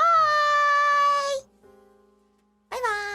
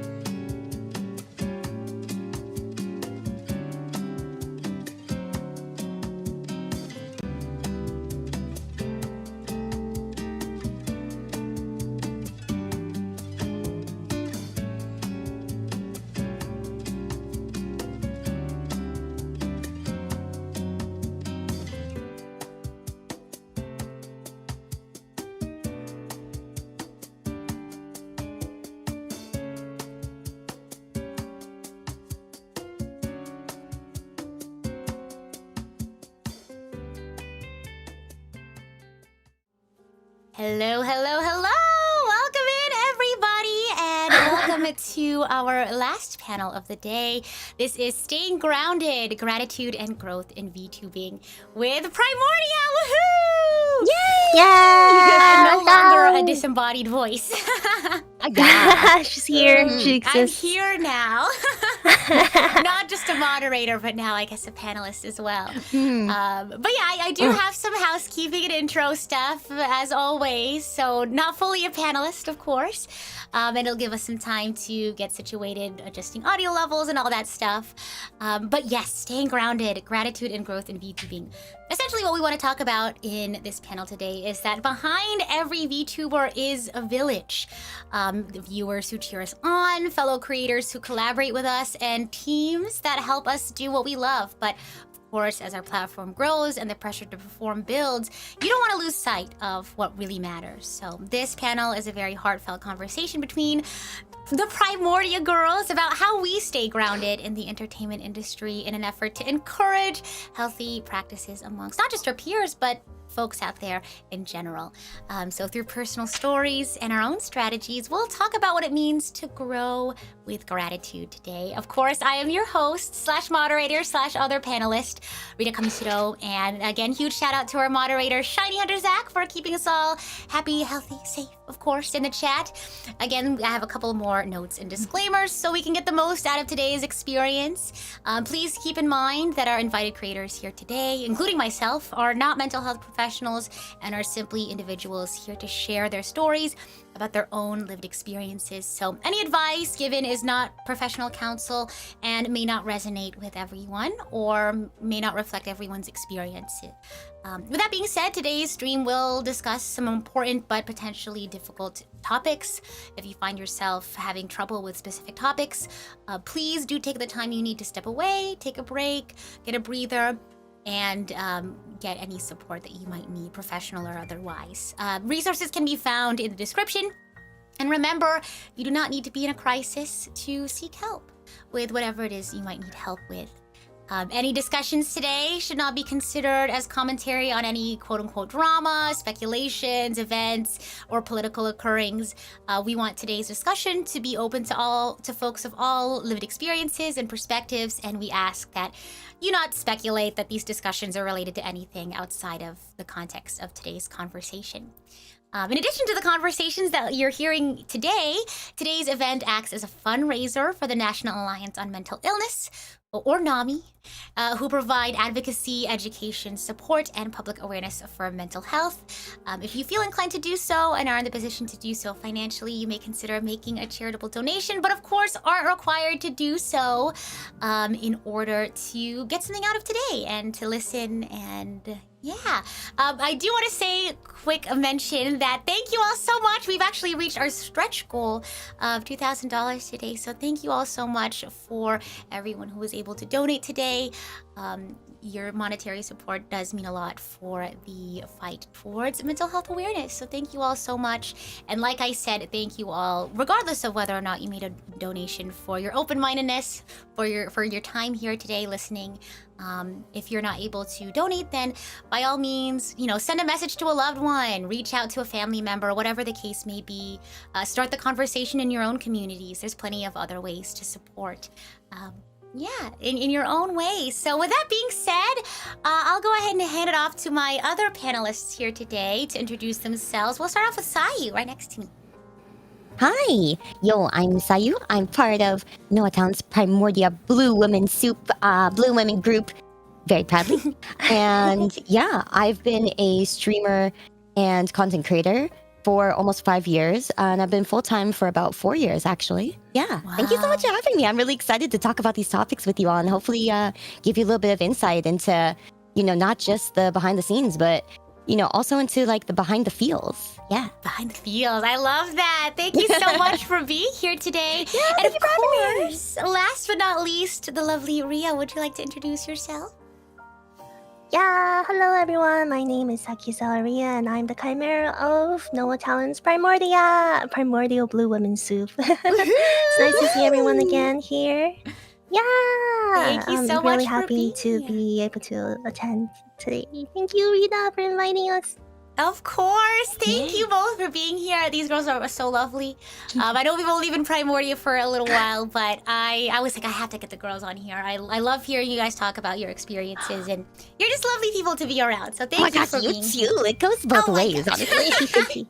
I mentioned the girls that this time around will probably be a little bit more. I mean, I would like to say the other ones were casual as well, but since now as the moderator I'm part of the panel group, it's gonna feel a little bit more casual. Oh, so. no authority. Oh, whatever shall we do? No, but regardless of how it feels, casual or otherwise, I think we'll have lots of good conversations here today. So, shall we get started, ladies? Yeah. All right, let's Yeah. talk about our first section, which is nurturing a healthy community of fans. I mentioned this in one of the panels earlier, but our viewers are part of the foundation of our work, what we do. They are the ones who show up and support us and become a part of our, honestly, day-to-day lives, as this is our careers. But of course, the line between creator and audience can blur, which can cause a lot of unhealthy dynamics between fans and creators, which we did touch upon earlier. So in this section, we'll talk about how to nurture a fan base that's not only supportive but also respectful and sustainable, one that uplifts the creator without expecting the creator to be perfect all the time, and also empowers the fans themselves to live happy and healthy lives. So we'll go ahead and I'll open it to you guys if you want to start with a story or a personal experience, or I can start us off with a question. Sure. Yeah. No, I love questions. So ask away. Yeah, absolutely. So Question. I'll go ahead and start with my first question, which is, what are some practices that you've developed to build trust and warmth in your fan base? Ooh. Sayu, you sound like you want to have something to say. That's a good one. Okay, that's a good place to start. I honestly think that a lot of people kind of think about this subconsciously when they're building their communities. And they don't really think about it like on the forefront. And what it is I think everyone knows it matters, to build that connection, to build that trust. And I think for me, it's just been being honest with the community, like I think you have to be unafraid to be honest. And About what specifically? I think that's a big one, because I know sometimes people, with a lot of the stigmas around, people get afraid to say certain things or be honest about certain things because, it might sound like, oh, you're trying to say this, or you're trying to say this. People interpret it different ways because of the internet and because of peer pressure. And so sometimes it really just requires you to be honest, because you have to remember that everyone that's part of your community is in the community too, and they're part of your journey just the same as like you're making the journey happen. And so because if you're understanding something and you're struggling with something, if they can't understand it, then it's not a two-way journey. And so that's kind of like the first thing you have to realize is that everyone has to understand it together to go forward together. Right. I guess. Yeah. So what things in specific do you find yourself like being honest about that helps build that trust and that warmth? I guess all kinds of things. To start off with, things you like, what you want to make or do, or like what your goals are, those things I feel like are really simple. Sure. People kind of start off with that, and it starts pretty simple there. But I guess another thing is like, what you struggle with, and then what you do or don't like. I think that's another bigger thing that people try not to get into too much, is like what they don't like or what they don't want to see happen. Learning to set those boundaries and, being willing to say those out loud is kind of hard and kind of scary sometimes, especially as things change. Like as you change and as you get more experience, or as like, other things happen. You can't always keep the same boundaries, and it's kind of hard to admit, hey, I actually don't like this anymore, or hey, I need to change this, and I don't want this around anymore. It's scary to say those things because people enjoy those things too, or maybe they liked it that way, and you have to now, change is scary, and you might get backlash. But It's hard to open up you about ultimately have difficult to things. stick to your guns. For sure. What about you, Maria? What are some practices Yeah, you've developed? No, I have agreed with everything that Sai mentioned, and honesty is really just the most important part of the story. Like transparency with everything, how you feel, what you want to do. Because it is really important to know that everyone in your community is also a person with their own lives, and that the fact that they're watching you or being in your community, interacting with everything, is because they enjoy you as a person, as like someone who makes content, someone who presses go live and appears in their life every day. And because that is like, you know, such an important thing, it definitely is a two-way journey, you know. And being honest about how you feel about the things that you want to do, it's the most healthy thing that you can do, I think, as you continue on with the content creation journey. I think that could definitely apply to, we had mentioned this in an earlier conversation today, that for creators, there's a breadth of people, whether it's you are just who you are, you bring your whole self to stream, or maybe you just decide to play a character, or maybe you're somewhere in between where the person that who you are on stream is just a part of yourself, or a version of yourself that you don't get to be, you know, every day. So, but I think regardless of what you decide as a creator, I think that can definitely apply. Yeah. That aspect Yeah, of I don't know. yourself. I am definitely myself, though. I don't think I can ever pretend to be For just a sure. part of me. Like, For sure. that would be quite difficult, in my opinion. Yeah, like, I am just what I am. I can't really hide it. I get that. I respect it a lot when I see people play characters, and Yeah. they separate, you know, parts of their self out like that. I think it's really, really hard sometimes to do that. For some people, I Yeah. definitely think it's easier because, you know, there's parts of them that maybe they don't want people to see or that they want to not address in their lives at the moment. And I think that makes it easier sometimes. But I think regardless, when these people are still playing characters, you know, they are still setting boundaries. And I think that's what people forget sometimes too. Like they're, you know, setting boundaries within their character and around their character. And they might be slightly different than like, you know, us who we're being our honest selves on our streams, but you know, they are still setting those. For sure. So you mentioned earlier, Sayu, about boundaries and how they can change, and sometimes it's like, you know, it can feel a little scary, you know, being honest about something that you feel like maybe you won't get a good reaction, or like, oh, people liked it when I do this, but now I don't want to do that anymore. How do you model healthy boundaries with your audience, and how do you handle, you know, those boundaries changing, specifically maybe about your life or your mental health, whatever it may be? How do you handle those boundaries? I think it depends on the boundary. I think it depends on what changes and I guess like how to word it, I think is one good start. I mean, the first step is obviously understanding what changed and like why.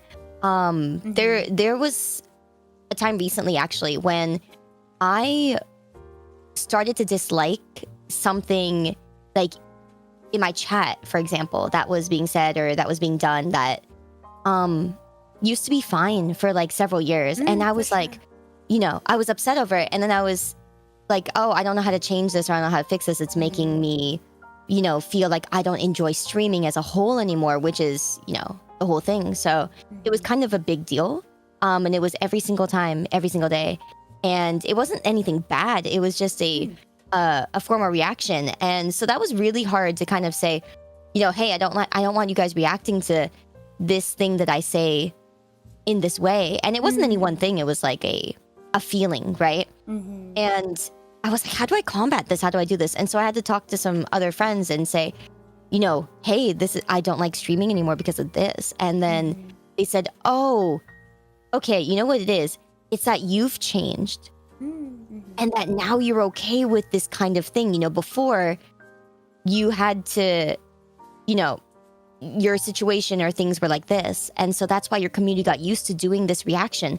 Now that you're, you know, you're essentially feeling better or that you've changed and you've grown, now you don't want that because it's like, you know, the remnants of what it used to be or reminds you of being like sad instead of your happy self that you are now. And I was like, oh, that's what it is. It's not I've changed and I'm being upset over something that like, they haven't changed, I've changed, and I have to kind of communicate that better and say, hey, you guys don't have to feel sad or feel this way anymore in response to something I say, because it's okay. You guys can laugh or you guys can make fun of me instead. And so it's like a whole pivot, and you have to like first understand what the problem is, where it's coming from, and then be able to say, hey, I can explain this now. And so, yeah, that is definitely the biggest part of it, I think. Absolutely. Ria, did you want to add on to that? Could you repeat the main question again? Yeah, sure, absolutely. How do you model healthy boundaries with your audience? Model healthy boundaries. Yeah, what sort of boundaries do you set for yourself? Is it okay to mention like the fact that I do R18 work? Or I mean, not like explicit, but that's okay. Okay. So yeah, there's that. And I have some friends who do the same thing, and it's like, and also it's public that I have a boyfriend too. So everything just kind of melts together. But the thing is, before I started streaming, I used to be a cosplayer, and I had a lot of cosplay friends, and they were all very popular, had a lot of fans, had big fan bases, and they were openly married too. But that never affected their line of work. And I feel like despite your relationship status, people just kind of have different opinions towards any kind of work that goes towards like R18 related things, like mature related things, and they'll judge you differently based on how they feel about that topic. So I feel like it's just all about how you can communicate what you enjoy and how you view things, but you can never control how someone else feels about what you do, and you have to come to terms about that. Like if they don't like the fact that you post like somewhat sexy photos of this or that, then that's their opinion of you, and that's not you. That's just what they think of you, or what they imagine you to be. That I have a friend who also struggled with it, and I just told her like, that's not something that you can ever control, so you don't have to feel bad about it. You can only change yourself. You can't change someone else's idea of you. Absolutely. Be honest about everything is it's the right way forward. It's a good like mental boundary. Just doing what you like. For sure. Yeah, exactly. For me specifically, and I've talked about this before, like on stream, but not just being a creator, but just being someone online. Like we are all so used to like constantly sharing things and talking like about ourselves. And in one way, like it's fun. Like I get to be, myself. I get to share my experiences and things like that. But sometimes we forget that we don't owe anyone anything. You know what I mean? I don't need to tell you about,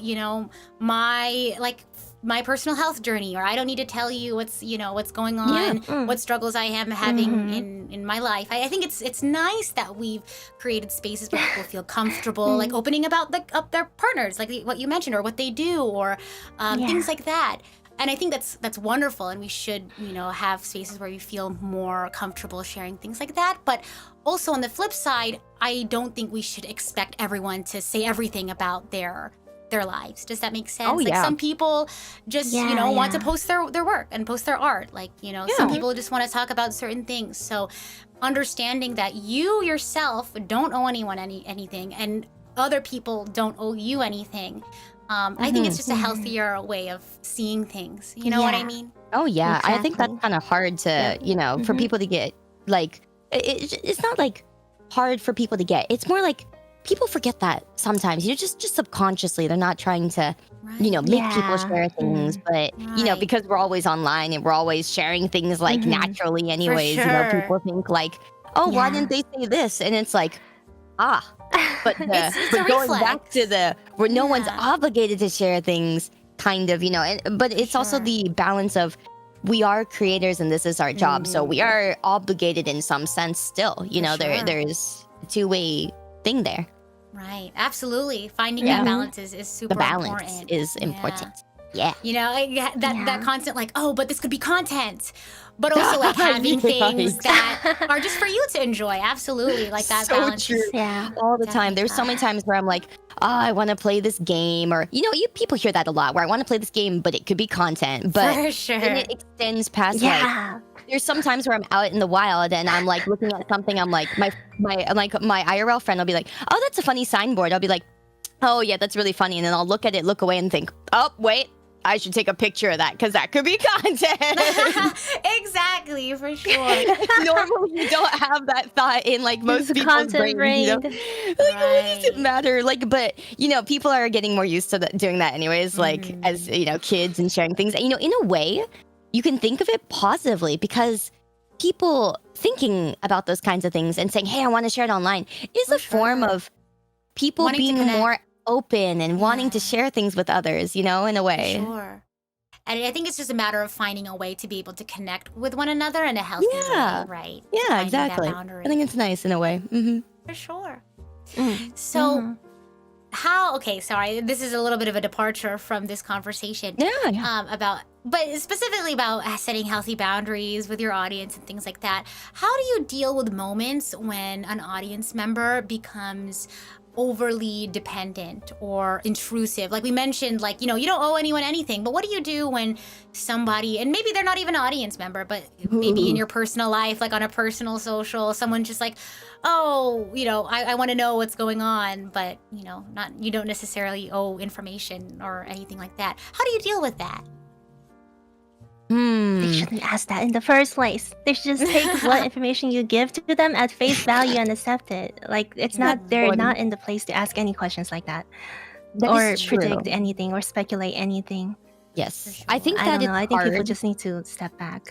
Yeah, exactly. I think it's hard because, like, especially if you've been doing this for a while, like, you people get used to a certain normalcy of you sharing things, right? Especially if you're like, Mhm. so I'm really, really responsive to my chat. Like, I read my chat faster than most people, and I respond really fast. And that's kind of always been like something I loved doing because I feel like every chat matters. Someone took the For time sure. to write that comment out, and it makes me feel bad if they're not seen. And so I think, like, people, there was a point where people were getting used to me doing that just naturally. And I got to the point where I couldn't ignore a single comment, or it would be glaringly obvious. Like when people ignore comments, you're like, oh, maybe they missed it, because there's For sure. holes normally in people, streamers reading the chat, but it was glaringly obvious if I skipped one or if I missed it. And then people would be like, like, Yeah. you know how people normally would be like, oh, did you see my comment? No, it would get to the point where everybody as a collective would stop talking because they knew I hadn't read that one recently yet. Yeah. What? Yeah. And you wouldn't ever see that. But I would have back then I would have 100 people in the chat. Everyone collectively would stop chatting because I hadn't read it. And I was like, holy, that's very obvious.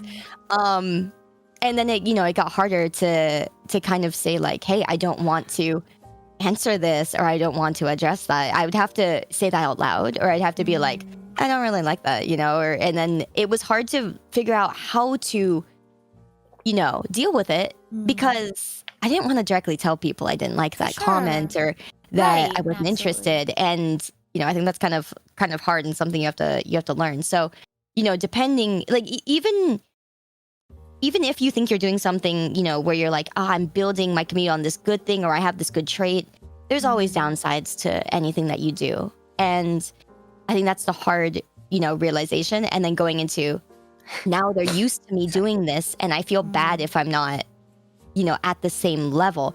And so it's hard to adjust, and it's hard to tell people sometimes, hey, like, I can't share this, or I don't want to say this. And you kind of just have to say it. How did you deal with that? Like, after that sort of, I don't want to say incident, but It definitely got easier, I think. Okay. It's it gets easier to be like, oh yeah, like sometimes it just helps to say why. Sometimes sure. you're like, oh, I don't really like this because of this reason, or like, I don't really like this right now, maybe I'll like it later. So yeah, I think it's definitely a communication thing. Sometimes you just have to, be able to say, hey, this is how this is, or, not right now. For sure. I've had Yeah. somebody in my chat before who saw one of my like IRL streams and liked my ass, simply put. And I thought that was nice. I was like, I appreciate that. That's nice. But every time they would come into my chat, they would say, hi, Sayu's nice ass, or hi, Sayu's nice ass, or things like that as a greeting. And I was like, yeah, okay. I mean, that's flattering, but I'm definitely not going to answer you until you say something better.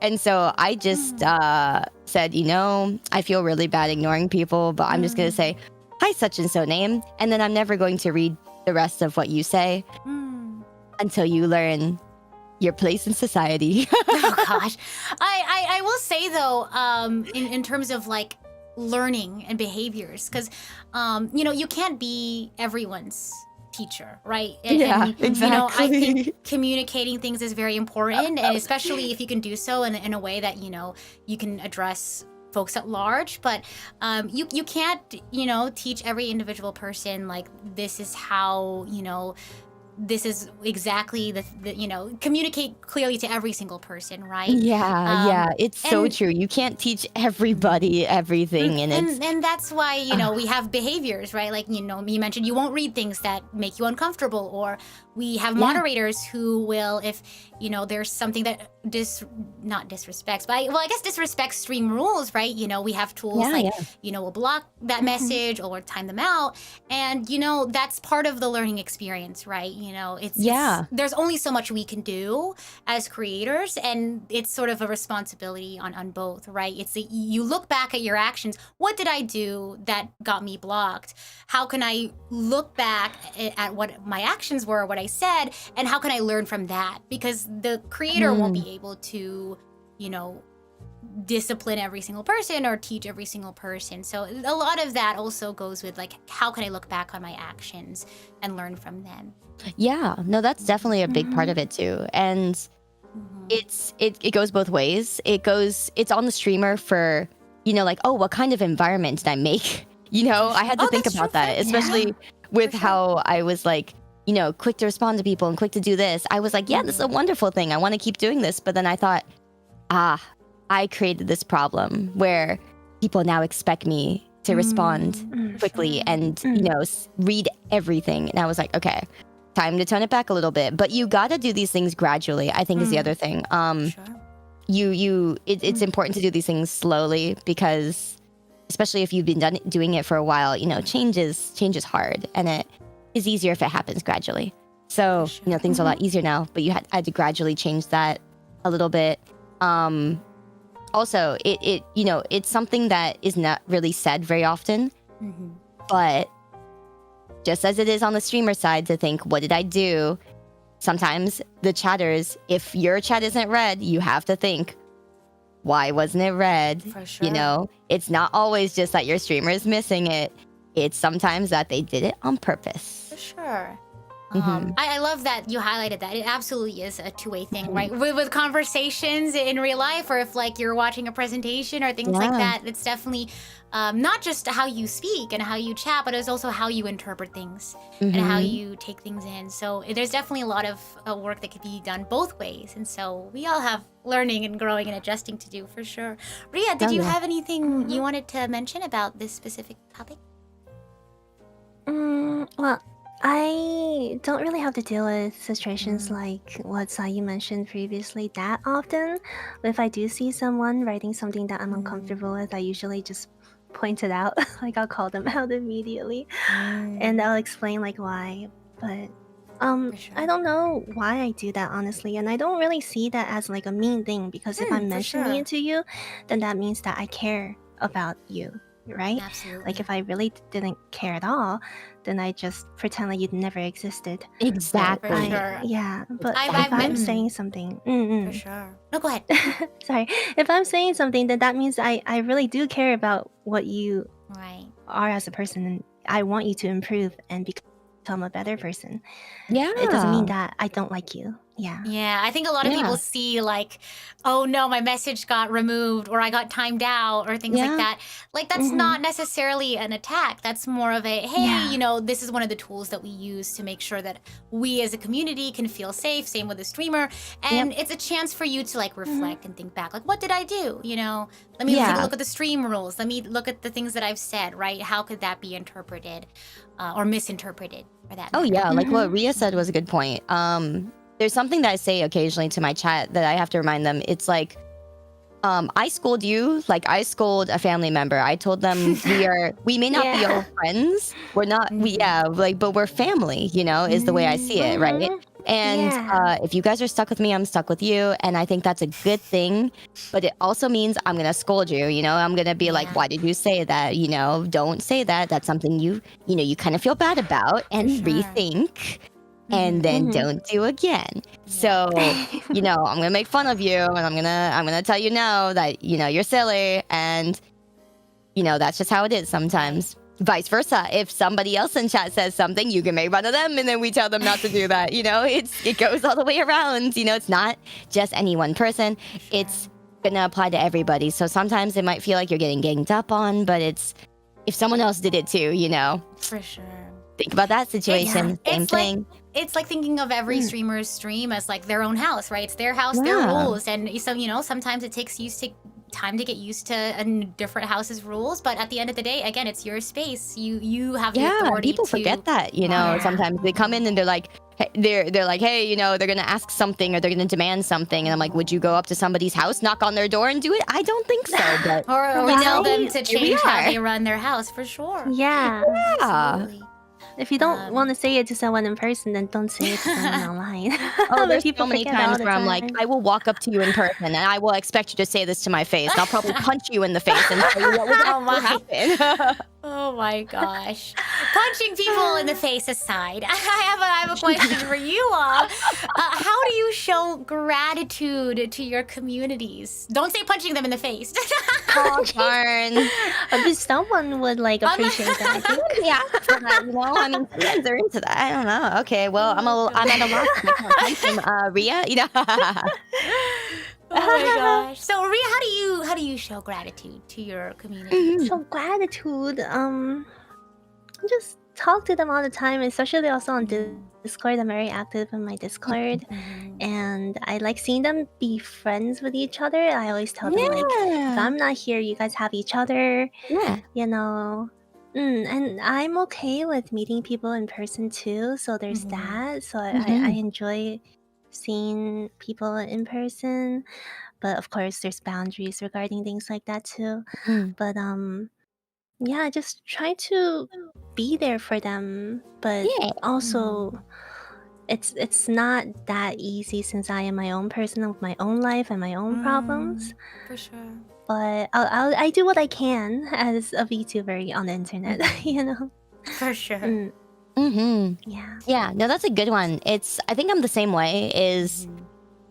I always feel like I'm not able to do too much or do enough, you know. So you know, it's whatever I feel like I can do, which is like Ria said, meeting them in person. I love that. You know, I try to meet them at all these conventions and see people and chat with them, and you know, I don't even mind like, you know, getting to walk around and shop a little bit with with everybody in the community or like talking to them. There's so many times where I've seen them like more recently be like, oh yeah, we're all rooming together. And I was like, oh, that's so beautiful. That is so sad. That's so sweet. Yeah, some of them told me that they're gonna room with each other for like off Kai, and I was like, my heart, yes. Oh, yes.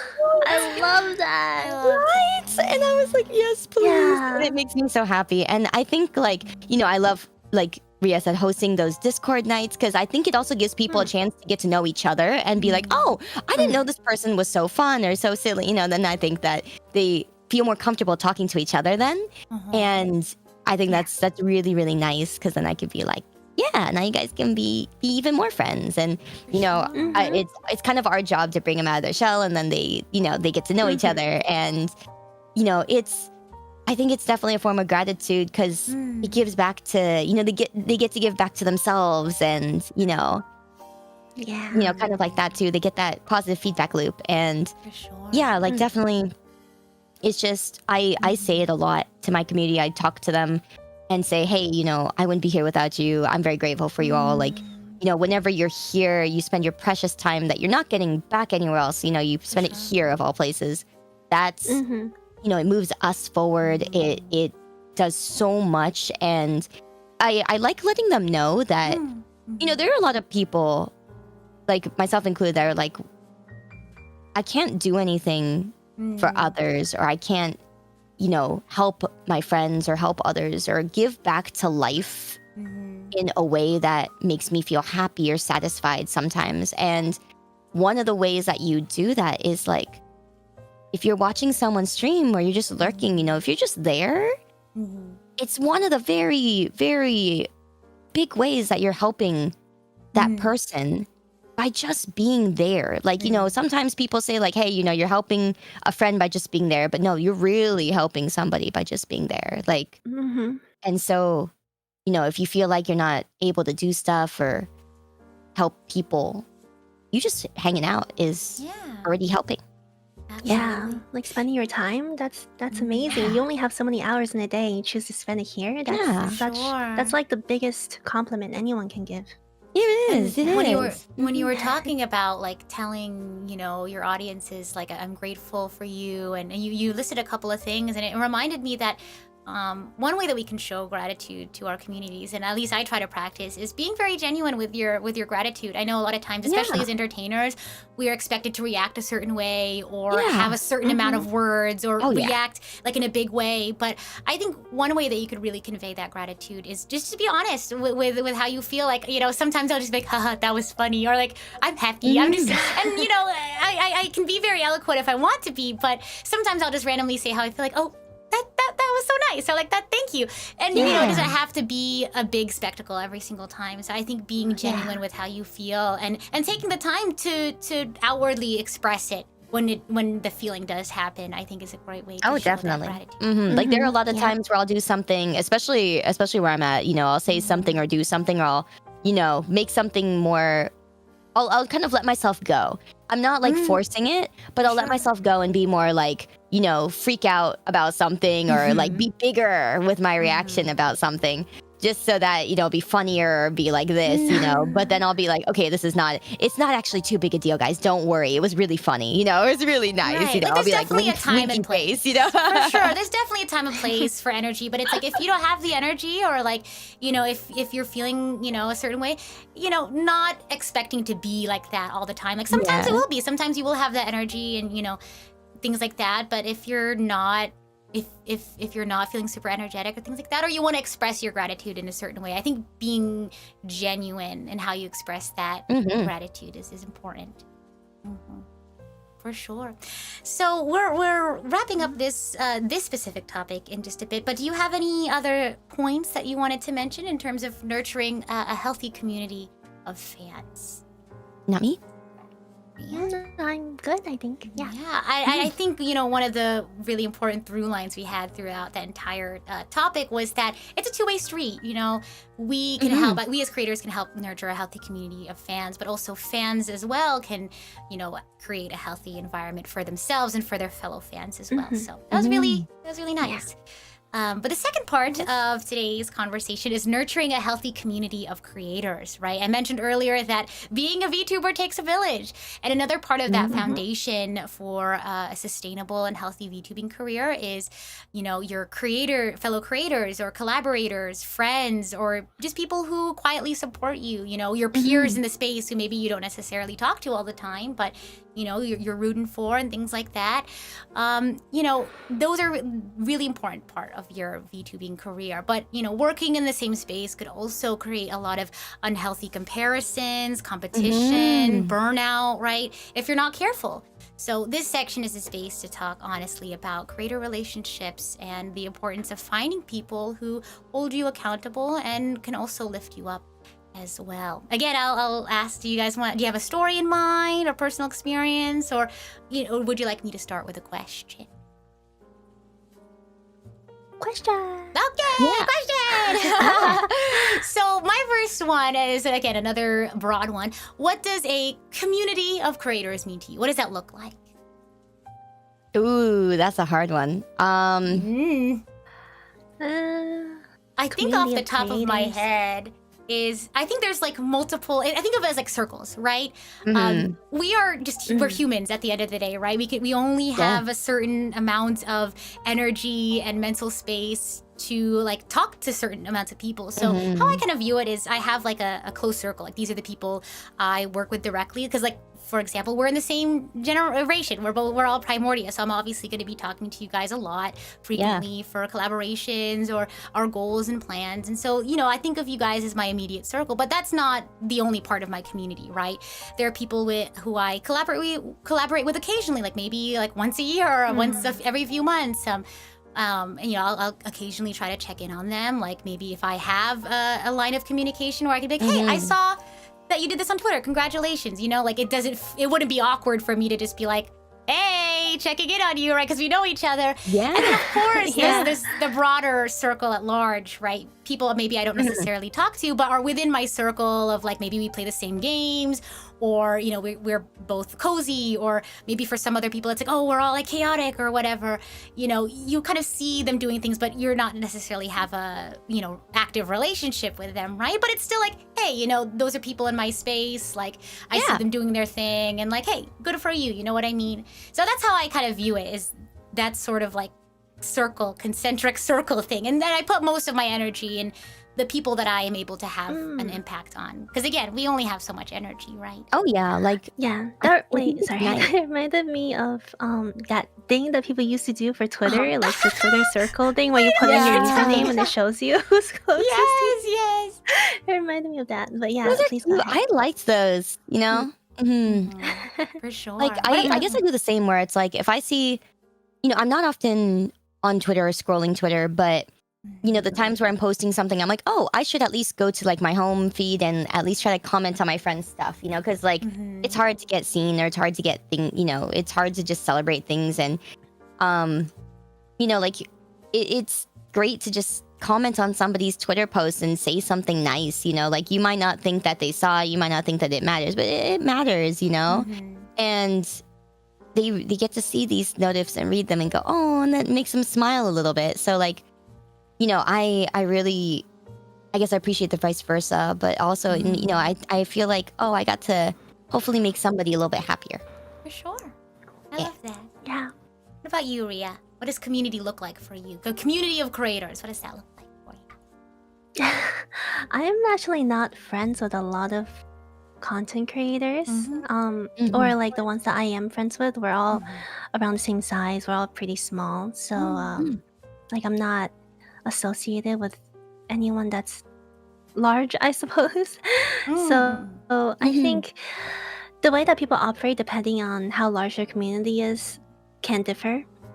And they might have like different priorities in mind. They might have different, I don't know, just it also depends on their jobs, right? Like do they have other obligations and etc., or are they solely focusing on content creation? How much do they care about what they do? Is it like a hobby, or is it like a really important job for them? So because of that, all my friends are very lax in the way that they do content creation. So we hang out a lot, play a lot of games together, etc. We don't really focus on making content for the sake of making content, I guess. Yeah. And I don't really interact with people who do that, like just make content because they want to grow. That sometimes, yeah. It's very much like I'm kind of a 50-50, where I mostly want to be able to have fun so that others around me can have fun as well. And For sure. but there's definitely like sometimes where I'm like, ooh, I should do this, or I have to do this to kind of, you know, grow for my, you know, not just for me, for the sake of my community as well. For sure. Yeah. In terms of, you know, this community of creators, whatever that might look to you, whether it's, you know, you consider it as like, you know, the space of the industry that you occupy, right? Or maybe, again, for Ria, it's more so like the people that you more directly, you know, interact with, whether that's a small number or whatever the case may be. How do you create an environment that encourages you and your peers to act responsibly? And how can we create an environment where we feel comfortable doing so? How do we create a space where we feel comfortable holding our peers accountable and holding one another accountable?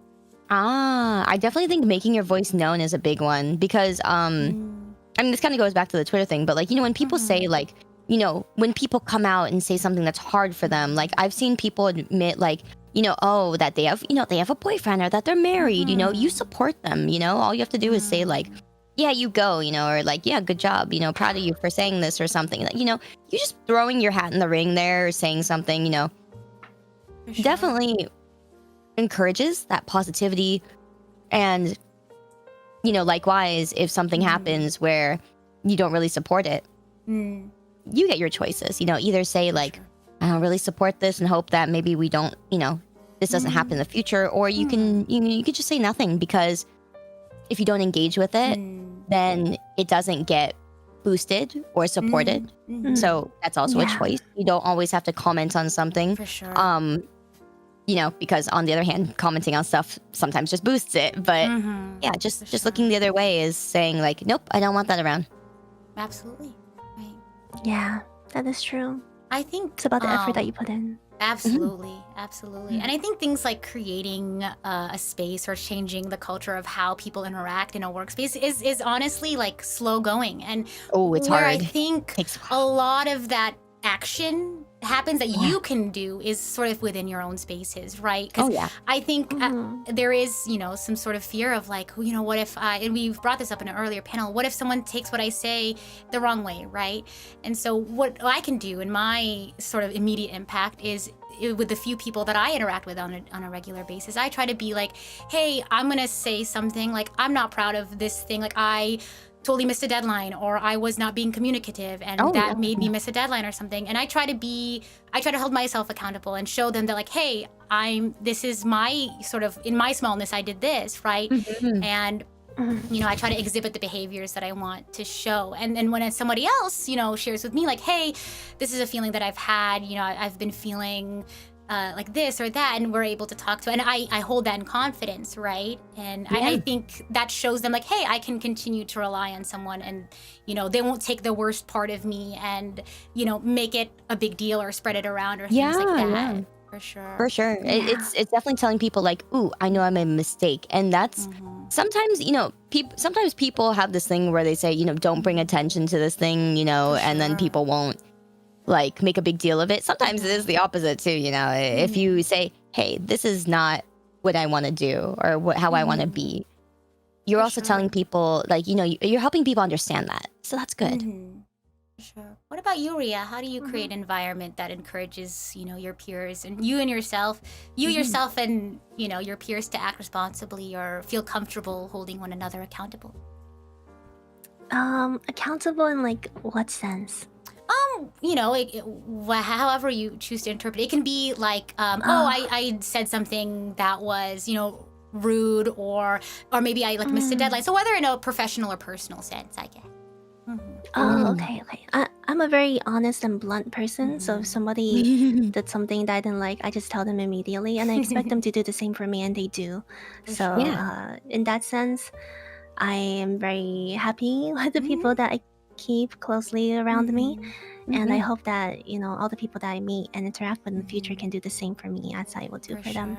Because, you know, you can't fix anything if you don't address it first. Absolutely. Yeah. And I think like that, absolutely. Like, you know, you can't fix anything until you say something. And a lot of times it's difficult to do that, right? Like maybe you need to cool off first and then come back and say like, hey, this was my perspective on it. Like, you know, maybe right away you're going to have a lot of feelings, but, you know, again, like you said, if nothing's said, nothing can be changed. Yeah, it's a very difficult. I definitely think that's another good point to connect to. Is this might sound negative sometimes, but you have to people have to realize like there are some times where you'll make friends, or you'll get to know people who don't always want to give you back the same amount that you're giving them. And one of those is like what Ria said. You know, she's blunt and honest with people, and we'll tell them, you know, we'll call them out on things. But not everybody wants that, you know? And there's sometimes where you're gonna hope you can get that out of a friend, or you wish you could, but they're not gonna, most of the time people won't tell you that they don't want that back. And you kind of have to understand, hey, you know, I can tell this person doesn't want that kind of interaction back. And so maybe they're not gonna be someone in my immediate community space, you know? For sure. Yeah. Yeah, and that's you kind of have to understand that, you know, everybody has some things that they care about or that they want to do, and that's just how it is sometimes. Absolutely. And I think that's an important thing to note, because in addition to I guess trying to be honest about, you know, your feelings and communicating things, I think that's also a concept that can be applied to not just the VTuber community, but like the entertainer creator space, or honestly just life in general, right? Like everyone's going to have different needs in terms of like, I'm looking for new friends, or some people have hit the point in their life where it's like, oh, I think I'm good. I'm at the point where I've have my circle and my social needs are met.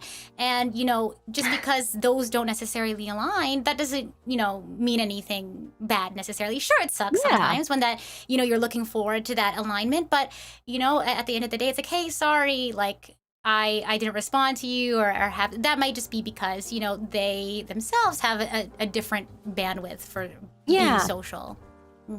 Or maybe they couldn't do it at the moment, and like there's some other, you know, I know there's some times where like, especially as I've gotten like busier, it's not that there are people where I don't want to respond to them at all. It's sometimes I have to put it on hold until I can mentally be there for them as much as I want to be. You know, there's some messages that I've put, oh my god, there's some messages I put on hold for like a few months, where it's just having a conversation with somebody, you know, we're just getting to know each other.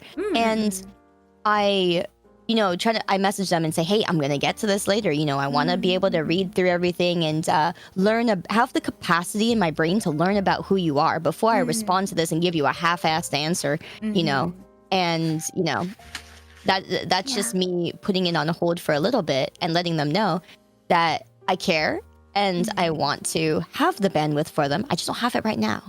For sure.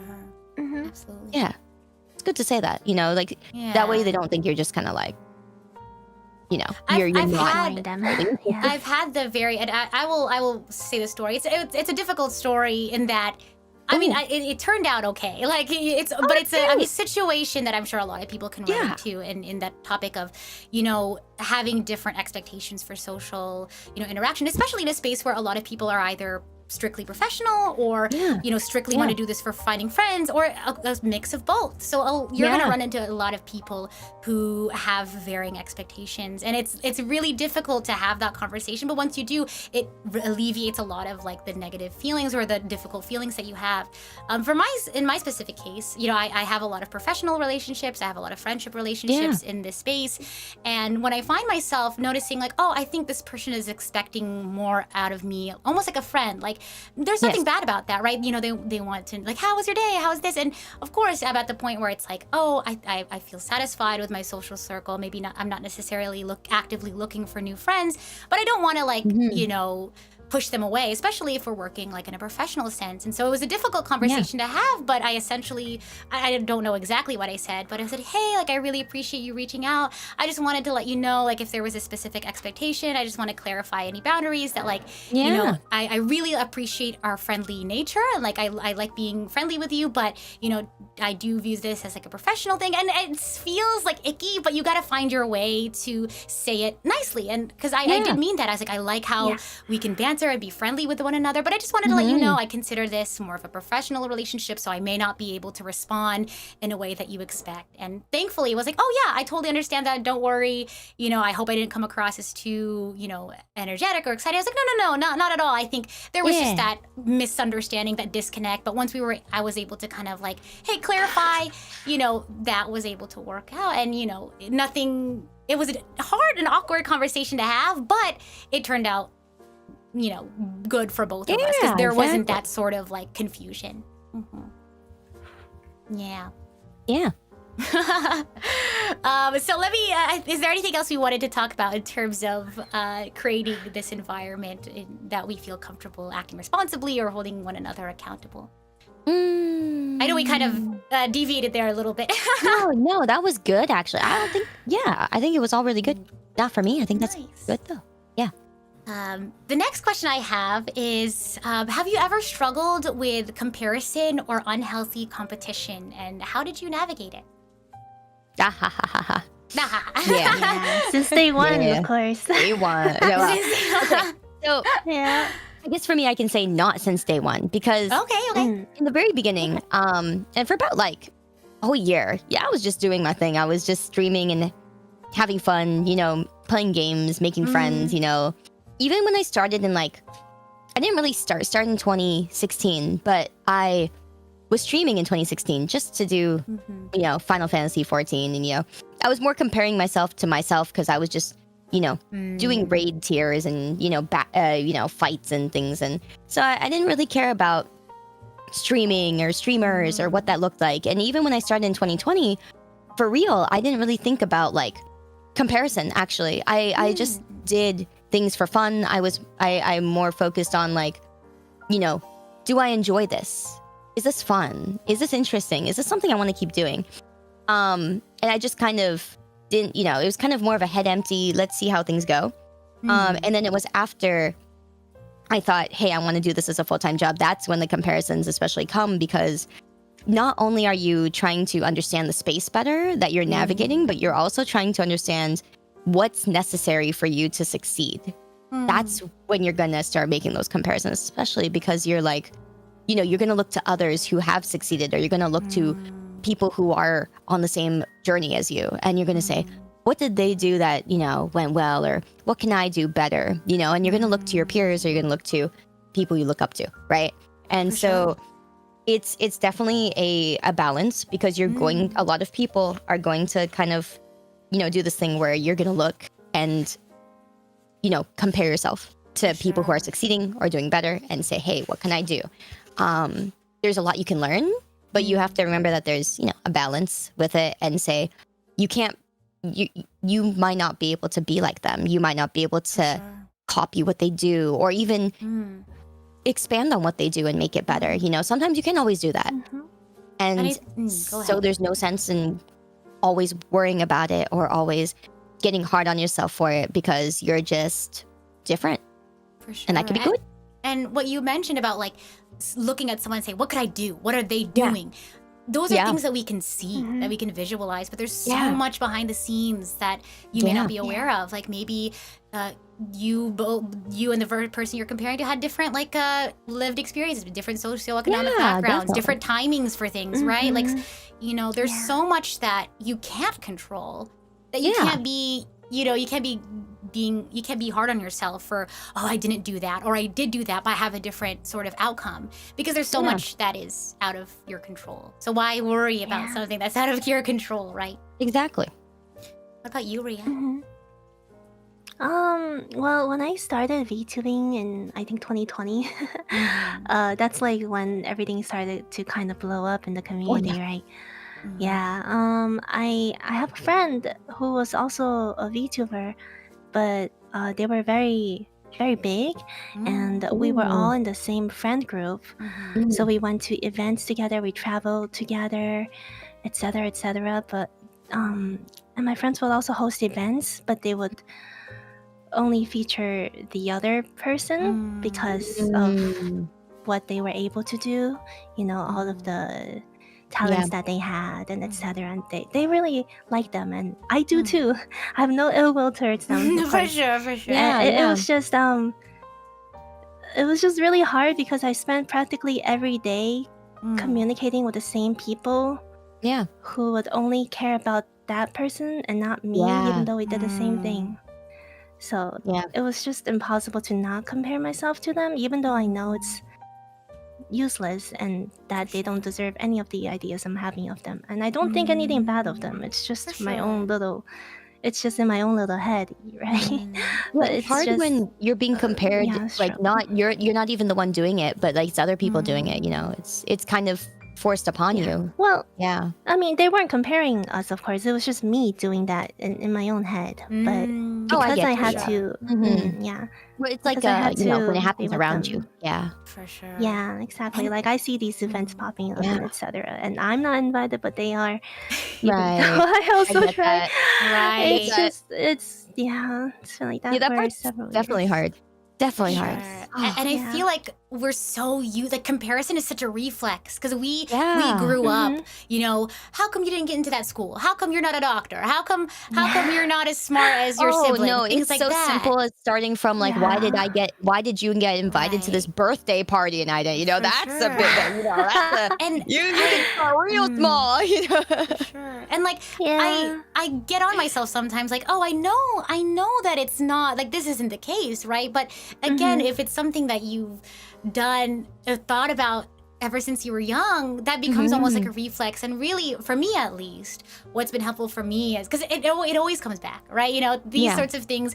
Growth isn't linear. You know, you might put something in your toolkit, it works for a bit, maybe it stops working, right? You constantly have Yeah. to work on it. But for me, it's like self-talk, right? That's Yeah. how I can start to train my brain to unlearn things that I'm used to or honestly is a reflex. So if I can find myself catching like, why do I feel bad about myself because I'm not achieving, you know, I think I should be at this certain point. And then, Yeah. you know, it's like, oh, I can recognize that negative self-talk and tell myself like, hey, no, you're on your own path. You know, you had your own circumstances. Yeah. Look at how you were before. Look how Yeah. much you've grown and look at your achievements. Like, be proud of that. You know what I That's mean? a good point. You know, it's hard to look at that sometimes when you're like, especially in this space, like I'm definitely not like, you know, a small creator. I don't think I'm big, but I'm definitely in that sure. middle way where it's kind of like, you know, I see both sides a lot, you know, the teeter-totter of like, you know, sometimes I get to do things that are big, sometimes I don't. And it's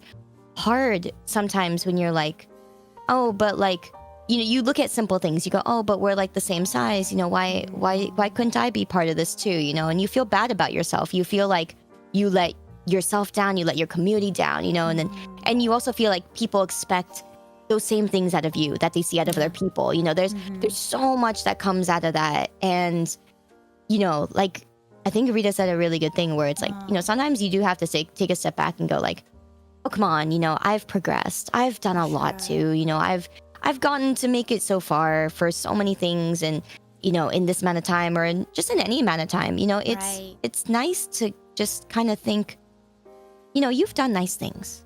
You've done it.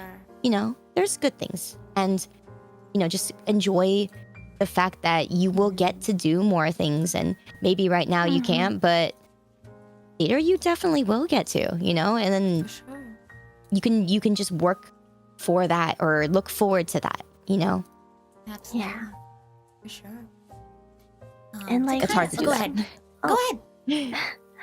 I was gonna say, like, since we all enjoy content creation, we're all having fun doing what we do, then just appreciating the fact that we can do what we do is Absolutely. already like Absolutely. something to appreciate. Yeah. Yeah. Right. I think we often, you know, forget that. We do. take things for granted, right? Yeah. It's similar yeah. to how, like, you know, because it's not something you have to think about. Like, I liken this to, like, folks who are, like, able-bodied. You know, you don't think about the fact that I can just walk into this building and not think about Same. it, you know, whereas some Yes. people, you know, aren't able to do that. We take things for granted because it's not a bother to us, right? Yeah, We and take things that's definitely for- something go I've ahead. thought about more as I get older. It's not necessarily because I'm getting older and less able-bodied. No, not always. Sometimes, For sure. but yeah. it's more like sometimes I'll just walk on a street, you know, or I'll travel and I'll walk on a street and I'm going, huh, this would suck if I was in, you know, if I wasn't able to just kind of walk up this way, or if I wasn't able to just go this way. It's hard enough for me right now. Like, it could be harder, you know, it could be. Right. And there's so many times. I think the other thing is like, as creators, also why I tell people to touch grass. It's Yeah. sometimes we forget that we have such an insanely way that, you know, I hope, you know, sometimes I worry about jinxing it, but For sure. let's say, you know, you have something, let's say, you know, you get sick one day and you don't want to go to work or something like that. It's way easier for us to just say like, oh, Absolutely. I'm not going to stream right now because I'm, you know, sick on or something like that, you know, and just turn away. Like, all we have to do is text on social media. That's so crazy, you know, and we're off the hook. And like, there's that compared to like begging your boss for like, you know, being able to do this or something like that, or letting down a whole team, you know, like it's so different, and it's such a big boon already that I'm already so grateful for. Like the fact that I get to live like, nocturnal, or I get to, change up my schedule. And it's even more glaring when we're touching grass, and then one day you just want to touch grass, and instead of work. It's such a huge boon, and I think that really grounds you, a lot. Right. You think about, I wouldn't have my model if it weren't for the people that supported me and for like the opportunities I was given. There's so many amazing things that I wouldn't have been able to do, and I wouldn't be able to do what I love here today if it weren't for. And so sometimes it's like you kind of have to think about that when you're like, oh, I feel like I should be bigger, or I feel like I should be doing things. Because sometimes I don't even realize like the fact that I even have such a platform, or I have a model to begin with, is because I've been so lucky to be supported by people who believed in me, or people who saw my potential, for sure. Yeah. And I think it's kind of even more so for my position. There was definitely a time where it was like, I was like alone, and I was like, okay, well, I'm not really alone. There are people who are still willing to, stand by me and say like, hey, I want to support this person, even though it's not to their benefit, even though it's not to like their advantage. And I'm like, it's still hard for me to believe sometimes that there are people who were like, yes, she's my friend, or like, saying that even though it was like not popular to, or not, it wouldn't help them for that, and that's such a big thing, that they're really good people and that they matter. For sure. Because of that. That you matter because of that. Yeah. But to sort of wrap up this section, this part of the conversation, what advice would you give to someone looking to build genuine work relationships, or even friendships in the creator space? It doesn't have to be related to common ground. Okay. Yeah, for sure. Let it happen naturally. Just kind of 100%. Honestly, head empty, my dude. If you have fun with them, just think about that. If you're not, then that's cool. It doesn't matter if you don't have fun with them. It doesn't matter about the size either way. If you have fun with them and they're big, cool. If you have fun with them and they're small, cool. Does it matter? Nah, it shouldn't. So don't let it matter. Just have fun, make your friends. And that phrase where people say, hey, you never know who might be big someday. It could be you. It could be your friend who has got like one viewer, just treat everyone equally. And like, you never know, maybe karma comes back around. It's like, if you don't love me at my insert small number of subscribers, then you don't deserve me at my, not saying that there's a value, not saying that there's value associated with how many subscribers you had. That's not what I'm saying. But that's true. Right, a lot of people go ahead. Yeah, it's also the thing where like, I've had people that came and talked to me more when I got bigger, and I don't mind that at the end of the day too. Because you guys got to realize, not everybody who's like just happening to talk to you more, or now is starting to talk to you just because you got bigger, is in it for, in it to win it. Sometimes they just didn't see you or notice you because the algorithm didn't bring you to them. Sometimes they just didn't know you had so much in you. Maybe they just have a newfound respect for you. Like that's cool. Don't assume that everyone's out there to just get some of your pie. For sure. And I think it can be very difficult for people who may have had experiences like previous bad experiences, and I can understand that. It takes a lot of strength to just be like, you know what, I'm gonna give them the benefit of the doubt and hope that they're not, just wanting to talk to me, just because I'm with a certain number of subscribers, or because I have a certain opportunity. Or maybe you could just give them share some of your pie. I'm willing to share some of the pie. If they take the pie and walk away, that's cool. There's more. I can make more pie. It's fine. For sure. End of the world. At least I knew I was nice to them the way that I want to be nice to people. That's a big one, Yes. Well, thank you guys for your thoughts. Unless you're mean, then I will. Nom nom nom nom nom. Well, thank you guys for your thoughts on this topic. We'll go ahead and move on to our last topic before we have our little Q&A section at the end. And this last section is navigating growth, staying grounded through fame and business. And this is going to be a little tangentially related to the topic that we just had. But as our channels grow and as we grow and as time goes forward, sometimes the stakes can go up too, especially those who are aspiring to create careers out of their passions, right? Audience numbers go up, CCV goes up, things like that. More opportunities present themselves to you. And so does that pressure, right? To feel like you need to quote unquote keep up. So in this section, we'll talk a little bit about how we can stay rooted in our values ourselves, what we stand for as we navigate business or building a brand, and what emotional toll growing has on us. So I'll go ahead and start. I noticed a pattern here. I'll start with a question for you guys. What does success mean to you, and has that changed at all? Oh, that's a good question. I have a lot of can of worms on that one. Yeah, Ria, do you want to start? Yeah. No, I want to listen to you. Yeah, you talked about the can of worms. Now you gotta open it. Oh, okay, all right. Yeah. Let's grabbing the rubber gloves and unscrewing that. No, it's more like I think there's a lot of different angles of success. I think the most obvious one nowadays is, can you support yourself, right? Like, can you monetarily say, hey, I can keep doing this and have it not really affect my content or my thought processes that much? Because I think one of the biggest things was when I was first starting to be full-time, I kind of pivoted really early because I knew I really wanted this.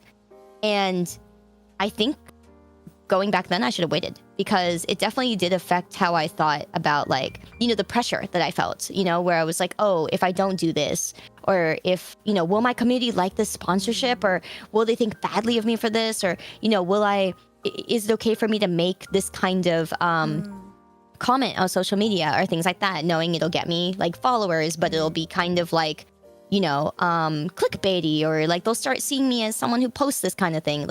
It's you do things or consider doing things that you might not want to, or you might, think, oh, this is going to make people think differently of me, because you're trying to be more monetarily stable, right?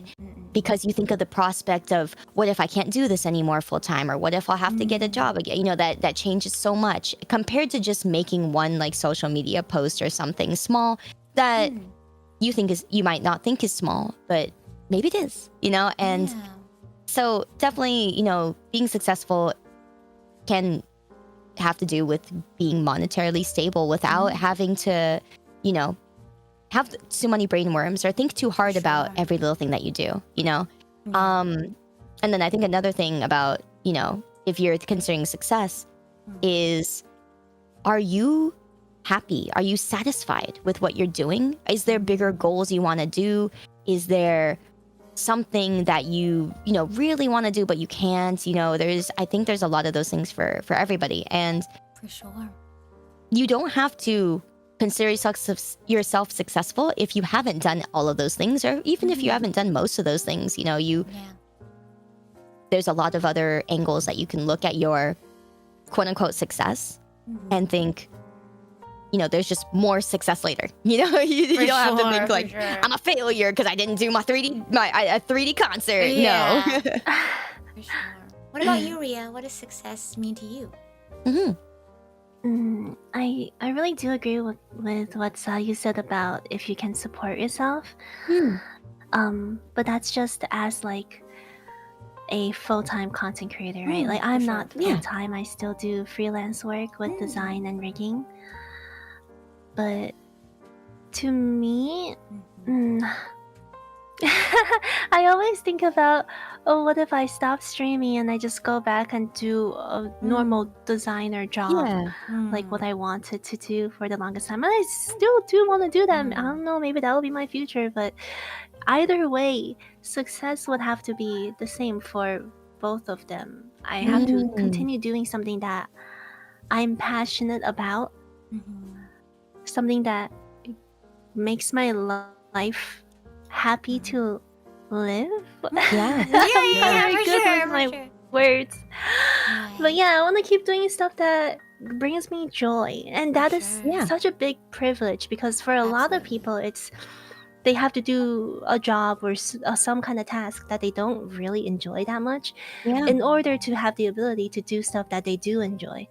Mhm. But here I am sitting down doing all the stuff that I do enjoy to support myself. And maybe in that sense I'm already successful, you know? For sure. Yeah, I think like Maybe you say you do like that is freelancing, success. but like your freelancing is also kind of Yeah. part of content creating, you know? You're supporting Yeah. content creators and you are still in the Mm. space. So yeah, I could say that's still Mhm. full time. I think for me, when people talk Thanks. about their vision of success or their dreams or their aspirations, I've kind of talked about this before, but if you can imagine like the shiny trophy that you get at the end of, right? Like what you mentioned, like my 3D concert, or I want to hit like this number of subscribers. That's your shiny trophy that you're trying to get at the end, right? That's your goal. That's your dream. But Yeah. I think a lot of people get tunnel vision on just that trophy, but they don't realize that getting that trophy also means, you know, a lot of sacrifices and a lot of the input. And what you need to think about is what you yourself are willing to sacrifice or put in, right? So like, let's say your goal is, I don't know, a certain number of subscribers, right? But what that would include is also like, you know, you sacrificing, you know, sleep or money or whatever, your relationships with your family, your friends, your loved ones, right? And for some people, that'll look a little different, right? Like, okay, maybe I am, you know, for me, it's like, this is what success looks like in addition to all the other things, right? And that's going to be different for everyone. But so often I feel like people are just focused on the one thing and they finally get their trophy, right? Like, oh, this is what I wanted. But then it's like, why do I still feel terrible, right? It's because you didn't look at everything else. You didn't look at the whole picture. And you weren't able to satisfy all those sort of like prerequisites that are associated with your dream, with your goal. And, you know, you kind of end up there and it's like, wait, I feel bad. Why? But that's something I like to think about a lot when it comes to for sure. reaching a goal. It's all in balance, you know? Sometimes you're going to have to give something up that you didn't think you'd have to, but For sure. And it's what you are willing to. Everyone's goal to their personal shiny trophy is different from everyone else's. So Exactly. Yeah, don't feel bad if you want to like if someone else wants to give up something and you're like I can't bring myself to do that, you know, it's fine, that's you know. okay. Yeah, that's you. You shouldn't feel bad for you and yourself. How do you catch yourself when you start kind of weaving off course? Like you're like, oh, you know, that's not really true to my values, or that's not really true to my goal as a creator. How do you get back on when you catch yourself weaving off course? I think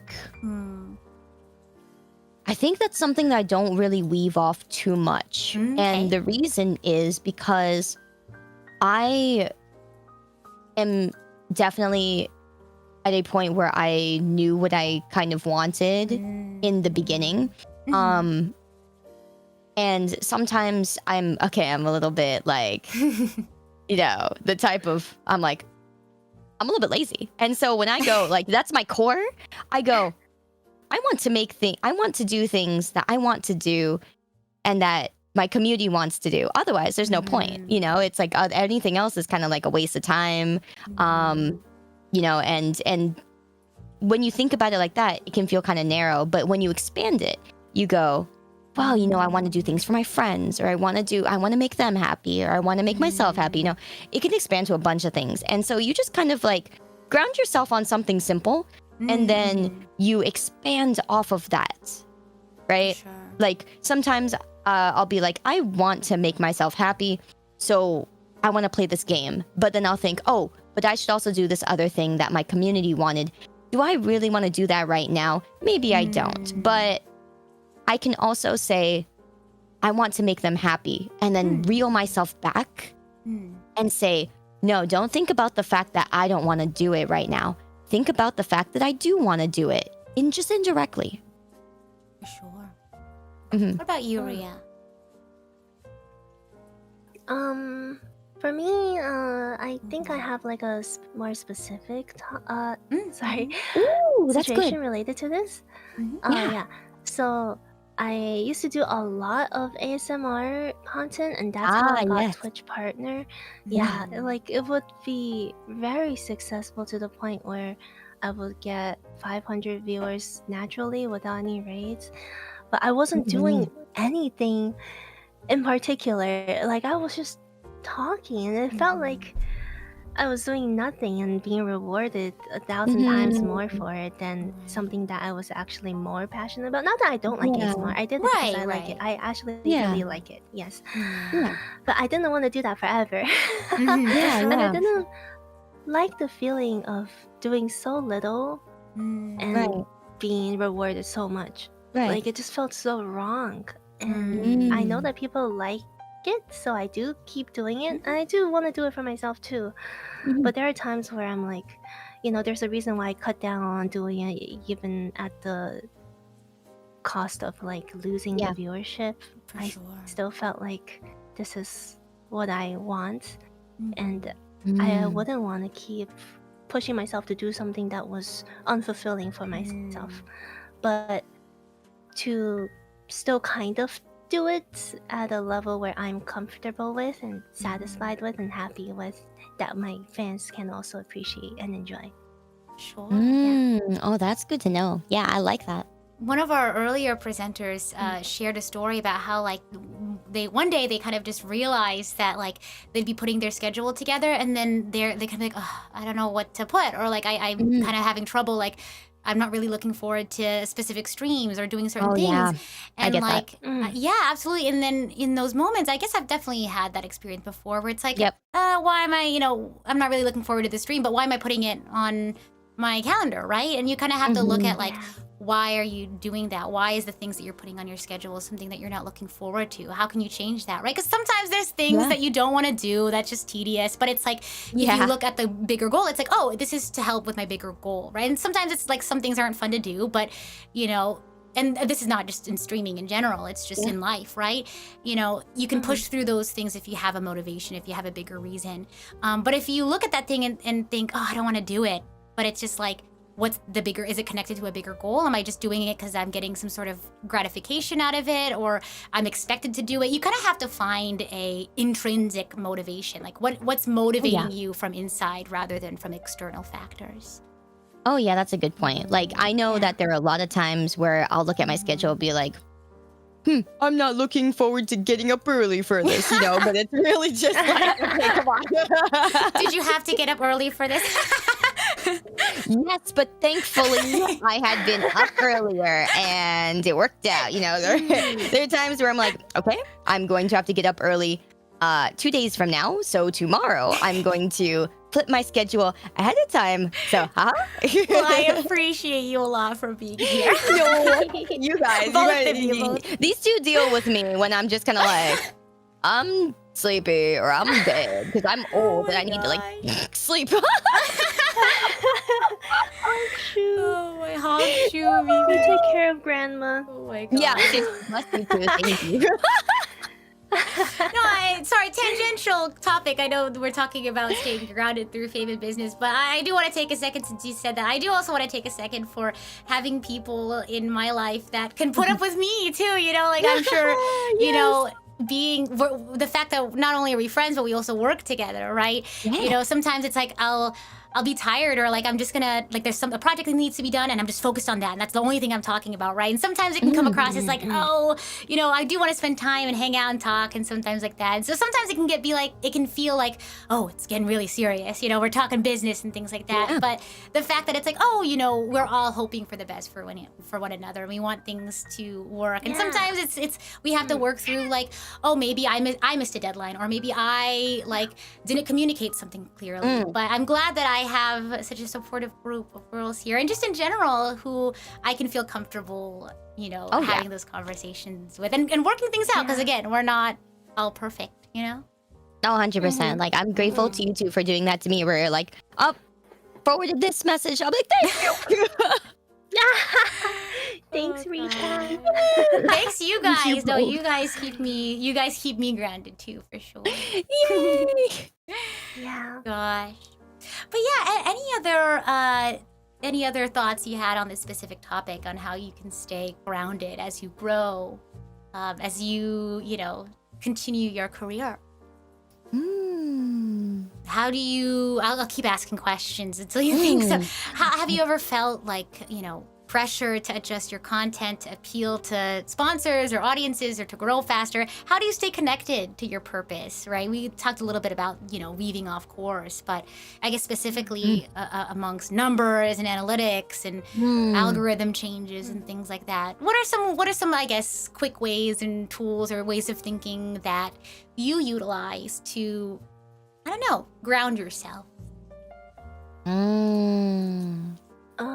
Well, kind of like when we were just joining NOAA Talent, and they helped us like think about all of the new things that we can try to incorporate into our list of things that we do, and just thinking about all the other opportunities that you haven't dipped your toe in yet might help with being able to attract a new audience, but also still be something that you enjoy doing.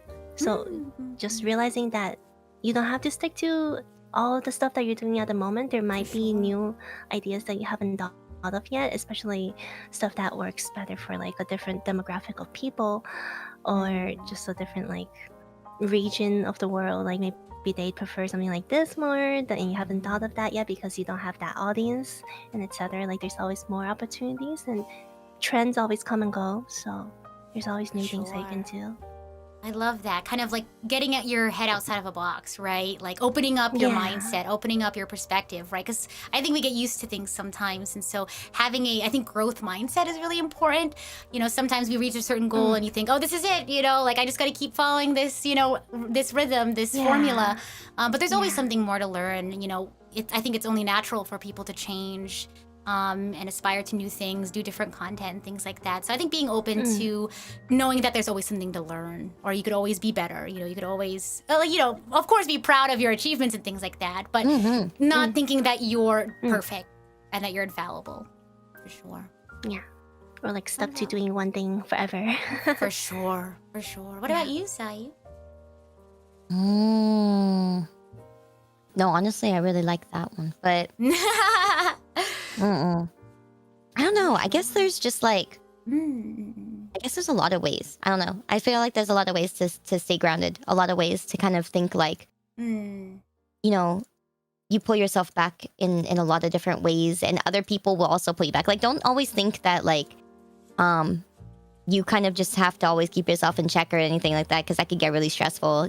Sometimes you can, just consult a friend and be like, I want to do this. Do you think like, do you think like this is something I do, or do you think this, people will think a certain way about this, or would you feel a certain way about this? So it's fine to think that and ask people. Yeah. I think like it's so easy to get caught up in like everything that's going on, right? You kind of don't stop to think because there's always something that you have to think about or worry about. But I think this applies to a lot of things, but allowing yourself time to think about how you're feeling, and even though that doesn't feel great all the time, right? And it's a skill you have to develop. You can't, it's not something that can come easily, right? If you're not used to it, but sitting down and allowing yourself to be mindful, right? How am I feeling right now? How am I feeling about this and that? And if I am feeling not great, why? Like, what's the cause of that? And is there something I can do about that? And I think again, like, it's so fast paced, this world, that we forget to do that. I'm sure I forget to do that too sometimes. I get so caught up in things. It feels like the world is crashing down, I'm sure, but being able to sit down with maybe not the most comfortable feelings, right? Like, it's not fun sitting down and thinking about why you feel sad or unfulfilled, right? But being able to do so and address the root cause is the first step to fixing the problem. Yeah. For sure. And you're not alone. And you're not alone! Ask your peers. Yeah, for sure. Grateful to have you and all of my, all of my friends in this space to rely on. For sure. Well, thank you guys for your thoughts on this topic. Did you have any more? So I didn't want to interrupt you on this specific topic. I think I'm good. Yeah. Right.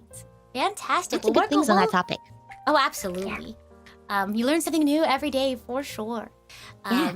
But that'll go ahead and lead us to our Q&A section. So if you're on the YouTube side, unfortunately, sorry, we're just going to keep in one place to keep things nice and simple. So if you're on the YouTube side, we enabled the Q&A feature. So if you have any questions from there, please feel free to ask a question, and I will go ahead and field the questions to Sayu and Ria here. And to myself, I guess, I'll field the questions to myself. But if you missed out on the first part, if you just need a friendly reminder, if you want an idea of what questions to ask, the first part was about nurturing a healthy community of fans, the practices that we've developed to build trust and warmth in our fan base, how we can build healthy boundaries with our audiences, not just, creating a space where fans can behave, respectfully, but also us as creators and how we perceive our audiences and our fans.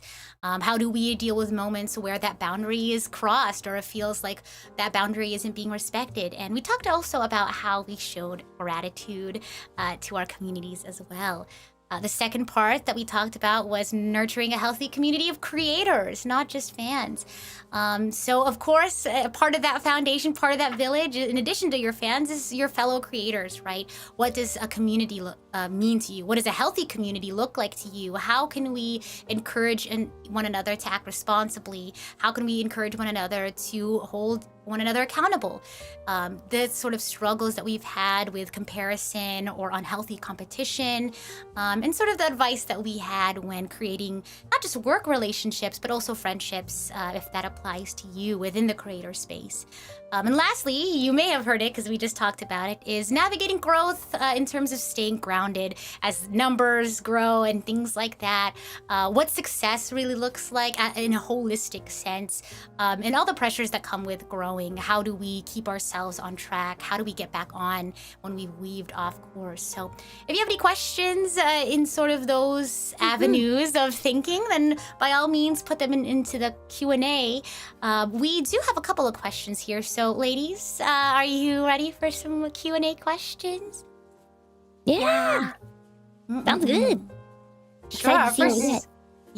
So our first question here is, would you say keeping busy helps as well as staying away from negativity, whether it's social media, the news, drama, etc.? And I guess helps in terms of staying grounded, I guess helps in the context of the conversations we've had today. Oh, that's a really good question. Yes. In what ways have you found it helpful or useful? Because if you're busy, you can't look at other crap. Honestly, like, go touch grass. You're talking to friends, make friends. Like, in between trying to juggle all your DMs with friends and planning things to do together, even just, hanging out with your friends, takes time out of your day to plan all those things and, schedule things. Like, and then on top of that, when you're doing your content stuff, you're scheduling and planning that. And then when you're going out, you're also taking time to commute or do that. Honestly, there's no time to look at all the crazy bad stuff in the world. Where's the time? Right. And in the times that you do have the space to I guess, interact with things that maybe are important to you or passionate to you, then you can approach those things, with a productive mindset rather than just like doom scrolling and like getting mad for no reason. You can have your own time where you can take that energy, whether it's your anger, your sadness, and turn that into something productive, right? For sure. Yeah, and like if there's something bothering you, if you're preoccupied with other things, and especially hanging out with other people, talking to them, you'll have that time to reflect on it rather than sulking about it by yourself. Yeah. For sure. Yeah, absolutely. Yeah. I guess it's like I mentioned this in an earlier panel, but when you sort of surround yourself with your work all the time, it kind of becomes like your whole reality, right? When in reality, that's not the case, right? It just feels that way. Like this is everything. This is like all that is ever there. So whenever something happens, good or bad, it feels a lot more extreme. And I feel like being able to have a lifeline, and maybe it's like, maybe you aren't able to meet people in person, but having a lifeline, maybe online outside of, content creation or sort of that like business-minded brain, it can kind of Yeah. honestly Yeah. open up your perspective of the world. Like, hey, you know what? Not everything is about numbers, right? You know, do I feel fulfilled with my friendships? Do I feel fulfilled with my health? Things like that. It really opens up when you're able to keep yourself busy with something else. Yeah. For sure. We have But another this is question. just one part of your life. Exactly. And I think that can be with anything, right? Like, it's unhealthy to make one thing your whole life, whether that's your career, you know, your physical health, right? How you look, etc. I think there's a balance that's needed for sure. Exactly. We have another question. Going forward, what's one kind of goal that you have with content creation? Just small, big or small, vague or specific. What are some of your goals with content creation? Oh, I want to know Ria's goals. My goals? Yeah. Well, obviously I have the shiny trophy goals, but that's just like kind of like a cherry on top kind of thing. I want to find something that that I like doing, but the majority of people also enjoy it. Like, is this something that suits me? I get that. Am I good at doing this thing? Just because I enjoy doing it and I have fun doing it doesn't mean that other people might feel the same way about it that I do. Like, it's kind of weird because you think if you love it, maybe your personality just isn't cut out for it or something, and you can't really see that because you only have your own point of view. I want to find something that I really enjoy that other people can also really enjoy. Maybe I have already found it. I'm not doing it the right way, or I'm not doing certain other things that involve it, and etc. So perhaps that's the reason why I'm struggling a lot right now. Yeah, But perhaps I get that. someday I don't have to. Oh, I get that so hard. It's so hard sometimes, like, because unless you have, like, you know, a lot of people we see in the space have like very glaring or very clear like hobbies or talents or skills that they've built themselves on, and you know, it's really easy to bring that into the space and say, I know I love this thing, and you just, you know, you power forward with this thing that you've loved. But sometimes, you know, when you've just loved a lot of different things, For sure. it's hard to pick one or do that one thing and focus on it, when sometimes you're met with, like, you know, not backlash, but you're just met with the difficulty of like, hey, this is not gonna get you to where you need to go, or this is not going to support you monetarily, even though you enjoy it. It's hard when you're faced with that, you know, that the glaring truth of reality of like, oh man, you know, how do I make this, you know, not just something I enjoy, but something others can enjoy too. It's really hard because no one can give you that answer. For sure. You know, for sure. Like, people can suggest you answers, and you know, it helps to talk with other creators, for sure. But sometimes there's just no answer, and you have to find it, and that can take years. So, you know, I feel like I'm still doing that myself. Like, I'm still trying to find a skill where I like don't hate it, at least, you know, where I don't mind grinding it, but maybe I can help others with it, you know. And it's hard to find. It's like I know what I want, but finding something that meets all those criteria and would make me happy, and then starting to spend time on it, that's hard. Yeah, and it's a constant like uphill battle for sure. 'Cause Yeah, it's like Yeah. for a lot of That- creators, right? It's you're constantly trying to find ways to keep doing what you love, Yeah. and keep loving it and doing it in a sustainable way, whether it's your full time or part time, whatever the case may be. It's a constantly evolving goal, and I would say that's probably one of my like main goals, and I'm sure for a lot of other people as well, is how do I keep doing what I love in a way that's sustainable to my life, my lifestyle. For sure. Yeah, I definitely, I share that goal too, you know, like, especially like with Ria, I'm like, I feel that so hard, trying to find, you know, what works, or at least find a way to make like things I already love maybe work better or something. Yeah. For sure. Yeah, exactly. Like, Yeah. maybe you have found the thing that you are great at and love doing, but you're just not doing it the right way, or putting out content the correct way. Yeah, or Right? maybe there's like an extra way you can make it better, you know, maybe you have something that works and you can make it, you can just change it up and make it different. Absolutely. Yeah. We have another question here, and a friendly reminder for those who maybe just popped in. This is our Q&A section, so if you have any questions specifically pertaining to today's conversations, I only say that because, you know, I invited you all to talk about certain things, and I'm sure there's other things that you were prepared to speak on. So if there's any questions that you have that pertain to the conversations that we had today, please ask away. But I do have a question here. How do you handle the feeling of guilt being unable to participate in supporting your, in this case, your oshi, especially during special events or help in their growth, showing support? What? But you... I guess it depends on what kind of guilt it is, because like you help anyways just by lurking and just by trying to be in their streams, or even if you're watching the VOD, you know, that's plus one view, you know. Yeah, like just always think about the fact that like if you actually really want to do like more for them, think about like just understand what everything you do or could do does for them, right? Like for example, lurking. Some people don't know how like sponsorships quite work. For one, sponsorships often pay creators by their CCV, and so when they have a higher average CCV, they get more you know, they get paid more as a base from sponsorships, or they get higher offers. So if you're just lurking in their chat, you don't have to say a thing.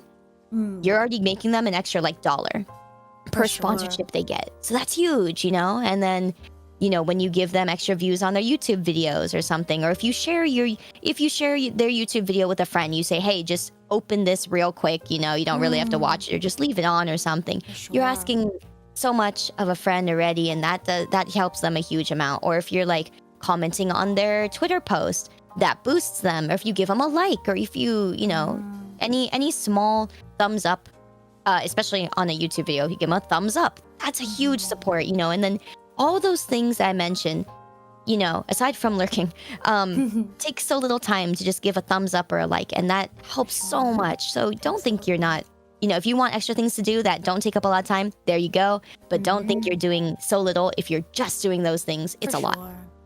Any kind of support counts. Absolutely. And an earlier presenter had mentioned, I really liked this. I actually wrote it down. So let me go find it. I took a lot of random stream of consciousness notes. But essentially the idea is that you shouldn't be needed, but wanted, right? And I think that can go both ways, right? It's not just for how a fan might feel towards the creator, but the same thing with a creator towards their fan. And I think anyone could, you know, maybe fall into this perspective. If, you know, we're only human, right? Like sometimes we want the best from people, and sometimes, you know, we forget that, you know, I'm not responsible for that person's. I want them to be happy, of course, absolutely. You know, from you know, person to person, I would hope for a lot of people's happiness, right? But I am not personally responsible for another person's happiness or health and things like that. I can want it, right? But I'm not needed. Yeah.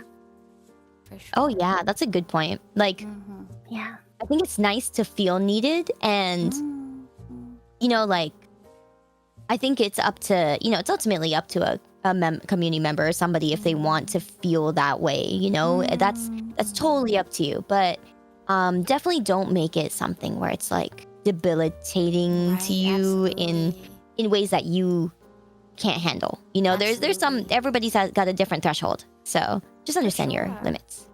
Yeah. Rhea? Yeah. Like, it goes both ways, right? The streamer doesn't want to be someone that the other person needs. Everything is kind of just a cherry on top, but also you don't want to need your audience either. Absolutely.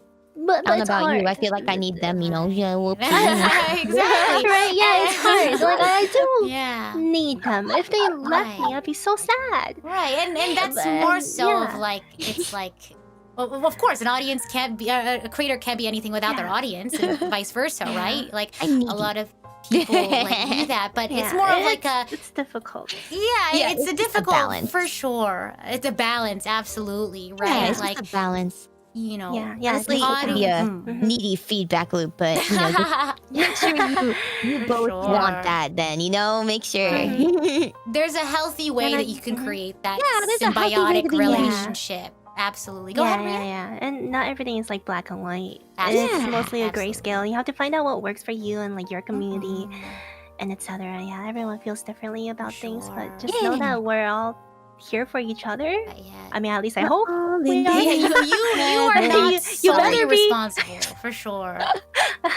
Yeah, Yeah. exactly. Yeah. You are not solely responsible for somebody else's, health and happiness. So don't definitely. That is don't put it definitely all on true. yourself, right? Don't That don't would make be a yourself big feel burden bad. for anyone. For sure. Like you are, like you as a fan, I'm sure are wanted. You as in general, right? Not just the person who asked the question. You, if you're part of a community, of course, it's like you're as part of the community. Of course, you're wanted. You're welcome. But again, you are not solely responsible for that person. So don't feel like every single action of yours, is good or bad, right? And however you can support, whatever way that is definitely helpful so for you. true. For It's sure. definitely not just you. Like, and you're,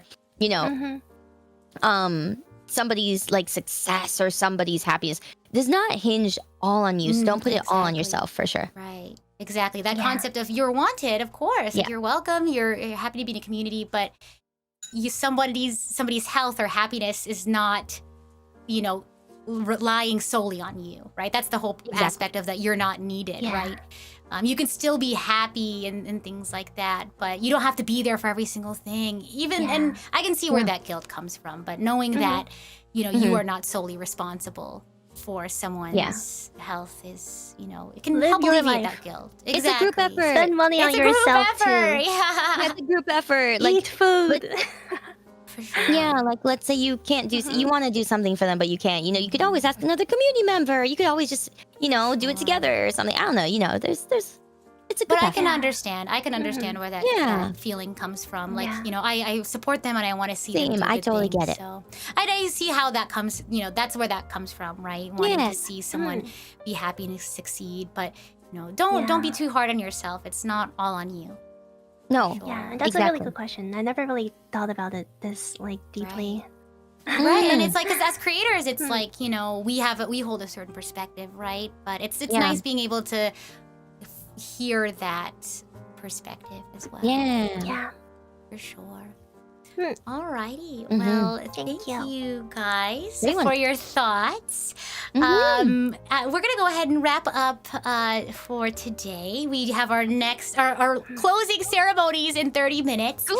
But I wanted to give you guys a couple more minutes if you had anything else you wanted to say, any closing remarks, any takeaways or thoughts, or final pieces of advice that you wanted to share with our community before we wrapped up today. I want to let you guys have that chance. I guess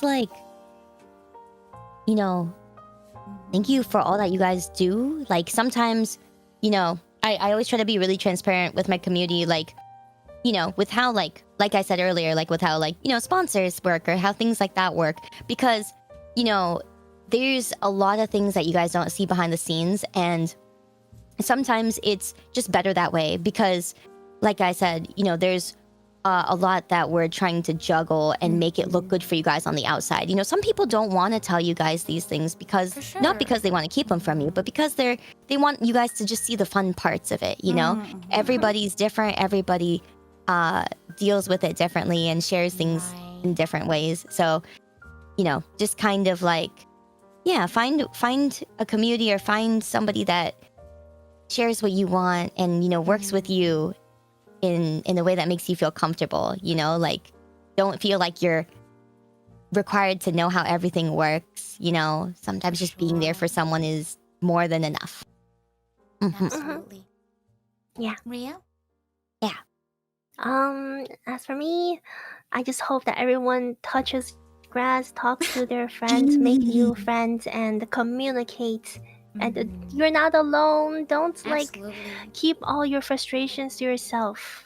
Yeah. But also don't trauma dump it on streams. Yeah. Oh my balance. Yeah, For drama sure. dump it in Balance. Discord or something. We all have Discords. That's what's for. Yeah, do it in the Discord. We're all here for each other, and as we talked about briefly earlier, it's always really nice to see people amongst the same community making friends with each other and just creating new relationships. That's always beautiful to see, and it's just communication, socializing, it's important. Don't put it off. You're a part of this big story, so you should contribute and make yourself appreciate and just enjoy what you have with us, because we're also enjoying it too. Yeah. Don't take things for granted. Yeah. And I guess for me, you know, in line of why we're doing what we're doing today, sharing our stories and our experiences, and I might sound like a broken record, but it's really impactful hearing you guys share your stories and sharing moments, both your highs and your lows. You know, I think a lot of the times there's a lot of shame surrounding, oh, this is a negative feeling I have, whether it's anger or sadness or jealousy or, you know, feeling not confident. But I think, you know, we're only human, right? We feel those things. We're raised a certain way, we're socialized a certain way, and sometimes those things pop up in your head, and you know what matters is how you think about it afterwards, right? What do you do? How do you grow from that? What are your behaviors and your actions? So I want to thank you guys for sharing some of those more difficult thoughts. I think for a lot of people who may be experiencing similar things, who may feel shame because like, oh, I'm sure no one else thinks this way, or oh, there must be something wrong with me. I think no, that's a really good point. Like I see that a lot on Twitter where like, and that's why I try to put a lot of support to those kinds of comments where people are like, oh, I feel bad for thinking this way, but like I feel, you know, bad or guilty, or when I think about this kind of thing, or I feel ashamed that I'm not like, you know, bigger or things like that. Don't feel ashamed for feeling ashamed. Then you're just stagnant, you know?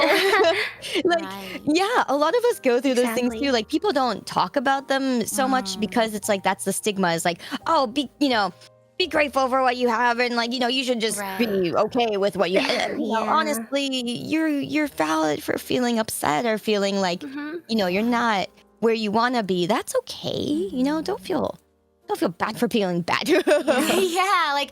Healing is a process, right? And sometimes not even your fault, you know. It takes time, it takes effort. We all have to go through the same kind of process of, you know, first realizing what we don't like and how to make that like a better experience for ourselves. So we all struggle. There's no shame in feeling upset.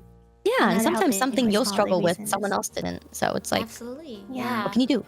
And, or vice versa, like maybe something was easy for you, but it was difficult for someone else, and we shouldn't shame someone for having that. But you know, it can seem so difficult or impossible to change.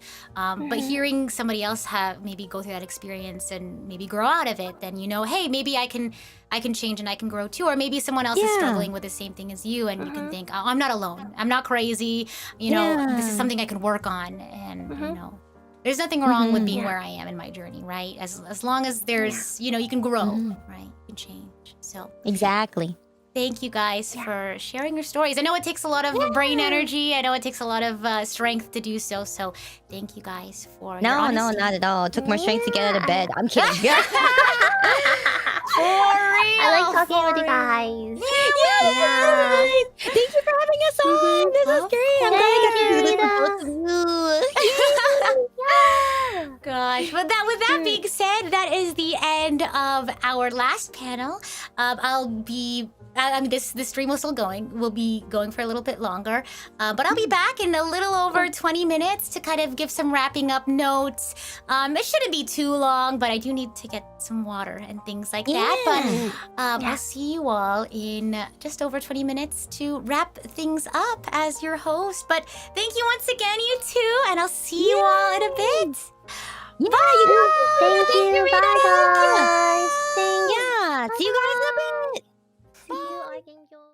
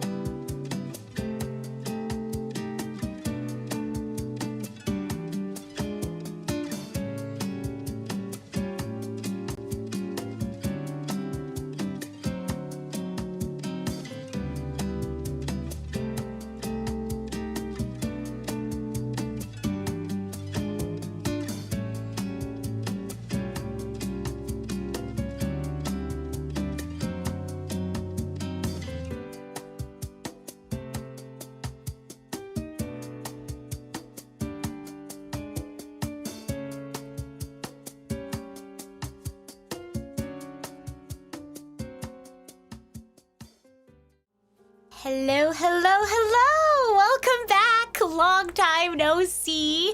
And welcome to the closing ceremonies for this year's ConnectiVT Mental Health Awareness and Charity event. Hopefully, you all had a wonderful time, whether you were here for just a bit of it, or you stuck, through it all the entire time, or if you're watching it in the future. So shout out to our VOD gang.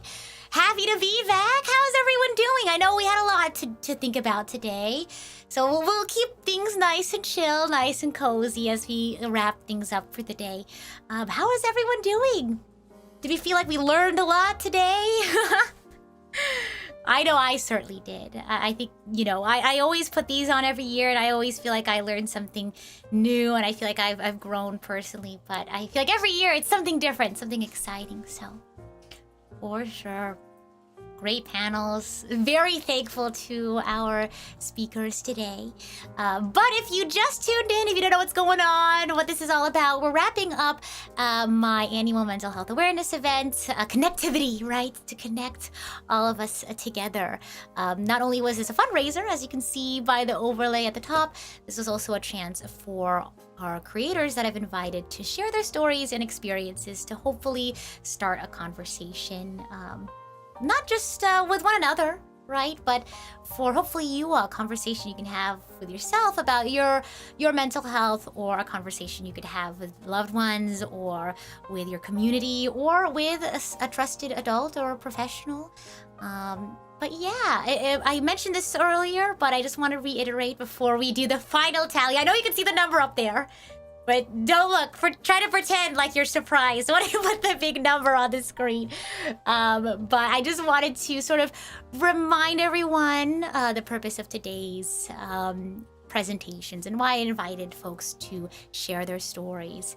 Like I mentioned today, the theme, I guess, for this year, the campaign that NAMI did for the Mental Health Awareness Month event for 2025 was, in every story, there's strength. And I'm hoping, and I'm sure you've seen it today in action, just how powerful it is to hear someone's story, hear their perspective. Everyone's journey is unique, of course. We're all on our own paths, but the strength and both the positive and the negative feelings we may feel can be very universal. And the goal with storytelling and sharing our experience is to highlight the resilience and just how different, but also similar these stories can be, and how we all shape our mental health journeys in our own way. So this campaign, again, showcases just how powerful storytelling is, not just for connecting one another, right? And understanding that we're not alone in this, but also understanding of how we feel and, maybe in the good and the bad, and how we can grow from them. And also hope, right? For people navigating their own mental health path. Like I mentioned, it reminds you that you're not alone. And it shows you that there is ways to improve, and that there is ways to get better, and that, again, if you're struggling with something, you're not the only one who is. So again, I want to thank the speakers for their time and their energy, because every story that they shared is truly a showcase that, there's a chance for recovery, and that there's strength within all of us, no matter where you are in your journey. Me personally, I hope you don't mind if I get a little personal in terms of what I've sort of understood from today. We talked a little bit about how oftentimes if we spend so much time online and we find ourselves doom scrolling, and, we get so caught up in the swing of things, and oftentimes it feels like there's nothing but, negative energy, right? It just feels like there's so much drama, and it feels like everyone's out to get you or something like that, or everywhere you turn it just feels so draining, and it feels so negative, right?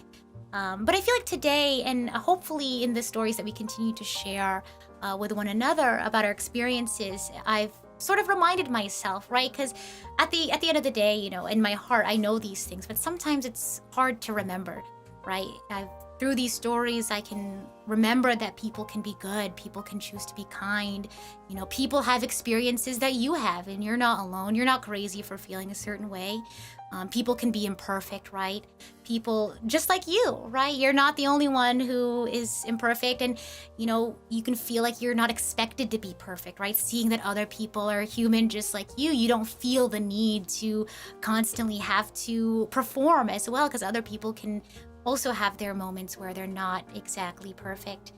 People can also be struggling like you. And again, I mentioned this a million times, but you know, it really hammers home, because I think a lot of us can relate that, you know, just knowing that you are not alone in an experience, in a feeling, is powerful, right? Because you know that you're not crazy, you're not cuckoo crazy, and that there's ways that you can improve, right? If you see someone who had a similar experience, who was able to, you know, overcome that, how did they overcome that? What are some ways I can overcome that? Maybe I'll get an idea from someone on how I can potentially apply that to my own journey. Or again, if someone is also struggling as well, it's, you know, you can see what sorts of things like they might be working on, or that they might be thinking of. It's very powerful in that regard.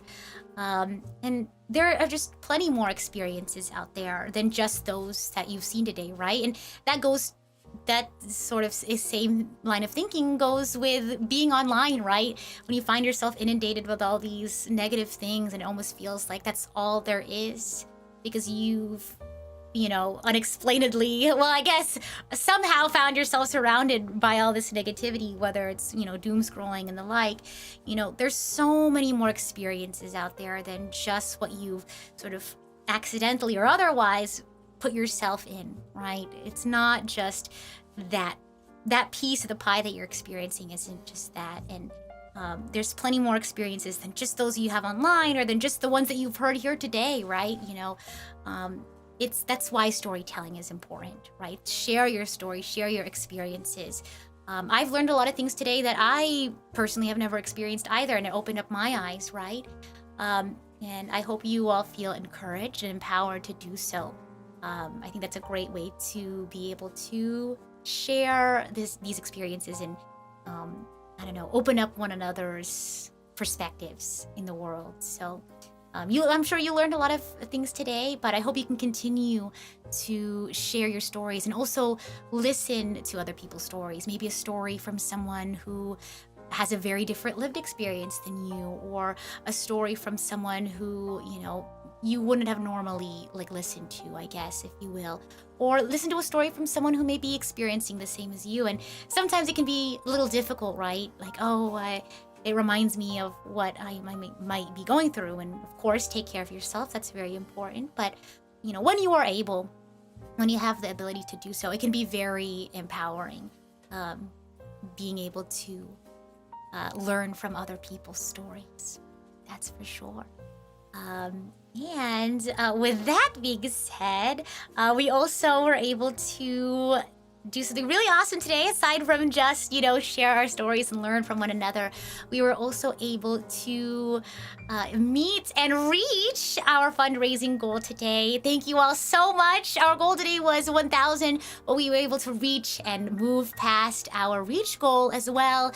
Again, if you're not familiar with the charity that we were raising funds for today, the National Alliance on Mental Illness, they're an organization who works to educate and support, advocate, listen, and lead to improve the lives of people with mental illness and their loved ones. So if you were able to support financially, that is the organization with where your funds have gone to. But again, support isn't just money. Support is also listening and learning and contributing to your communities and helping one another, right? No matter how big or small, no matter how tangible or intangible, we all make an impact. So thank you all for however that might look, right? Whether it's listening to improve yourself, or, you know, open up your own perspectives, but also applying some of those learnings to, you know, your friends, your family, your loved ones, your communities, any spaces that you affect, no matter how big or small. So thank you so much, everyone, for the support that you share today.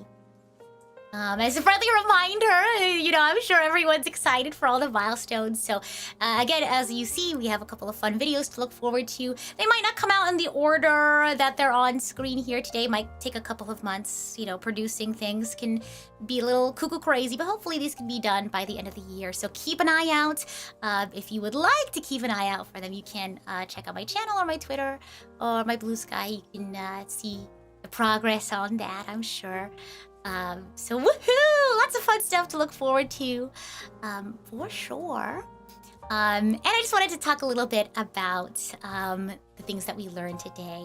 So if you want to go back, I'm sure I'll find some time at some point to timestamp today's events or today's panels. But the first panel we had today was Navigating Mental Health in the Digital World with Aura and Miori. We talked about self-loathing, manipulation and gaslighting, and parasocial pressure. In our second panel, we talked about mental health in the creator space with Leah and Evie. We talked about burnout. We talked about our personas versus who we are as people beneath the mask. Insert persona reference. And of course, social media usage. Not just as a creator, but also in the sort of traditional sense, being an entertainer or a streamer, but also someone who puts things out there, creates and put things out there. And of course, we wrapped up with a panel with Primordia. We talked about staying grounded, gratitude, and growth in VTubing, which talked about how we can create healthy and supportive platforms, communities, and partnerships within the VTubing industry.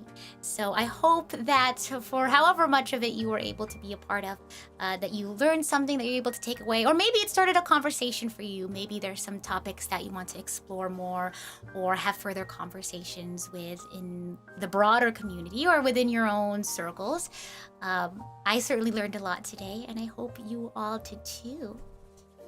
And with that is all I wanted to say in terms of ConnectiVT 2025. This is not my first or second Mental Health Awareness Month. This is, I think, my fourth annual Mental Health Awareness Month event. But this is the second year of ConnectiVT.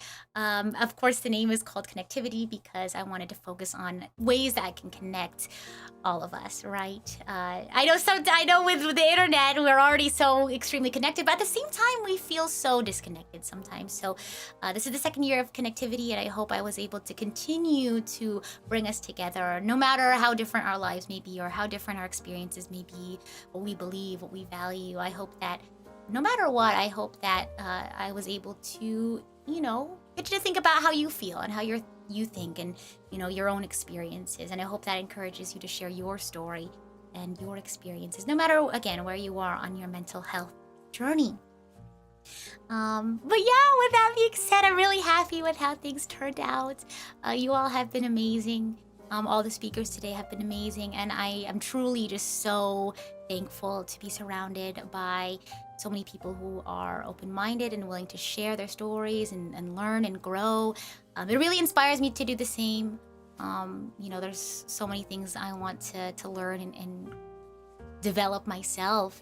So being able to surround myself with people who are willing to do the same is truly an honor. And every time I host these, I always get a little nervous, right? Like, oh gosh, what could go wrong? But I'm just grateful that, the folks I invited were so, willing and accommodating to talk about their experiences. I'm super happy and thankful for the team I have behind the screen, working hard and making sure that the space is comfortable and safe for everyone.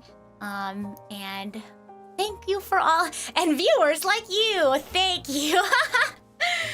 But yes, just very grateful to have this platform. I know words are impactful. That was a very important through line today. Words have meaning, right? Words are very powerful, and I know it's a big responsibility, having so many people look to me and these fellow creators to talk about things and have so much weight to our words. So, we hold that responsibility in great regard, and it really is an honor, and I hope I can continue doing right by you all in using my platform to talk about things that I find important and to empower you all to live happier and healthier lives. But enough yapping from me. I hope you all had a wonderful day. And remember, the learning and growing doesn't end with just this stream. It always continues. So thank you all so much for your time today. Be on the lookout for those reward milestones over the next few months. And I hope to see you at ConnectiVT 2026. Bye!